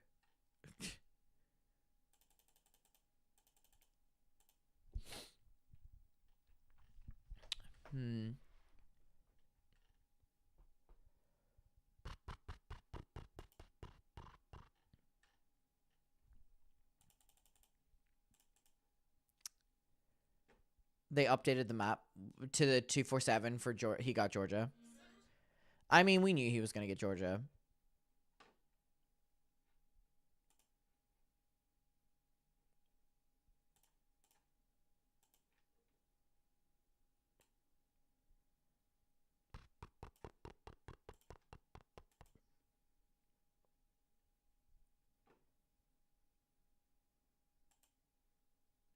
Okay, so all the... Oh, wow. It is only 18%, but... Headquarters in New York. It is now 1 a.m. in the east, 10 p.m. in the west, and polls are now closed across all 50 states. Former President Donald Trump and Republicans are having a very good night. CBS News projects that Trump will win 2 key battleground states, Georgia and North Carolina. And in the race for control of Congress, CBS News rates the Senate as lean Republican. In the race for the White House, the electoral vote count now stands at 246 for Donald Trump and 194 for Kamala Harris. And all eyes are on the 7 battleground states where this election will likely be won or lost tonight or in the days ahead. As we mentioned, CBS News projects Donald Trump wins North Carolina, a major victory for the former president, the same battleground state he won in 2020. Trump is also projected to pick up a win in Georgia. In the blue wall states, CBS News rates Wisconsin as lean Republican, and that leaves Arizona, Nevada, Michigan, and Pennsylvania. And CBS News rates all 4 of those battleground states as toss-up at this hour. And just in, CBS News projects Kamala Harris will win the state of New Mexico. That is an expected... Bitch, we knew that. Although Donald Trump did pay a last-minute visit to that state, hoping to eke out a victory. I'm joined now by Major Garrett and Anthony Salvanto, who have new information from the CBS News data desk. If Kamala loses Pennsylvania, then she's pretty much cooked. With 92% of the votes in, he up 200K. Her chance is even slimmer. Like, if she won, it would be historic slim. Okay, so basically, if she doesn't get Pennsylvania, it's over. So, the only way that's going to be decided is Philadelphia. Whether people showed out in Philadelphia, we have 10% to go. And we will see. But if this isn't, then its coloration is either lighter blue or light red. And that is right now why the former president is running ahead of what he ran with in 2020 and is on pace to possibly capture Pennsylvania. So she is underperforming Joe Biden and how he performed in 2020. Where? In what places? Well, that's the important question, because this is a lot of white working class voters, many of whom now have shifted to the former president in this election. The other thing, though, is in Philadelphia, I want to look in here because we've also seen a shift in the city. And if you look internally at the local level, there are Hispanic precincts, Latino precincts that have shifted a little bit towards the former president from 2020. You see a little bit lower turnout so far. So all of that is part of the formula here for why Donald Trump is doing relatively better here than he did in 2020. It's across a number of key demographic groups, and the geography tells part of that story. And the collar counties, which... I'm trying to do something so productive and happy in my head, and I'm going to talk about the shows for 30 seconds to get my mind off of all of this. So some good news. If you're in Brooklyn, Chicago, Seattle, Los Angeles, or Dallas, and you're available in February, I will be performing a show there and also meeting everyone. tickets are pinned. Please come get your tickets. Specifically if you're in Dallas, New York, and Seattle, because the other ones are practically sold out. But please check the pinned. I'm going on tour in February. We're adding extra shows. And now back to this. Circles, Montgomery, still some from Philadelphia. I told you about it, but still waiting for some there. Still some from Chester. These are places Democrats have done well in the past. So that's important and why we can't yet make a projection. But the other part is here, these dots may not be as small, but they represent Republican outstanding vote. So they could just as well go more for the former president, and then he would be able to hang on to what is now a narrow lead. We can still look at this data, but I just want to bring in senior White House correspondent Weijia Jiang because she is in Philadelphia. Did I not have...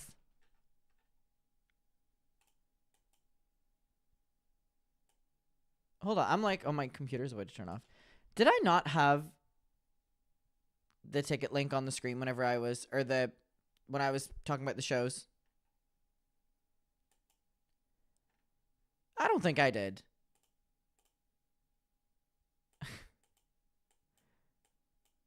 That's how fucking tired I am. I might have. I forget if I did or didn't. I'm so tired. So if I didn't, here's the website. Pinned down below. I'm coming to Brooklyn, Chicago, Seattle, Los Angeles, Dallas, meeting all of you. All right. I have another tweet from Hacking Hack. Kamala would need to win 2/3 of outstanding votes to win Pennsylvania. All right. Okay. Yes, it's pinned. It's pinned. So please come to the shows, guys. All right. I need this to play again. I don't know why I paused it.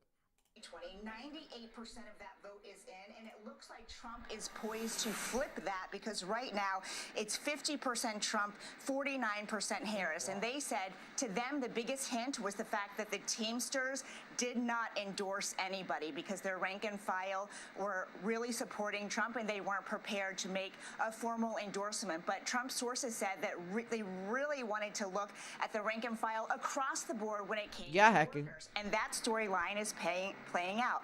Another one that we are watching, Nora, is the 222 corridor.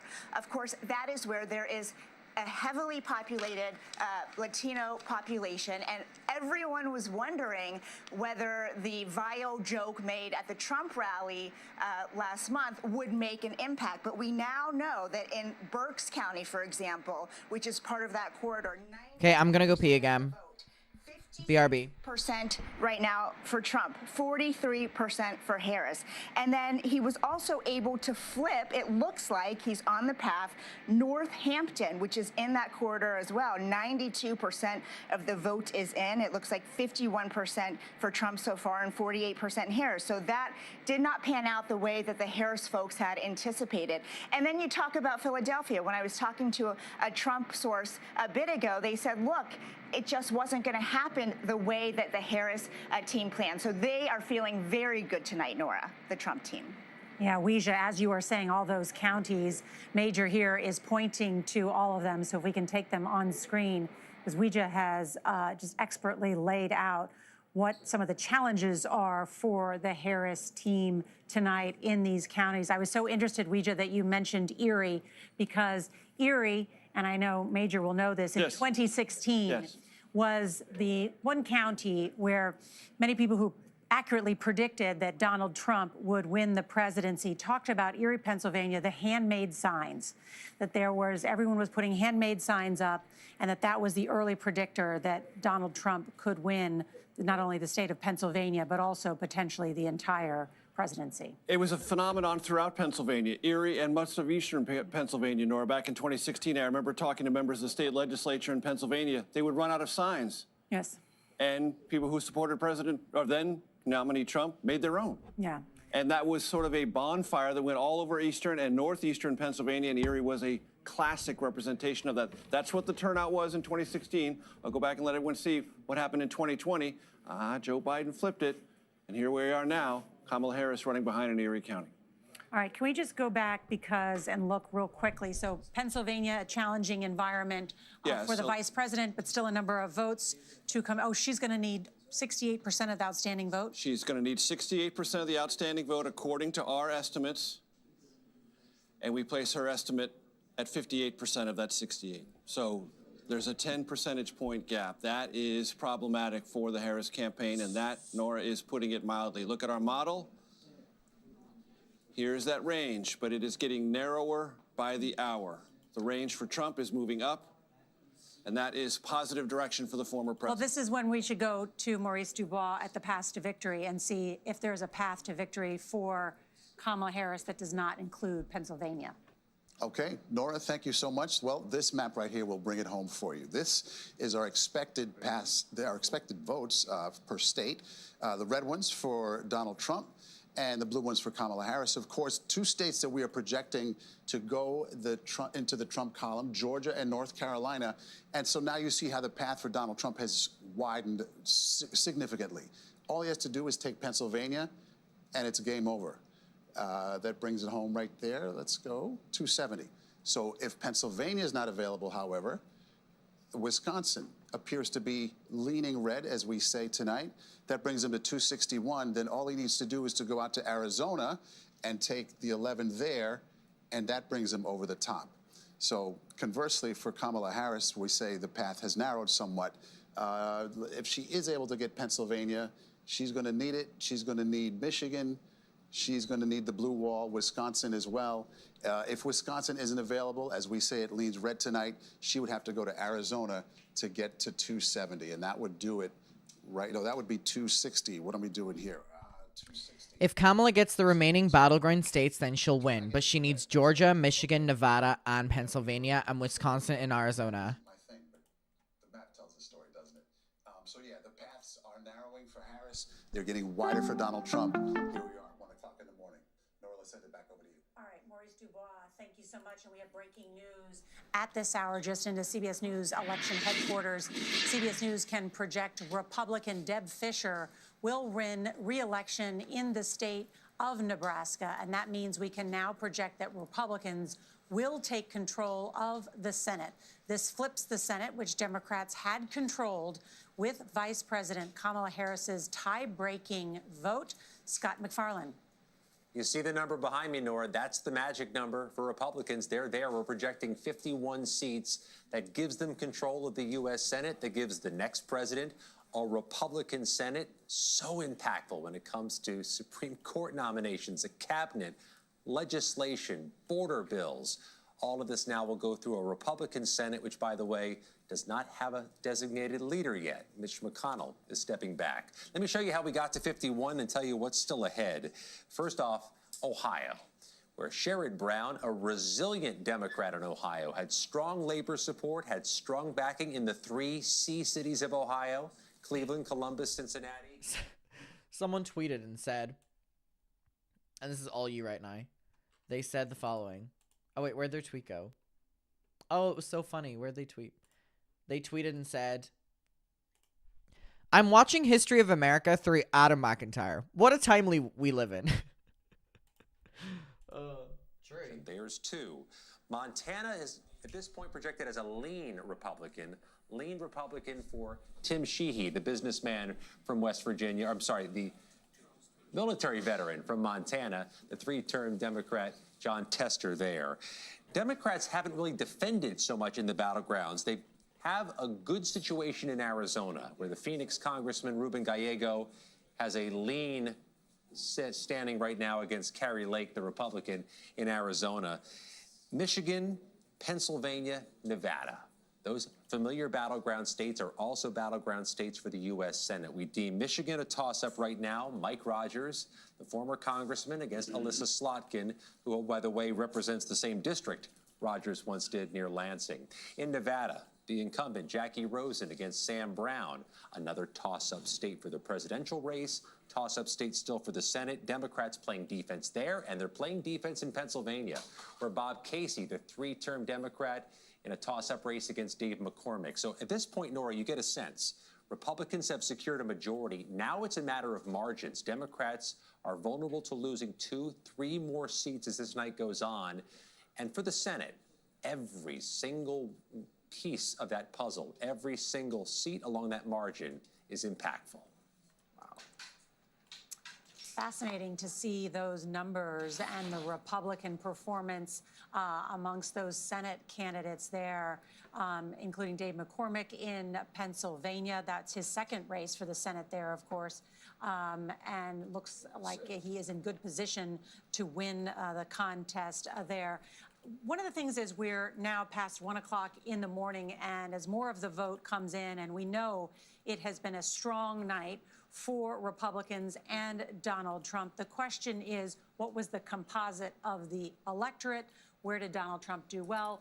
Where did Kamala Harris not do well? So, John Dickerson, when you look at the exit polls, what have we learned about her performance? Good morning, Mom. We could go through a variety of different areas, but let's just talk about women, because there was so much discussion about how women were going to be key to a Harris victory. That there was going to be this giant gender gap, that women were going to come out overwhelmingly for Kamala Harris. And particularly the gender gap would be driven by this overwhelming victory by Harris among women. Donald Trump was always going to do well among men, but she was going to swamp him with women. Well, the exit polls at the moment show, and they've shown this all night, that Harris has 54% of the female vote. Trump has 44%. That's just a 10-point gap. So in 2020, Joe Biden got 57% of the female vote. So he did 3 points better than Kamala Harris. But this is what's interesting to me. Donald Trump has done better with women voters. He did better in 2020 than he did in 2016, just by a little. And then in 2024, he has done better with women voters than he did in 2020. So he has improved with women voters. And think about the way he ended his campaign. You know, in a traditional sense, and his campaign advisors, some of them were saying this, is you've got a problem with women voters, college educated, women in the suburbs. And he did very little. In fact, some would argue he leaned into his problems with women voters, and it didn't hurt him in the least in the electorate. What does that say to you, John? What does this mean? Well, what it says is that there is no, when Donald Trump won in 2016, there was some conversation about, well, the office will change him. Yes. There will be people around him who will help with his rough edges. The office will become presidential. There's no question that Donald Trump is Donald Trump in full. He ended his campaign. Here's the thing, and why I'm staying up as well. Pennsylvania is so close to being called. It's the closest one to being called. Wow, Nevada is not looking good. Wow, Nevada was one that, the Democrats were hoping to bag, and it's not looking great. It might flip, but as for right now, Nevada is not looking great. Vegas seems to be the only one that's going blue.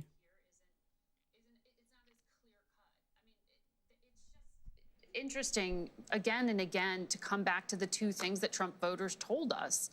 It's the economy and it's the border. Yeah. Largely, the Democratic ticket avoided Alaska. We knew that was going to happen. Possibly could.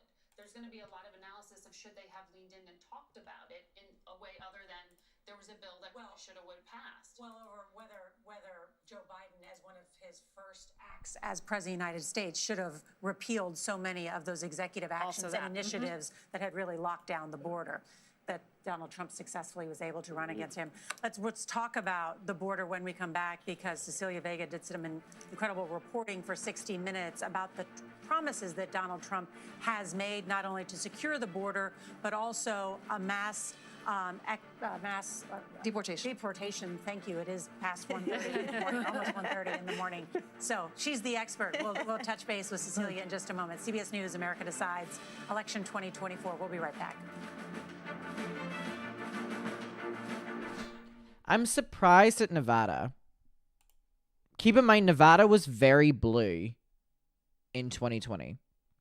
Nevada was very Democratic in 2020. And Nevada is turning red. Nevada's red. Obviously, it's light red, but, it was It was blue last election, so Kamala was not able to get Nevada. Arizona is only 50%. It can switch, but it doesn't really matter because Pennsylvania is the only one that's needed. So if he gets Pennsylvania, does he win? Is that 270? What's 247 plus 19? What's 247 plus 19? 247 plus 19 is 266. Wow, that's such a cool voice. I didn't know my Siri voice changed. 266. So then he would, and then he would guaranteed win because he's unless she sweeps all of these states, which could happen, but so yeah, if he gets Pennsylvania, it's pretty much confirmed that he won. Whereas if she gets Pennsylvania, it's looking better, but she would have to win basically everything. And keep in mind, everything right now is practically light red. So, yes.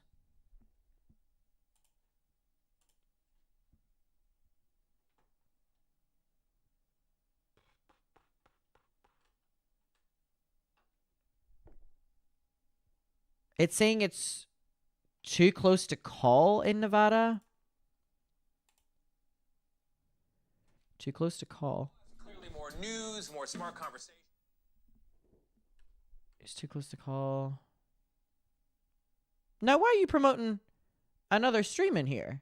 Not my mod turning against me.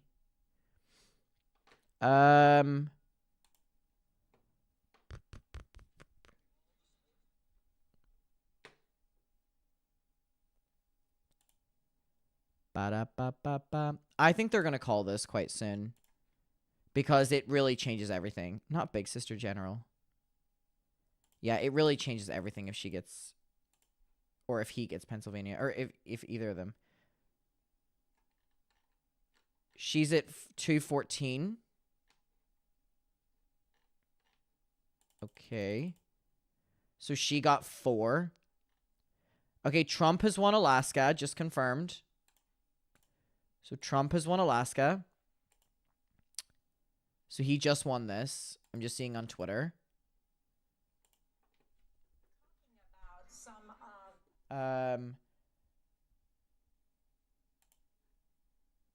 Oh. Wait, what is NY19? What's NY19? Because I just saw this tweet that said NY19 has flipped from red to blue. Wait. More than 50% supported this idea of mass deportation. And for 60 Minutes, we sat down with the man who could end up being tasked with carrying out this plan, Tom Homan, who ran ICE under Donald Trump for the first year and a half. And look, there are very serious questions, is what we found out, about whether they can actually pull this off. By some estimates, we're talking about $88 billion a year that the American... Okay, so she got New Hampshire. ...to deport, as Donald Trump has wanted to do, $1 million plus. Did he get PA? They say they want to start with criminals, but Nora, make no mistake, what we found in our investigation is this will end up involving people who have lived in this country for a very long time. I've not seen that he got PA. Not just at the border. They just called PA where? And we have seen the polls said that a majority of Americans actually do support a mass deportation, but you went in to see how hard it would be and how expensive it would be. All right, when we come back, Where? I can't see it. from Donald Trump. CBS News, America Decides, election 20. Fox News just called PA for Trump, did they? Fox News called PA for Trump. If that's true, he's won. If that's true, Trump has won, which would make sense as to why he's speaking right now.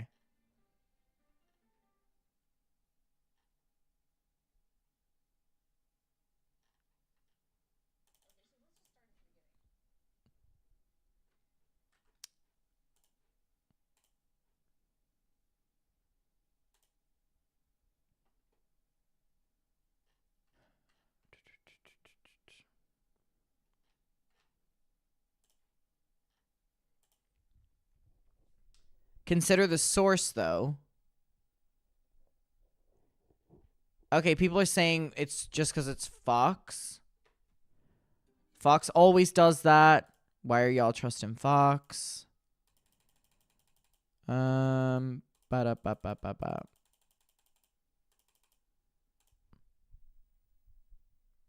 People are saying Fox always do that.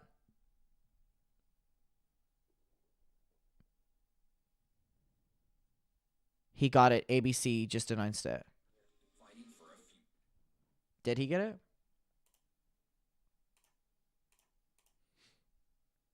Let me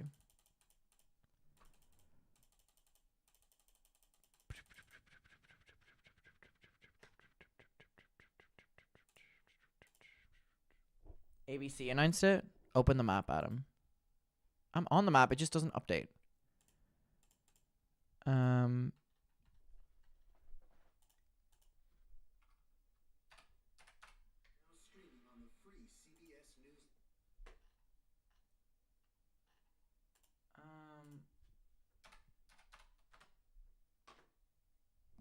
Sorry, I'm trying my best to multitask right now. Look it up, Jesus. Can you please? I have so many things on my screen right now.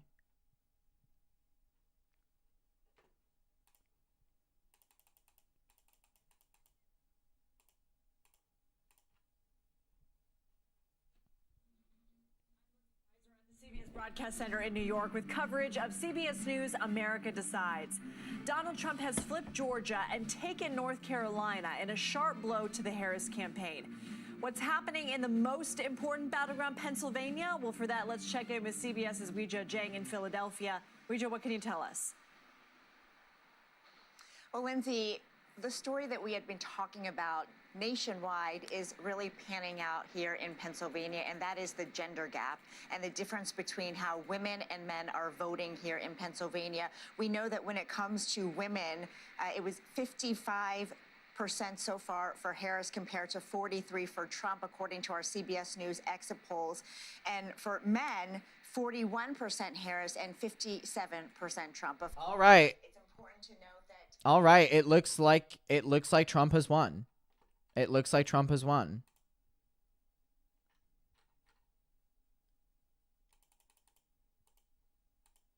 I think Trump has won.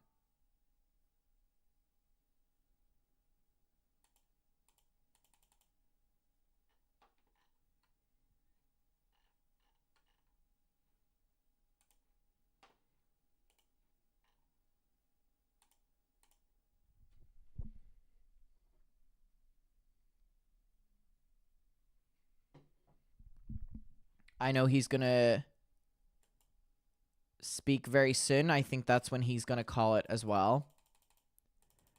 But a lot of places are kind of saying... A lot of places are saying...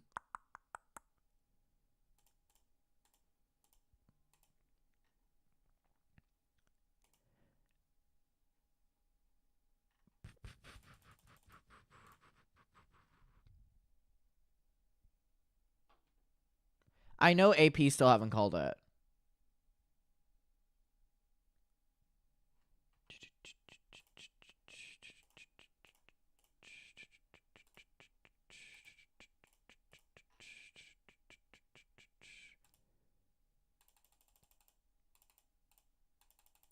Oh my god, my computer's so fucking slow tonight. Probably because I have a million tabs open.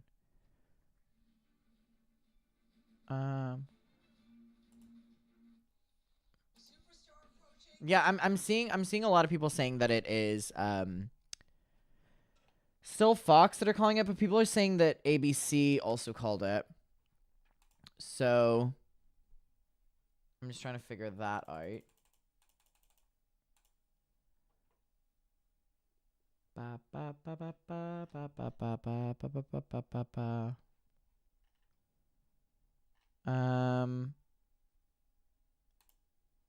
Oh, my toe. I'm sitting on my toe.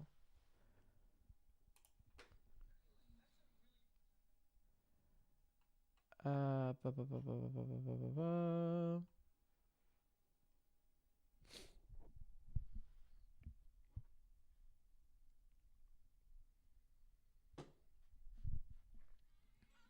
People are saying ABC hasn't called it.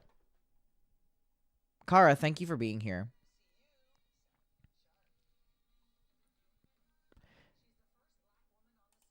Yeah, for the amount that Kamala has to pull as well, I think she's lost it. You know what I mean?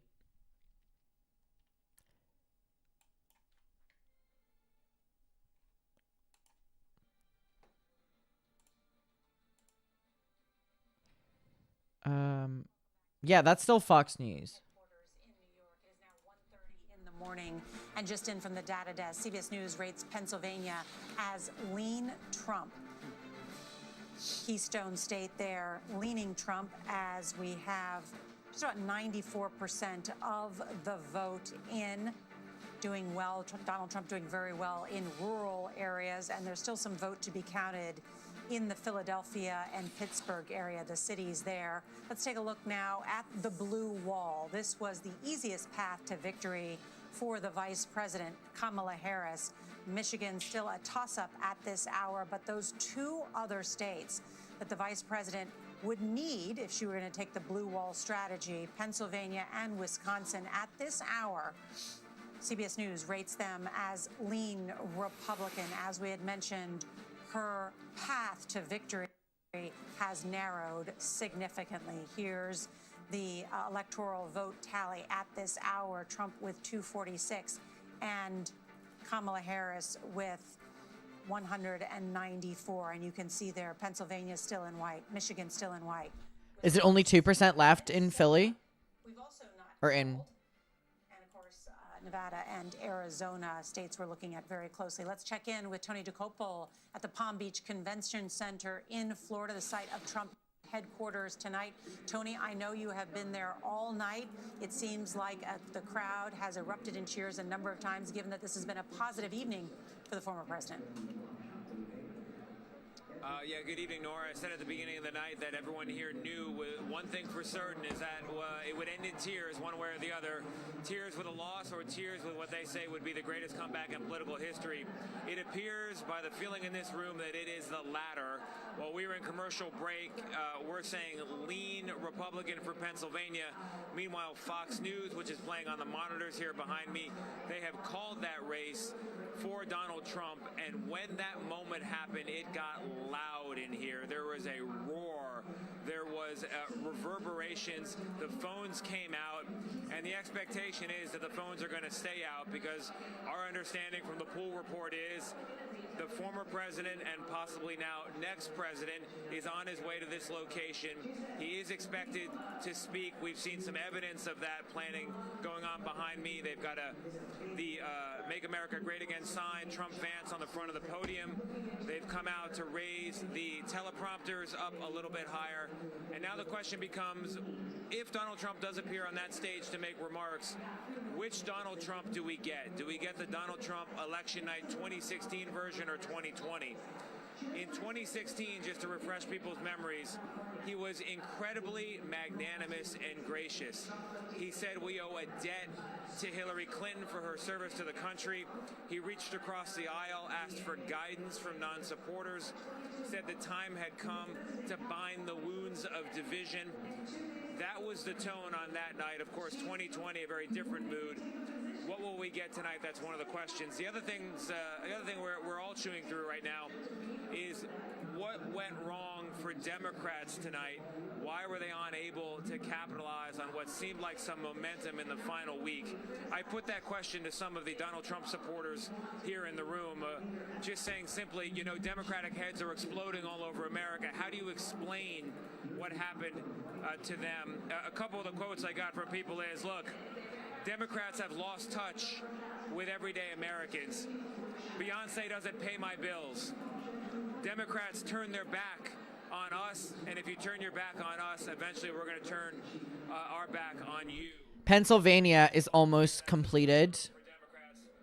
Pennsylvania is almost completed. It's almost done being read. Hours are awaiting that final moment when a call is made and they get an appearance from their political hero, Nora.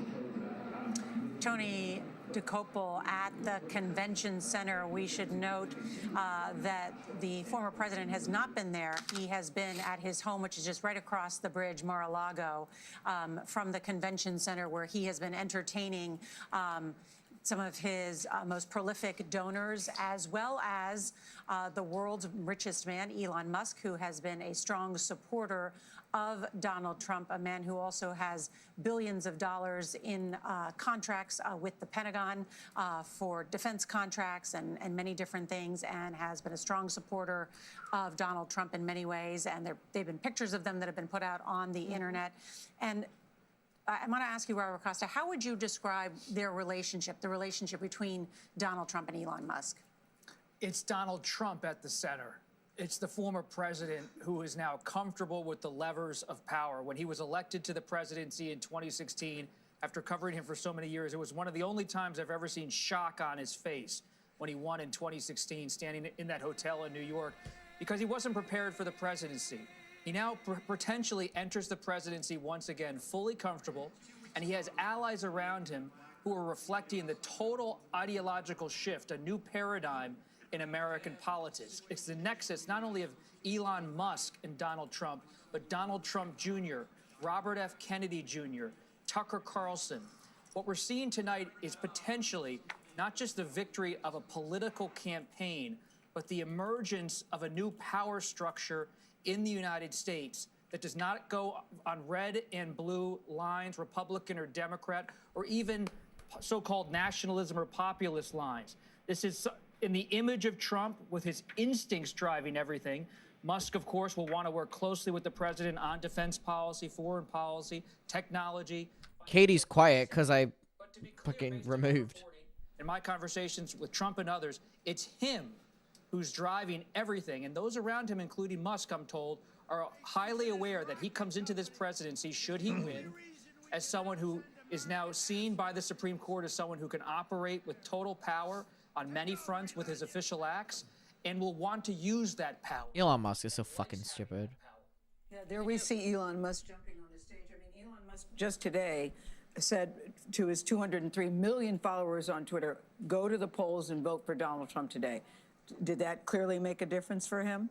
This whole bro code thing that we keep hearing about. There is an erosion of institutional trust in so many places in this country that have fallen away. You could trace it back to the bank bailouts in 2008, how the Iraq war decision was brokered almost 2 decades ago. So many Republican voters in particular have lost trust with the legal system, the political system, the news media, and they see in Elon Musk and his X platform and Trump, as I said, this emerging power structure. I can't believe how red Nevada is. It was not like this in 2020, honey. It's a new America we'll be covering, because Trump is not just enacting tax cuts, that will be part of it. Mass deportation's part of it, but it's a new framework for how someone conceives the presidency itself. Mm-hmm. And, you know, Robert, one of the things that I think of, and I've never been able to shake from my memory, is what the Intel chairman, Senate Intel chairman Mark Warner said about Elon Musk. Kamala wins Minnesota. The Chinese Communist Party. It's being reported, but do we give a fuck at this stage? Because of the exposure he has, Kamala wins Minnesota, it says, online. But doesn't really. Here, you hear nothing about China. You hear nothing about Russia, and deep concern that he is influencing so much. And it's one of the things when we were talking about sort of the way you look at this realignment that's happening, one of the things you hear from people in the tech space is that the world's moving too fast and government's not keeping up with it. And that's kind of the message Elon Musk has brought into the Trump campaign with these public statements he's made, and John Paulson, the former hedge fund manager who's being rumored as possibly being looked at as a Treasury Secretary in the Trump administration, where they say we're going to undo all sorts of regulation. We're just going to cut things and move fast. That's not how our government is built. In fact, it's intentionally not built that way. There are supposed to be backstops. But Elon Musk is selling this idea and presenting it as part of the Trump campaign that they're going to... Sorry, what the fuck? Dumb. Look at this. This tweet says, to all the non-Americans making jokes about America right now, low-key fuck you, because we're the ones with women and LGBT rights on the line. You're over here trying to get a hit tweet. And Cyber Noob goes, this one's for you. Fuck you. Fuck you. The New York judge is going to do about that sentencing, but this brings a wonderful, by Donald Trump's lights, legal windfall to him if he wins tonight. And that's got to be part also of the mindset of how he enters the next presidency. There's not just the immunity that the Supreme Court suggests he has for things that he does in office. There's not just the wonderful feedback he's getting for basically following every one of his instincts and having it affirmed by the voters.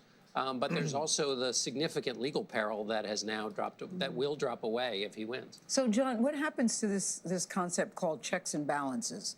Because if he gets in, he has the House, possibly the Senate, the Supreme Court. What happens? It seems that he would be in power with no guardrails, so to speak.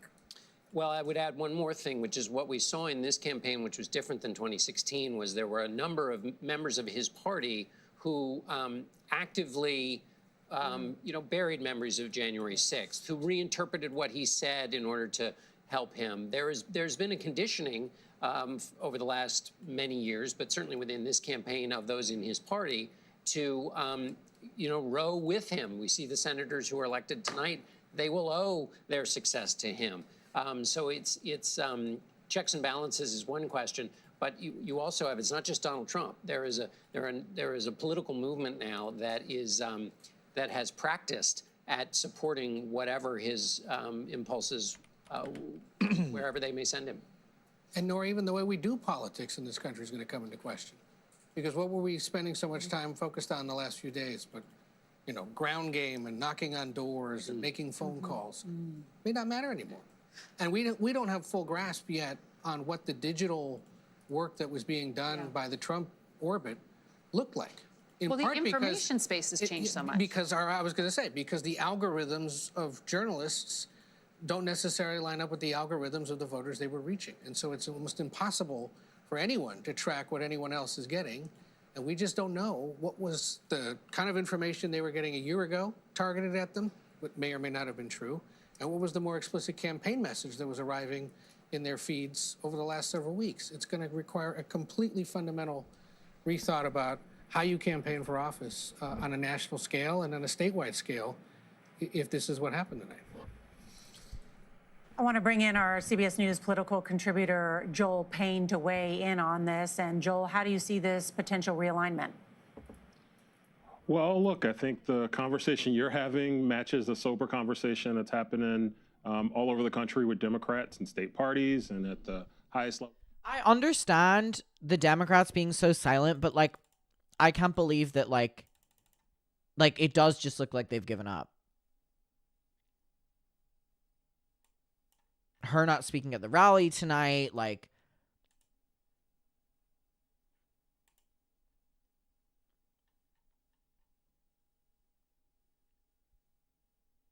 yeah, literally 1% away. We have 50% to go in Arizona, but it's 1% difference. Minnesota. 2% in Pennsylvania, but I think it's pretty much confirmed she's not going to get it. Last thing I'll say, it's very clear to me that in the last 2 years, Joe Biden never recovered from what happened with Afghanistan. Also, I don't think so. Basically, we'll have the president, Supreme Court, Senate, and all House being Republican. All right. Okay.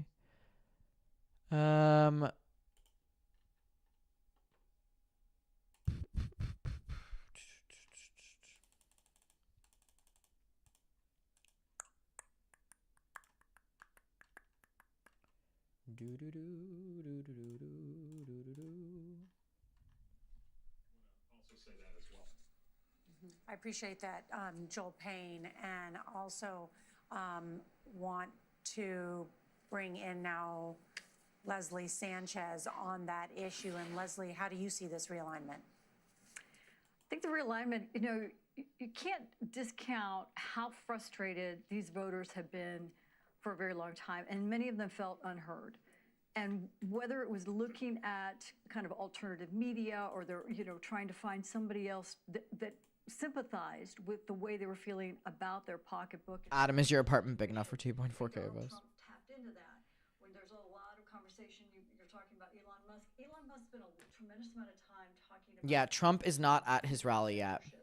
And in many ways, this is a populist, working class, middle class America that wants those, Gail's word, guard. Also, I don't like the Republicans winning the U.S. Senate has just fully put forward Project 2025, like even just like within the Senate. On both sides, and I think Democrats and Republicans kind of, the traditional Republican Party reconcile. This is a new party and a new way, and it's deeply diverse. And it will continue to be, I think, for the next several election cycles as Trump continues to redefine the Republican Party. Leslie Sanchez, thank you. And when we come back, we're expecting Donald Trump to take the stage in Florida. CBS News, America Decides, election 2024. We'll be right back. Can't wait for that. Sure, that's going to be great. All right, so we can expect Trump in the next few minutes. So it'll be interesting because he might declare it here as well. I can see him probably declaring it. He's so close to getting it in Pennsylvania that like it's pretty much confirmed. I can see him just coming out and saying it.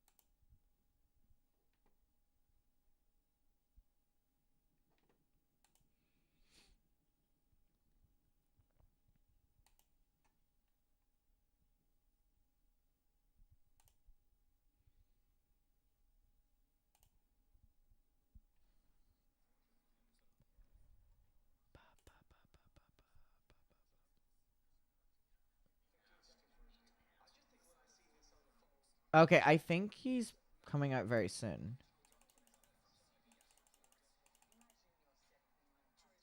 Oh, I was wondering why there's so much noise. That Donald Trump will become the 47th president of the United States. So they're declaring it, but that's on a projection. But I mean, it's pretty much confirmed anyway. In Wisconsin, a state that he narrowly lost 4 years ago, he is now the second president in U.S. history to win non-consecutive terms. The first was Grover Cleveland in the late 1800s.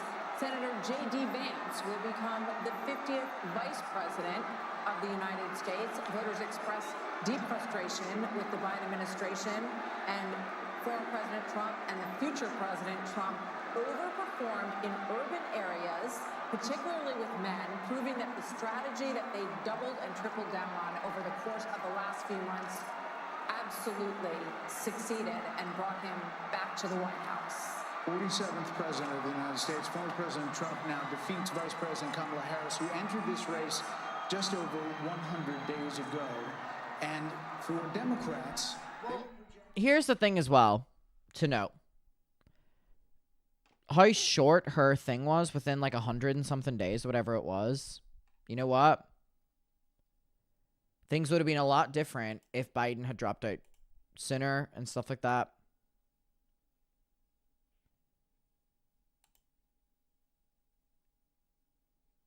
I'm just curious to see what he says and how he addresses it.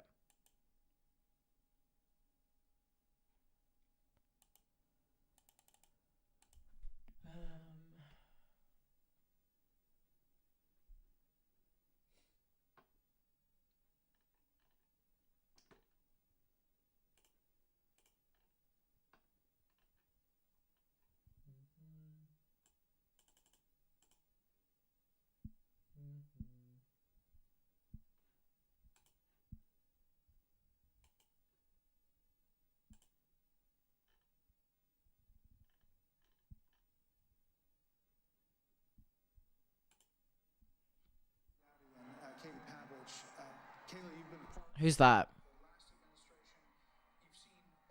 Who the fuck is that? Is that his son? Oh, that is his son. Loser. Is it? Or wait, is that? Oh, that is not his son. That is like a 60-year-old man. My bad. My bad.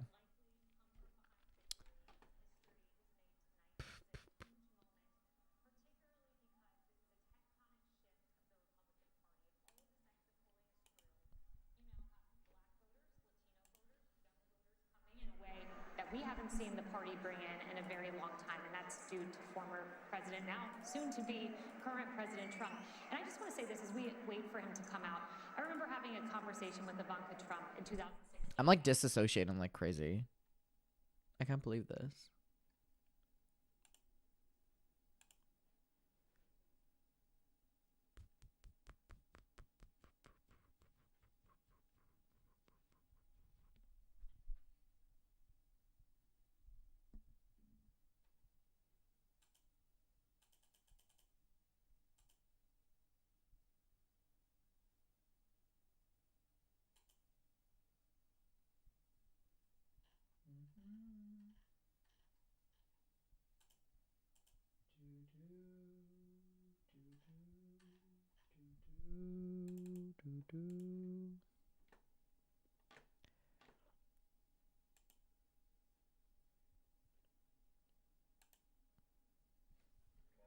They're a little more prepared this time. They've got a great transition.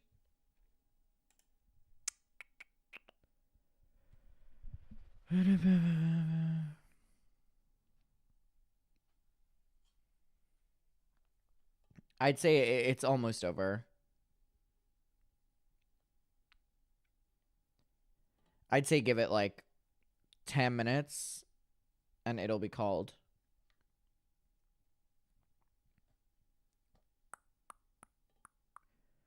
We've also almost been on live stream for 5 fucking hours. Had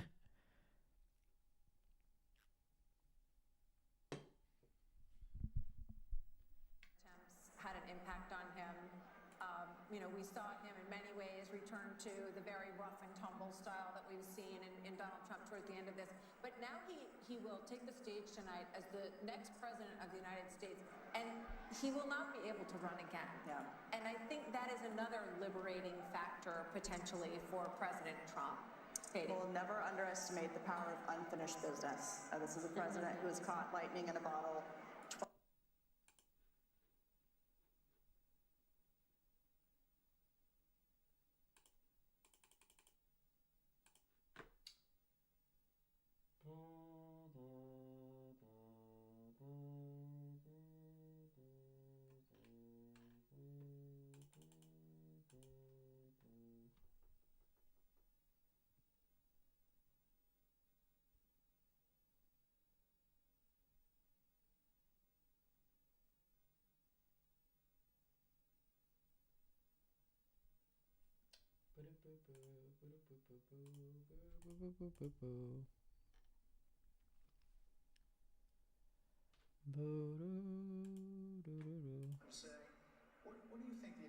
Is he out yet? Can he hurry up? Can one of them hurry up and do something? I think it's going to be agonizing. I think it's going to take a little while for consensus to shut up.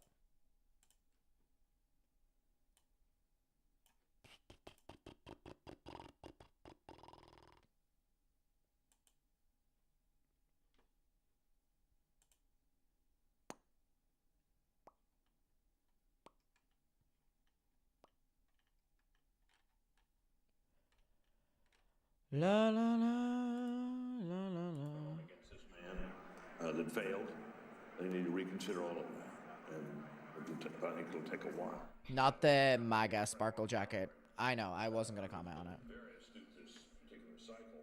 He thinks there's going to be blood in the streets and people are going to be hysterical. I hope not, but it could happen. I am really looking forward to reading Some of the stories, probably with a lot of anonymous sources amongst Democrats with the recriminations, and it's going to be fast and furious, and you will have people saying that Joe Biden should have dropped out the day after, not dropped out, but said he was not running for re-election on the day after that midterm in 2022, and either endorsed her or said, let there be a primary, and Dr. Jill Biden, there will be thoughts about her. And I wonder how chilly that White House is going to be for the next 90 days as they try to figure it out. And let me just say that as Vice President of the United States, Kamala Harris will certify the election results on January 6th. A lot of irony in that moment. Harold, your thoughts? Oh, I forgot that she would have to do that as vice president. People who had very high passions in this race. There are Democrats who were fervently for Joe Biden. He performed poorly during a debate, and the party switched to Kamala Harris, and there was genuine excitement, I think, built over a period of time. And some of that excitement was an aversion and almost a dislike and a disdain for Donald Trump. But I hope it's a moment that we can all grow from, because if we don't, not in a selfish, partisan way, Democrats won't progress. And I don't think you can fly and soar as a great country unless you have both wings working together. And President Trump, tonight, I'm going to be interested in that tone, Kayla. I was reminded of your words, reminded of what you said as you shared it. I remembered that story, and I hope and pray for the country tonight that President Trump, who has every right to be joyful, every right to celebrate, will give a speech with that tone tonight that in many ways could help him do all the things that he campaigned on in this campaign. What does this mean for the never-Trumpers who are Republican and the Lincoln Project people and Bill Kristol and people like that who seem to abandon everything they ever previously believed in order to oppose Donald Trump? Kellyanne? We'll get to the never-Trumpers soon enough and the hundreds of millions of dollars wasted on them. Look, Donald Trump won this on policy and personality. I don't want to be remiss here. He is talking about energy independence, manufacturing, an economy where everybody is working, no new foreign wars, getting out of the entanglements we currently have, respecting and resourcing law enforcement, border patrol, military.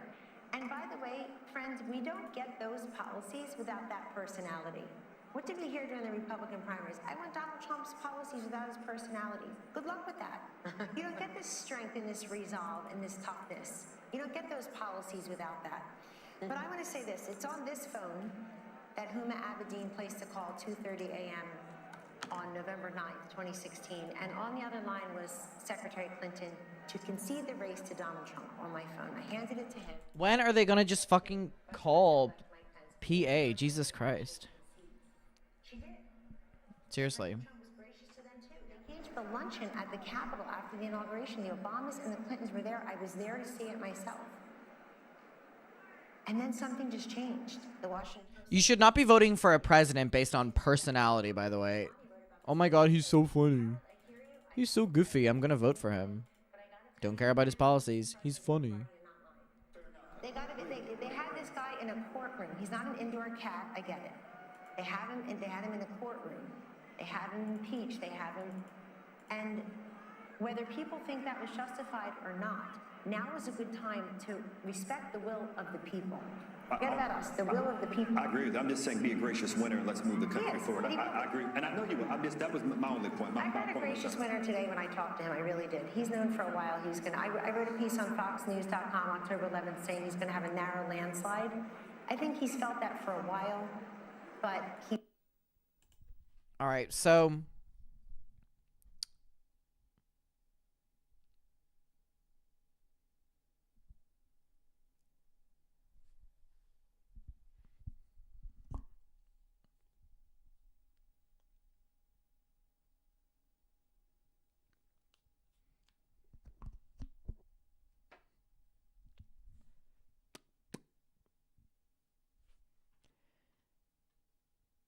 Gays for Trump.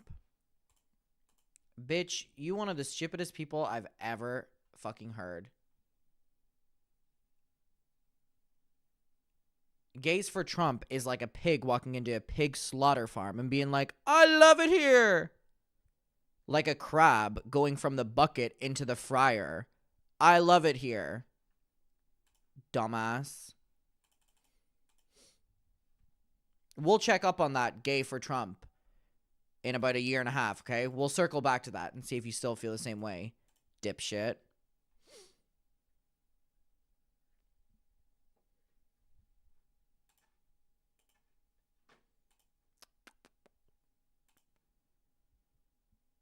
Literally, like, gays for Trump. Chicken for KFC. Like, please make us into more burgers. Chickens for McDonald's chicken nuggets. You're so fucking stupid.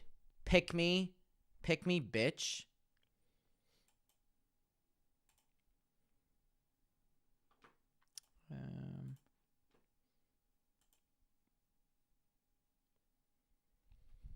Doo-doo-doo.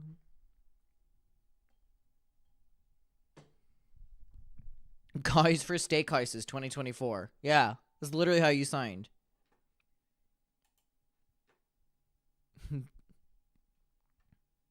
Guys for burgers. Crabs for boiling water. Fish for hooks. Slugs for salt. What is happening here?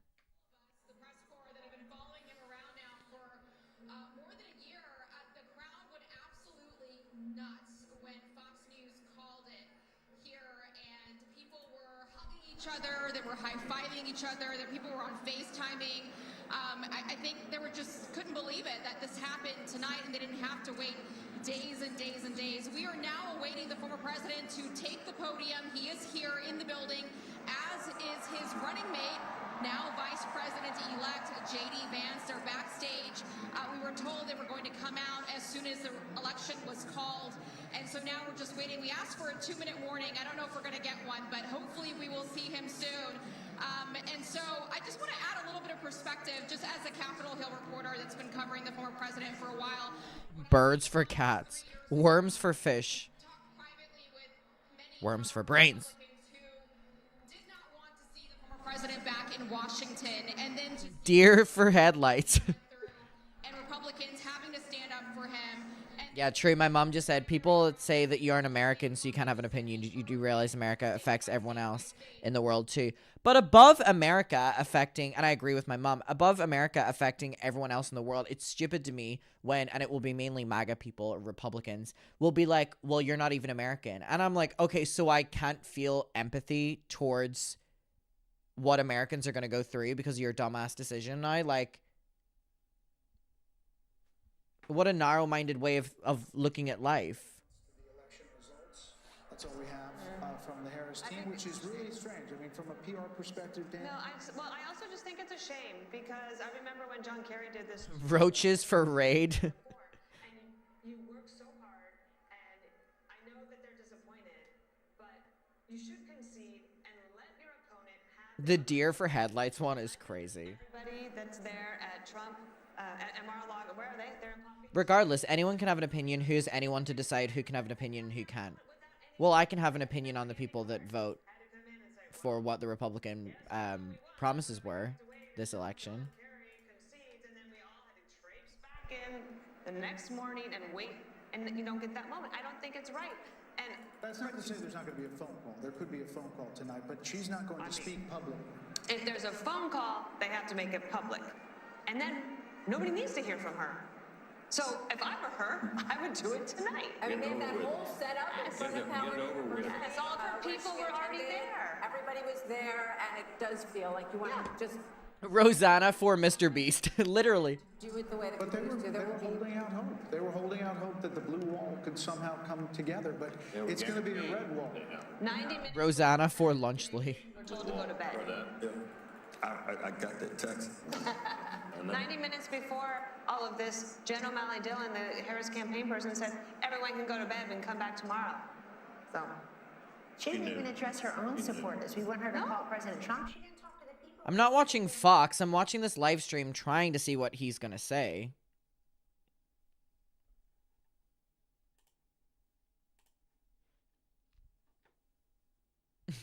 Cats for Shane Dawson.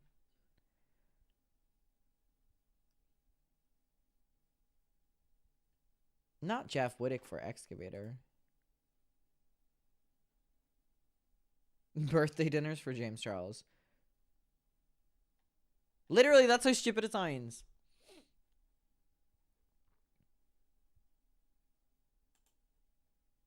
I have got to believe the man that I know and that Kaylee worked with is. Because this is interesting as well, because he could come out and be like, Kamala just called me. He could literally say that. He could be like, Kamala just called, and then that's like, you know, game over. Oh, NBC have just confirmed Pennsylvania. NBC have just confirmed Pennsylvania. Trump has won. Yeah, NBC have just called it. Trump's won.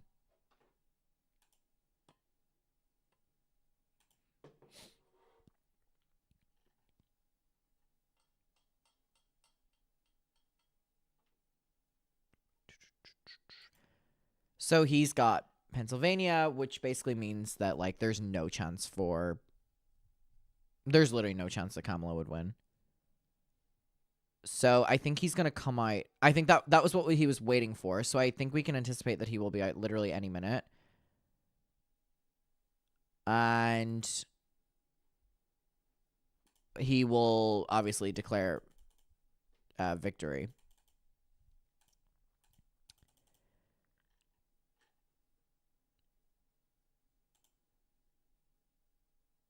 CNN apparently have also just called it.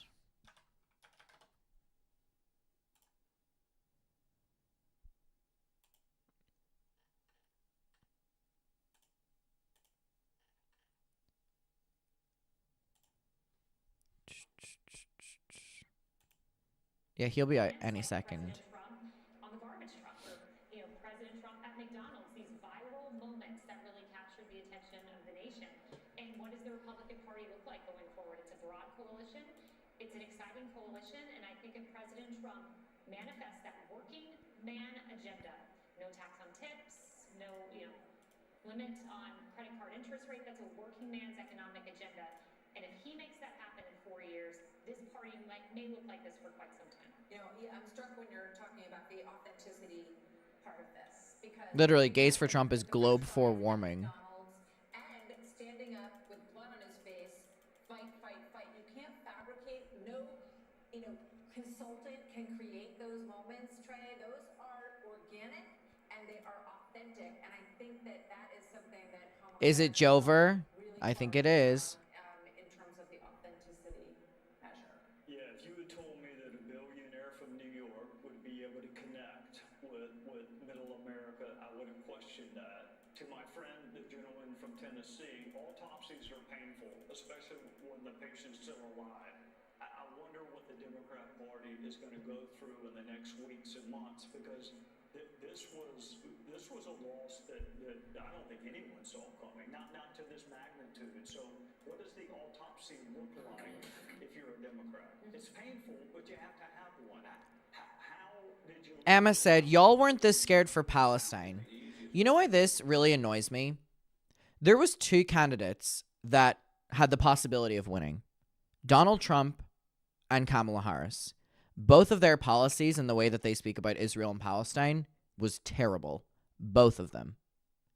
Out of the 2 people, the one who would be more willing to change their approach, specifically when they're not under the Biden administration, would be Kamala Harris. So people voting Trump as a gotcha moment for Kamala not making a good enough stance on Palestine, which is something that she needed to be called out for, you've therefore voted in a candidate who's even more less willing to change. So it's not a gotcha moment. It's not a gotcha moment. And when people say that about Palestine, I am so fucking pro-Palestine. I grew up in Derry. We have been taught from a very young age about Palestine. I am so pro-Palestine. Voting independent is never going to work in these elections. It's Kamala or Trump. Both of them handled Israel and Palestine terribly. We saw how both of them danced around it at all of the debates. we saw that Kamala would have people coming to her debates and shouting free Palestine, and you wouldn't get that at Trump rallies. But out of the two people, while they both never had a concrete stance or didn't have a good one at all or ass-licked Israel, Kamala is the only one out of both of them that would be more willing to sway her take on it because she's not under the Biden administration anymore if she was president. A lot of the criticism that Kamala has got is from the Biden administration, and she couldn't throw any of their takes under the bus. Therefore, the Democratic Party would be split. They needed to be as together as possible. Therefore, her takes were fucking shitty. And you know what? Even if that was her own personal opinions of not really forming an opinion on Palestine and Israel, which is a problem within itself, still, out of her and Trump, she's still the one who would be making the less stronger approach. Neither option is great. One option is significantly better.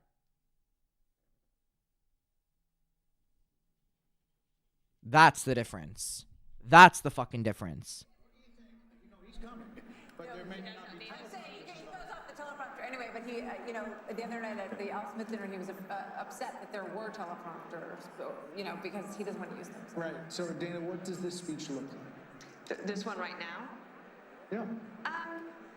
I think look, I don't know. He's one of the most unpredictable people, too. So I think that's why we're all here, and I'm wide awake, and I've been awake for almost 24 hours now. And I am curious to see. I think I wasn't just thinking about this speech. I'm thinking about the inauguration speech, which would be 8 years since Carnage speech. He has a wide range of the types of speeches that he can give. If you think even within a speech, there's range. If you think about the RNC convention, it started off with like, oh, wow, yeah. And then after a while, it was like, wow, he's still talking. It was like so long, and it kind of got off script, and people thought, oh, he kind of lost opportunity. But he didn't. I think, if you look at I just love that the full thing the Republicans ran with was that Biden was too old. Trump will literally be so fucking old when this presidency is supposed to end. part of the things he has done as well is created this camaraderie amongst people so that you could go to a place where you're not afraid to wear your red MAGA hat and you can say, I'm not the crazy one. I'm not the only one who thinks the way that I do. I can actually have friends, and that doesn't mean that there shouldn't be outreach to the other side. I believe in love thy neighbor. I love all of that. But he has created something special here, so I kind of want him to take a victory lap tonight. I don't think this is necessarily the moment for unity, especially when she won't even concede and give him the night to celebrate. There we go. There we go. That is the Republican Party. We don't care about unity. There we go. This is not a moment for unity. There we go. There we go. There we go. We don't care about unity. This is not the moment for unity. There we fucking go. Swing state not that long ago, over 1.1 million votes or so. Haley, right, your home state. And this is, look, I think that when the Democrats take a look at this candidacy, it's not going to be the... This is not the moment for love thy neighbor is crazy. She's just a flawed candidate. She doesn't speak well. She doesn't work hard. I'm not being mean or partisan. I don't know why the country would have rewarded this candidate. So he's at 267, I think, or 266. This one is so behind. Google, please update.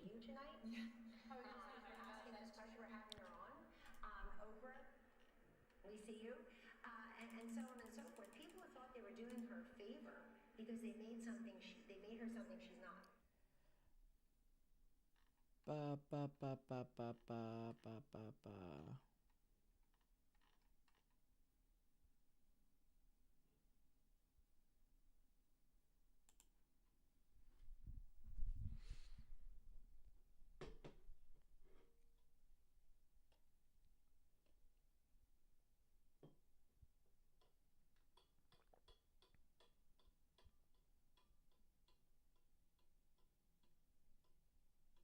Yeah, I know. Shout out to them for waiting for the confirmation. I know that's very important. People are saying because this 266 isn't official yet. I mean, it's pretty much confirmed. I want to quickly hear what one of the other stations are saying. But there are significant gambles that have paid off. I will also say, just spending so much time over this year talking to voters on the ground, talking to voters of all parties, all kind of walks of life. There was Okay, I'm gonna pee again. Come on. I just hit 5 hours on stream. on edge, an economy that just wasn't working. And Donald Trump tapped into that, perhaps in a more dark way. His rhetoric was much more harsh, but their theory was that this is an America that is not in a good place. And their theory was using those instincts and his personality and the kind of campaign that he's been waging for nearly a decade would bring those voters into the fold. Looks like we are just moments away from Donald Trump taking the stage in West Palm Beach. Want to bring in Republican strategist Leslie Sanchez. And Leslie, your thoughts at this moment? I think for many Americans, they're really excited about a change in America that they fundamentally believe in. You know, I was looking at something Senator Marco Rubio was writing about, that it's not so much we were talking about ethnic identity as much as coming together as Americans. Now, some people aren't going to buy that. I think there's going to be a lot of sour grapes and people pointing fingers. But when we're looking at this now, this is a multiracial, working class, middle class Republican Party. It has been in the making for many election cycles, and I think Trump has leaned into that. He saw that this is where the country was going, and this is why you see that wave across America. It's in all of those communities, big and small, different identities and ethnicities, but feeling this economic pinch, and also feeling this crush of immigrants across the border, feeling like there is a very porous border and nothing. Gays for Trump being Alexa Nicholas for Kat Tambarge. Sorry, someone tweeted me that whenever I was in the bathroom, and I thought it was funny. And was why you had such a passionate response from so many people. Hey, Leslie, do you think this is a Republican Party forever changed? And what happens to Republicans who may not be okay with the way Donald Trump behaves or some of his beliefs? Are they just totally out now? Well, everybody's welcome, right? What's a party but a coalition of people who come together around a set of ideas? And I agree with you, Gail, because political scientists will say about every 40 years you see these big political shifts in party ID and partisanship. We believe we've been in that for a few cycles now, and you haven't seen it since the 1980s, and now you're seeing it again. And what does it look like? The party has changed. The party is more ethnic, working class, middle class, and you're seeing many more college-educated, master's degree, advanced educated, suburban communities. Seeing a lot of confirmation that Trump has gotten PA. It is a different party. Does it mean it's not welcome? No. But that's the frustration you saw in 2020. Yeah, PA's confirmed. There's too big of a lead at this stage now. This is not a party we recognize. Well, welcome to the new Republican Party. Yeah, I asked that question because I hear so many times from Republicans who say, look, I don't like some of the things he does. I don't like the way he behaves, but I feel like I have to go along to get along, even while some of them say I have to hold my nose and hide my ears. Gail, you remind me of one voter I heard in Bucks County in Bristol, Puerto Rican family, second, third generation, business community, represents the business interest. And we talked about some of those disparaging comments that happened at the MSG rally and said, is that going to hurt the Puerto Rican community? Is that going to make a difference? And they said, you know, there's going to be some bluster around this, but at the end of the day, it's about our community, our family, our faith, and our pocketbook.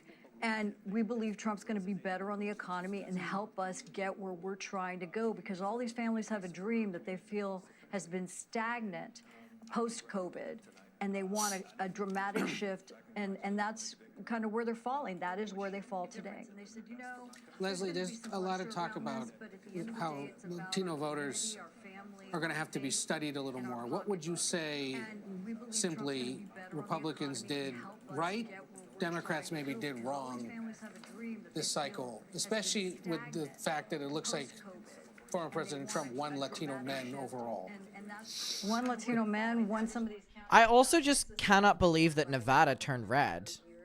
More than 100 years, since the 1890s. Exactly, yes.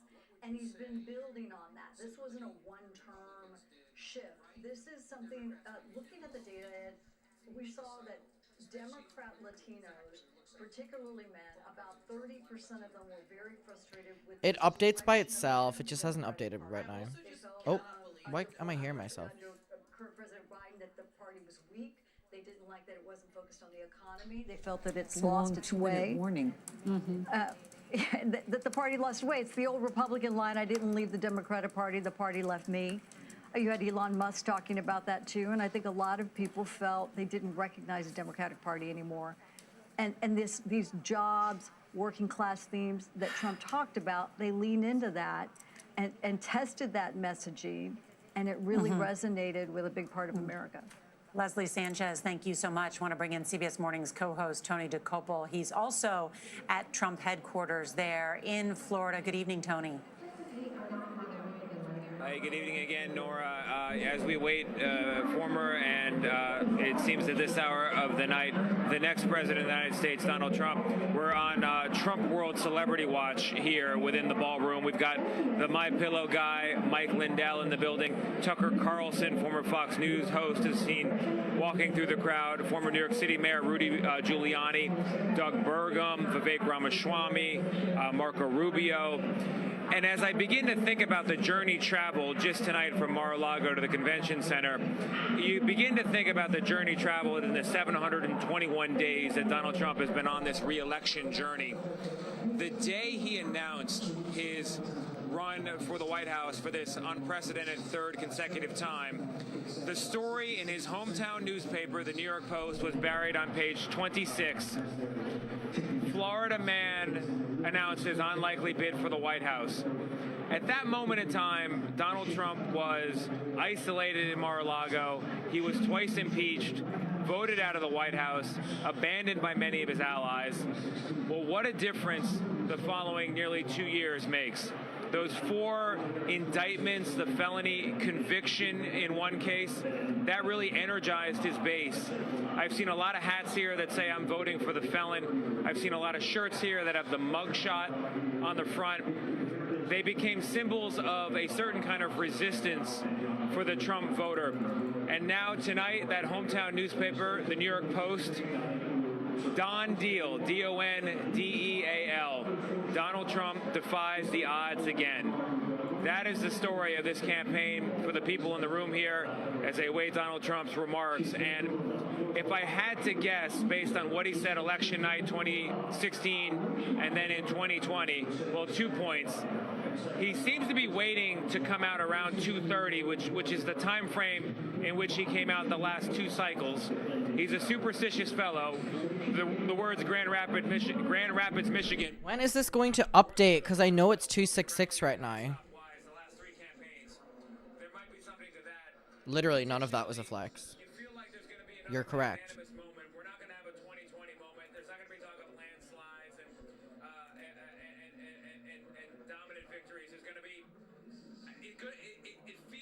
We might have a moment where we begin to stop being partisans and take an initial tentative step back to being Americans, as we are here in the wee hours of the day after Election Day. How are all these old people still, like, awake? Like, seriously, how are all these old people still... Like, it's like 2 a.m. for them? Like, how are the old people still awake? Time in Florida. It's almost 3 a.m. for them. It's almost 3 a.m. for them. How are they still awake? Damn. Takes the stage. A travel ban 2.0. He wants to end birthright citizenship for babies born in the United States to undocumented parents. He wants to use the Alien and Enemies Act of 1978 to dismantle, to deport gang leaders. That is a law that has not been used since World War II to intern Japanese Americans in this country. And we talked about his mass deportation plan. What we didn't talk about is that Tom Holman told me that that would essentially involve... Wait, is he coming out? Vance, along with friends and campaign staff. Well, here we go. Melania refusing to want to hold hands as always.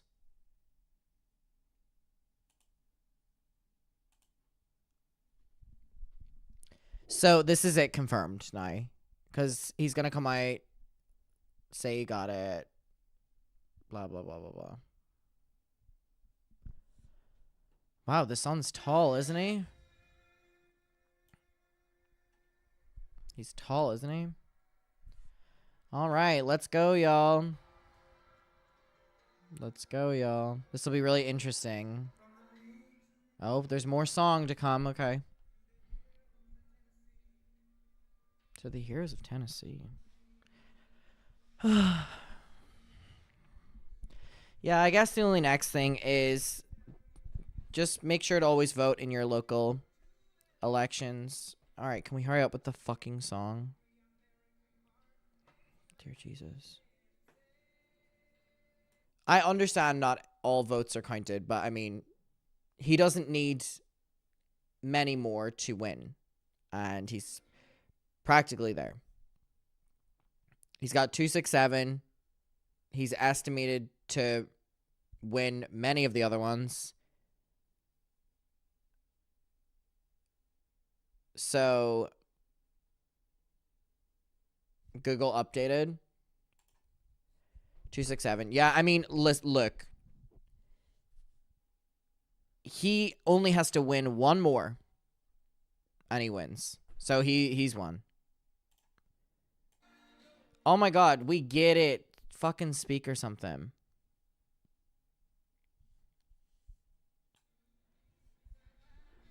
God, there's so many of them.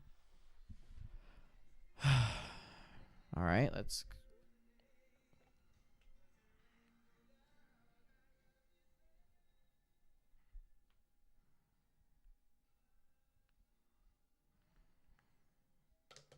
This is going to be so interesting to see. Because I'm interested to see if he says that Kamala called him as well. Oof.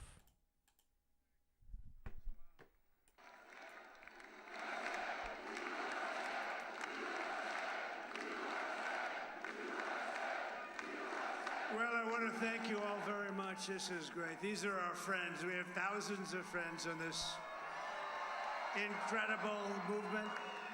This was a movement like nobody's ever seen before. And frankly, this was, I believe, the greatest political movement of all time. There's never been anything like this in this country, and maybe beyond. And now it's going to reach a new level of importance because we're going to help our country heal. We're going to help our country heal. We have a country that needs help, and it needs help very badly. We're going to fix our borders. We're going to fix everything about our country. And we made history for a reason tonight, and the reason is going to be just that. We overcame obstacles that nobody thought possible, and it is now clear that we've achieved the most incredible political thing. Look what happened. Is this crazy?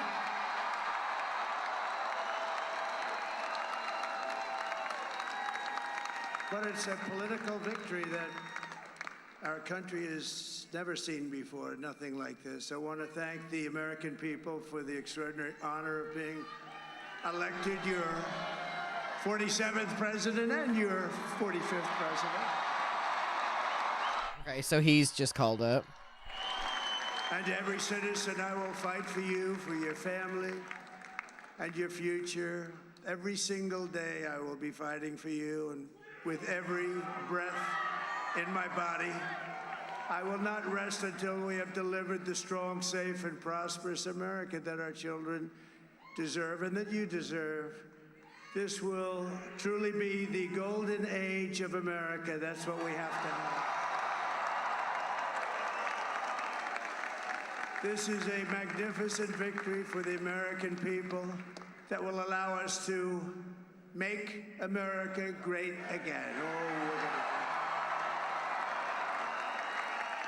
And in addition to having won the battleground states of North Carolina, I love these places, Georgia, Pennsylvania, and Wisconsin, we are now winning in Michigan, Arizona, Nevada, and Alaska, which would result in us carrying at least 315 electoral votes, but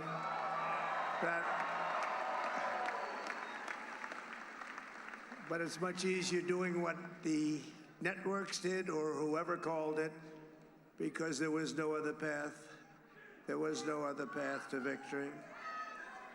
We also have won the popular vote. That was great. Very proud of that.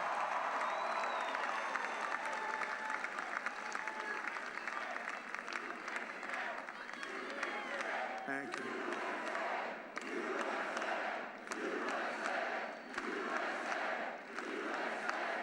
Thank you very much. Thank you. Winning the popular vote was very nice, I will tell you. It's a great feeling of love. We have a great feeling of love in this very large room with unbelievable people standing by my side. These people have been incredible. They've made the journey with me, and we're going to make you very happy. We're going to make you very proud of your vote. I hope that you're going to be looking back someday and say that was one of the truly important moments of my life when I voted for this group of people beyond the president, this group of great people. America has given us an unprecedented and powerful mandate. We have taken back control of the Senate. Wow, that's good. And the Senate races in Montana, Nevada, Texas, Ohio, Michigan, Wisconsin, the great Commonwealth of Pennsylvania, were all won by the MAGA movement. They helped so much. And in those cases, every one of them, we worked with the senators. They were tough races, and I mean, the number of victories in the Senate was absolutely incredible. And we did tele-rallies. We did tele-rallies with each one of them. And sometimes we did 2 or 3 and it was amazing to look at all of those victories. Nobody expected that, nobody. So I just wanted to thank you very much for that. And you have some great senators and some great new senators. And it also looks like we'll be keeping control of the House of Representatives.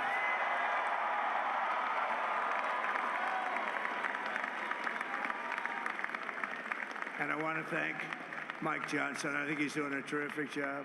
Terrific job. I want to also thank my beautiful wife, Melania, First Lady. Oh my God, he said First Lady, but I thought he said for slaying.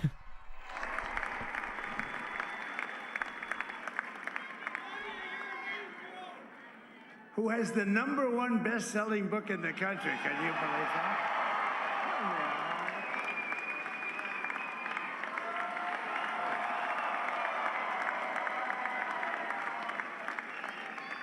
Oh, no, she's done a great job. Works very hard to help people. So I just want to thank her. But I want to thank my whole family, my amazing children, and they are amazing children. Now, we all think our children are amazing. Everybody here thinks their children are amazing, but that's a good thing when you think they are. But Don, Eric, Ivanka, Tiffany, Barron, Laura, Jared, Kimberly, Michael, thank you all. What a help. What a great.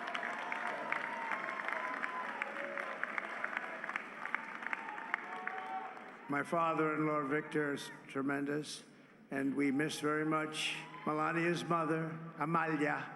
We miss Amalia, don't we, huh? She would be very happy right now, standing on this stage. She'd be so proud. She was a great woman, that one. Beautiful inside and out. She was a great woman. I want to be the first to congratulate our great, now I can say, Vice President-elect of the United States, J.D. Vance.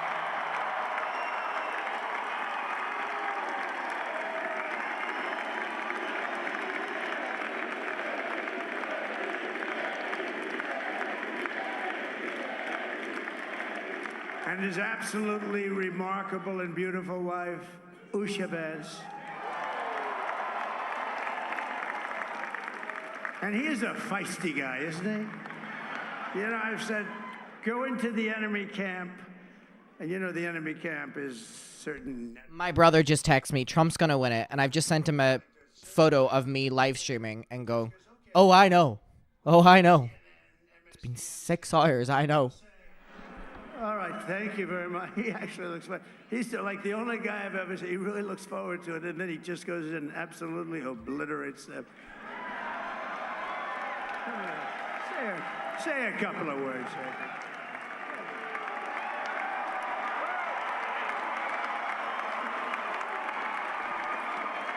Wild.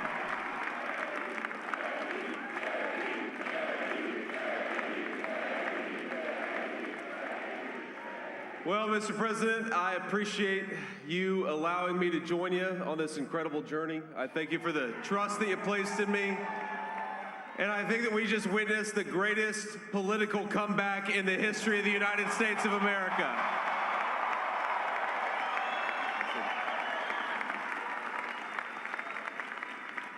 And under President Trump's leadership, we're never going to stop fighting for you, for your dreams, for the future of your children. And after the greatest political comeback in American history, we're going to lead the greatest economic comeback in American history under Donald Trump's leadership.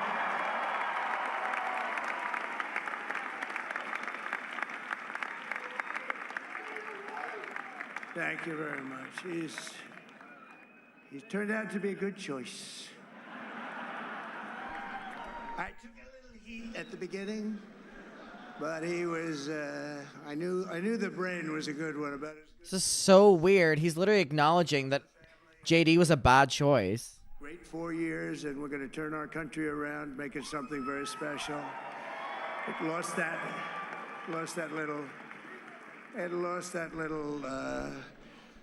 little thing called special. We have to make it so. We're going to make this so great. It's the greatest country and potentially the greatest country in the world by far. And right now, we're going to just work very hard to get all of that back.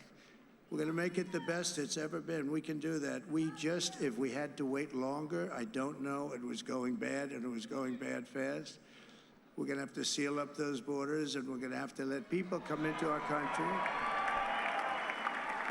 We want people to come back in, but we have to let them come back in, but they have to come in legally. They have to come in legally.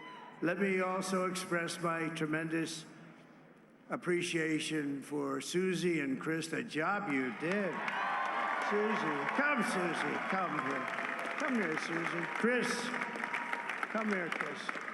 Susie likes to stay sort of in the back, let me tell you. The Ice Maiden, we call her the Ice Maiden. Come here, Chris. Come here, Chris. Obsessed with her not wanting to say a single fucking thing. Stay in the background. She's not in the background. Come here, say something. This wasn't expected, but I just want to thank, obviously, President Trump for this journey. It was a great one, and he's a hell of a candidate, and he's going to be a hell of a great 47th president. And this team that we had, the best team, and, of course, even my boss, Susie Wiles, the best. Thank you. Thank you, and thank you, Susie. Look at her. She's shy. I've never seen her be shy before. Susie. They're great. Everybody up here is great. Everybody up here is very special. But the Trump, who did you say? Oh, let me tell you, we have a new star. A star is born, Elon. Now he is. Now he's an amazing guy. We were sitting together tonight. You know, he spent 2 weeks in Philadelphia and different parts of Pennsylvania, campaigning. You know, he sent the rocket up 2 weeks ago, and I saw that rocket, and I saw it coming down. I saw it.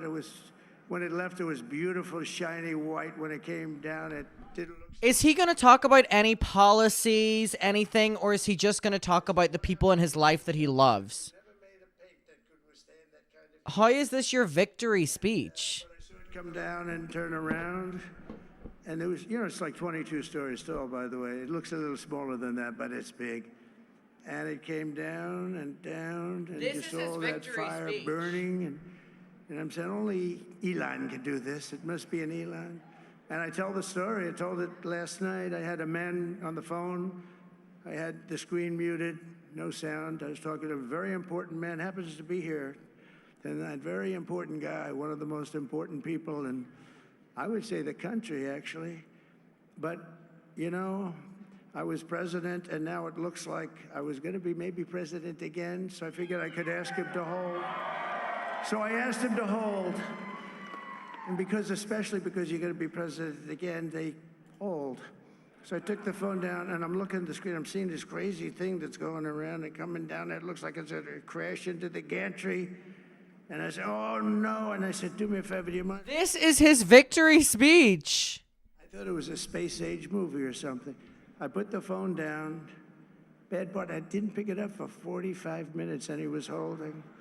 But this spaceship came down, and I saw those engines firing, and it looked like it was over. It was going to smash. And then I saw the fire pour out from the left side, and I put it straight. And it came down so gently, and then it wrapped those arms around it, and it held it. And just like you hold your baby at night, your little baby. And it was a beautiful thing to see. And I called Elon. I said, Elon, was that you? He said, yes, it was. I said, who else can do that? Can Russia do it? No. Can China do it? No. Can the United States do it other than you? No. Nobody can do that. I said, that's why I love you, Elon. That's great. And you know what? This is his victory speech. Helene, and it hit North Carolina. They were really devastated, the water. This was a big water, as big as we've ever seen, water hurricane. It built lakes out of nothing. Fields became lakes, and the danger was unbelievable. And the people, If Biden ever had done a speech like this, he'd be ridiculed by the Republicans. at all possible, for you to speak to Elon Musk, we need Starlink. I said, what's Starlink? It's a form of communication. So I called Elon, and I'll tell you what, he had, and it was very dangerous. People would die. They had no communication. All the wires were down. I called Elon Musk. I said, Elon, you have something called Starlink. Is that right? Yes, I do. What the hell is it? He said, it's a communication system that's very good. I said, Elon, they need it really, really badly in North Carolina. Can you get it? He had that there so fast. It was incredible. So, and it was great. It saved a lot of lives. He saved a lot of lives. But he's a character. He's a special guy. He's a super genius. We have to protect our geniuses. We don't have that many of them. We have to protect our super geniuses. I want to thank some of the guys. You know, we have up here today the U.S. Open champion. He's a fantastic golfer. Slightly longer than me. It's a ball a little bit longer than me. Just a little bit. Bryson DeChambeau is up here someplace. This is his victory speech. Bryson.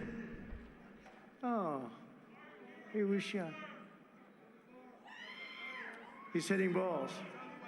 Oh, he's on the way. He's hitting balls. Bryson. Oh, look at him.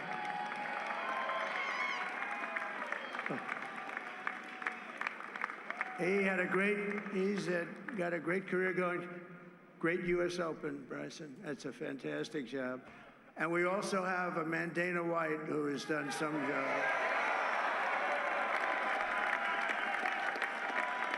He's a tough guy.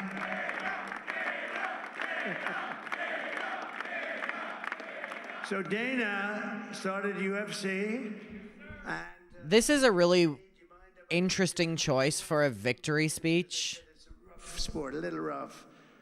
And I helped him out a little bit, and I went and I said, this is the roughest sport I've ever seen, but I began to like it, and he loved it, and nobody's done a better job in sports. And you know, he's a very motivational kind of a guy, what he does. He gets these fighters, and they really go at it, and it's become one of the most successful sports enterprises anywhere at any time. It's doing so well. I'd like to ask Dana just to say a couple of words, because people love to hear from him. Dana, please.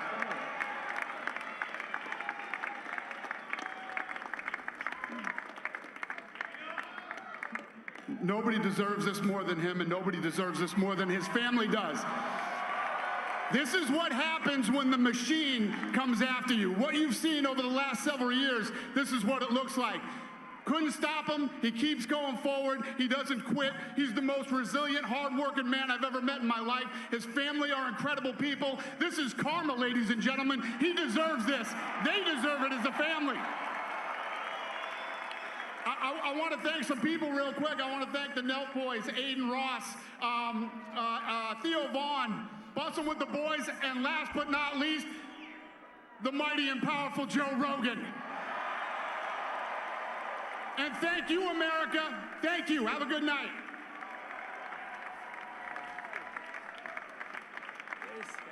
That is a piece of work. No, he's really an amazing guy. But most of all, I want to thank the millions of hardworking Americans across the nation who have always been the heart and soul of this really great movement. We've been through so much together, and today you showed up in record numbers to deliver a victory like like no other. This was something special, and we're gonna pay you back. We're gonna do the best job. We're gonna turn it around. It's got to be turned around. It's got to be turned around fast, and we're gonna turn it around. We're gonna do it in every way, with so many ways, but we're gonna do it in every way. This will forever be remembered as the day the American people regained control of their country.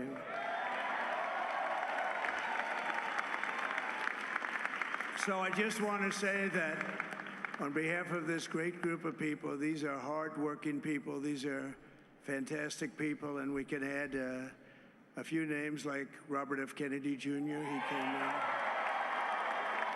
And he's going to help make America healthy again.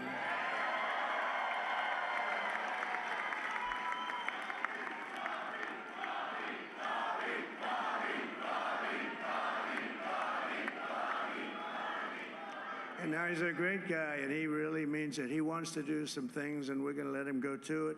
I just said, but Bobby, leave the oil to me. We have more liquid gold, oil and gas. We have more liquid gold than any country in the world, more than Saudi Arabia. We have more than Russia. Bobby, stay away from the liquid gold. Other than that, go have a good time, Bobby. We're going to be paying down debt. We're going to be reducing taxes. We can do things that nobody else can do. Nobody else is going to be able to do it. China doesn't have what we have. Nobody has what we have. But we have the greatest people also. Maybe that's the most important thing. This campaign has been so historic in so many ways. We've built the biggest, the broadest, the most unified coalition. They've never seen anything like it in all of American history. They've never seen it. Young and old, men and women, rural and urban. And we had them all helping us tonight. When you think, I mean, I was looking at it, I was watching it. They had some great analysis of the people that voted for us. Nobody's ever seen anything like that. They came from all corners, union, non-union, African American, Hispanic American, Asian American, Arab American, Muslim American. We had everybody, and it was beautiful. It was a historic realignment, uniting citizens of all backgrounds around a common core of common sense. You know, we're the party of common sense. We want to have borders. We want to have security. We want to have things be good, safe. We want great education. We want a strong and powerful military, and ideally we don't have to use it. You know, we had no wars. 4 years we had no wars, except we defeated ISIS. We defeated ISIS in record time, but we had no wars. They said, he will start a war. I'm not going to start a war. I'm going to stop wars.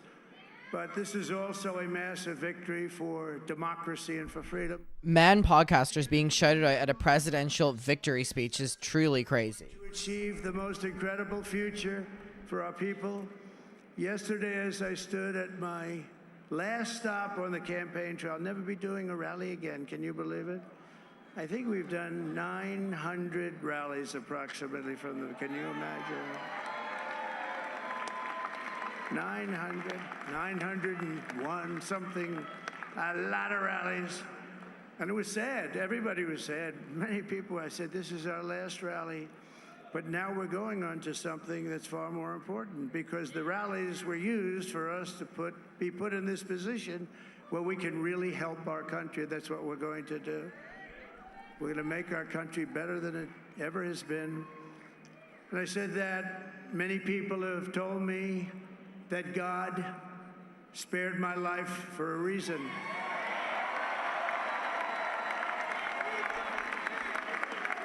And that reason was to save our country and to restore America to greatness. And now we are going to fulfill that mission together. We're going to fulfill that mission.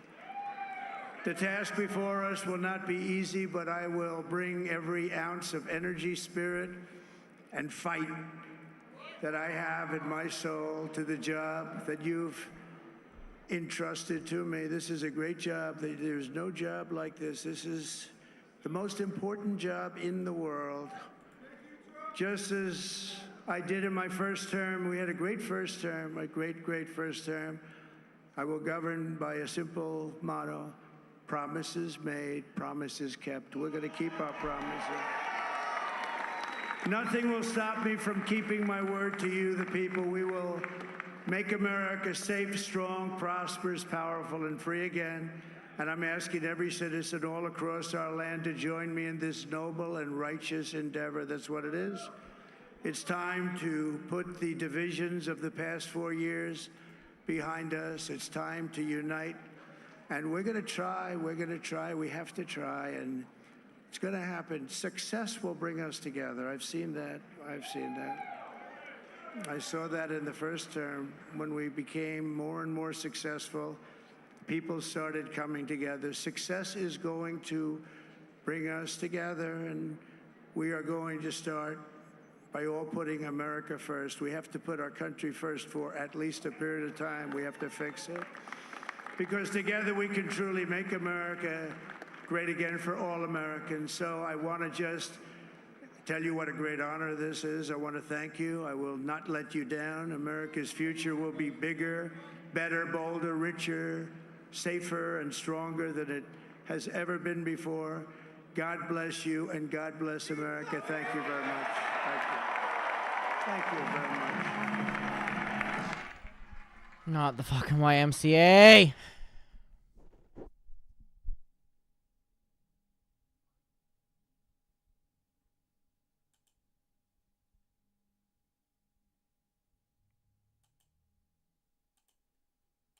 Family and friends on stage addressing Oh, supporters. I don't want to hear that song.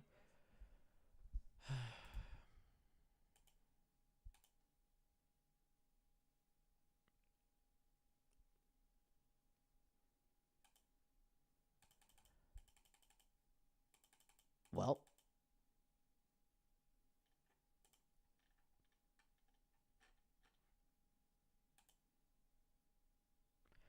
All right, Kamala got Minnesota, but it doesn't matter. Okay, well, that was an interesting victory speech, and I know people were like, why is he doing a victory speech? He didn't win yet. It's basically just confirmed.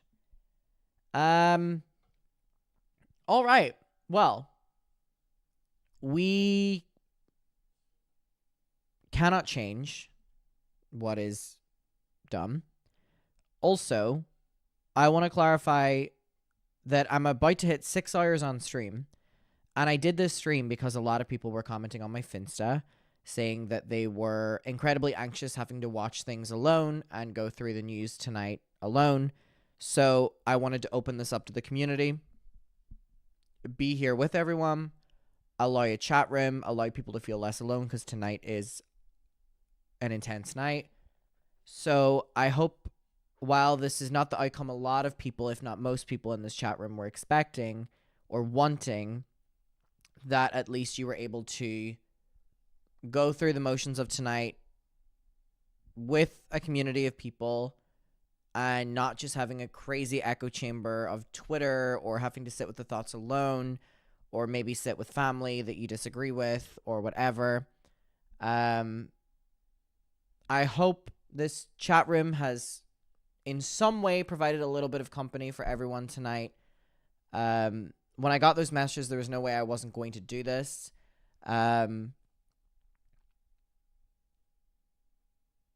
What's done is done. And I know a lot of people are probably feeling very, very, very intense right now. And the main thing is you need to look after yourself. And I think everyone who's watching right now, if I can give one piece of advice, you are going to be thinking about this all night. I will be thinking about this all night. Most people will be thinking about this all night. Tomorrow, please try, because I'm going to also be doing it. Try be on your phone for as little as possible. Don't doom scroll. Don't whatever, because tomorrow on social media is going to be just an overload of information, and it's going to be too much. So tomorrow, if we can all make a unanimous promise, even if you're going to half promise, be very aware of the time that you're spending on your phone tomorrow, because tomorrow is going to be one of the worst days of just too much information and all the rest, right? So be very aware of that. Go and do something. I think I'm going to go to London, and I think I'm going to maybe go to the zoo. We have been on live for 6 hours, and honestly, I was going to be going through all this stuff tonight anyway on my own, so having you guys all here for me as well, selfishly, was something that was really helpful. And I know that a lot of people are... Oh, people are saying it froze. Oh no. Oh, my bad. Has it? Oh, I hope not. Okay, I don't know if it's frozen or whatever. If you can hear me, you can hear me, and if you can't, you can't. This will be my closing statement. So I hope I'm not frozen, because I do want to say it. Look after yourself. Prioritize yourself. And have a little day tomorrow. I think everyone's going to need it. Look out for yourself. Stay safe. And realize that what is done, and there's nothing you can do about it.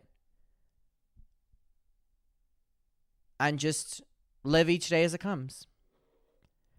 So I am going to leave stream. But for everyone for being here, thank you so much. I will say that if you want to continue this conversation, I would probably go and follow my Finsta, because that's where like everyone who's on the stream is kind of at. And I mean, you can hang out in the comments and talk to people or whatever if you want. It'll be a little bit less of an echo chamber over there than other social media platforms. Again, stay safe, prioritize yourself, and please, if you can take anything from this, like take a little bit of time tomorrow just to kind of do something that doesn't revolve around being on your phone or getting the news. I'm going to love and leave you. It feels really weird to just leave. I feel so shitty for doing that. But it is 8 a.m. and I do need to head off. So I'm sending you all love. What is done, and we'll live with it, and we'll take each day. Thank you, mods. Thank you, chat. Those who won tickets to the tour, message me on social media and I'll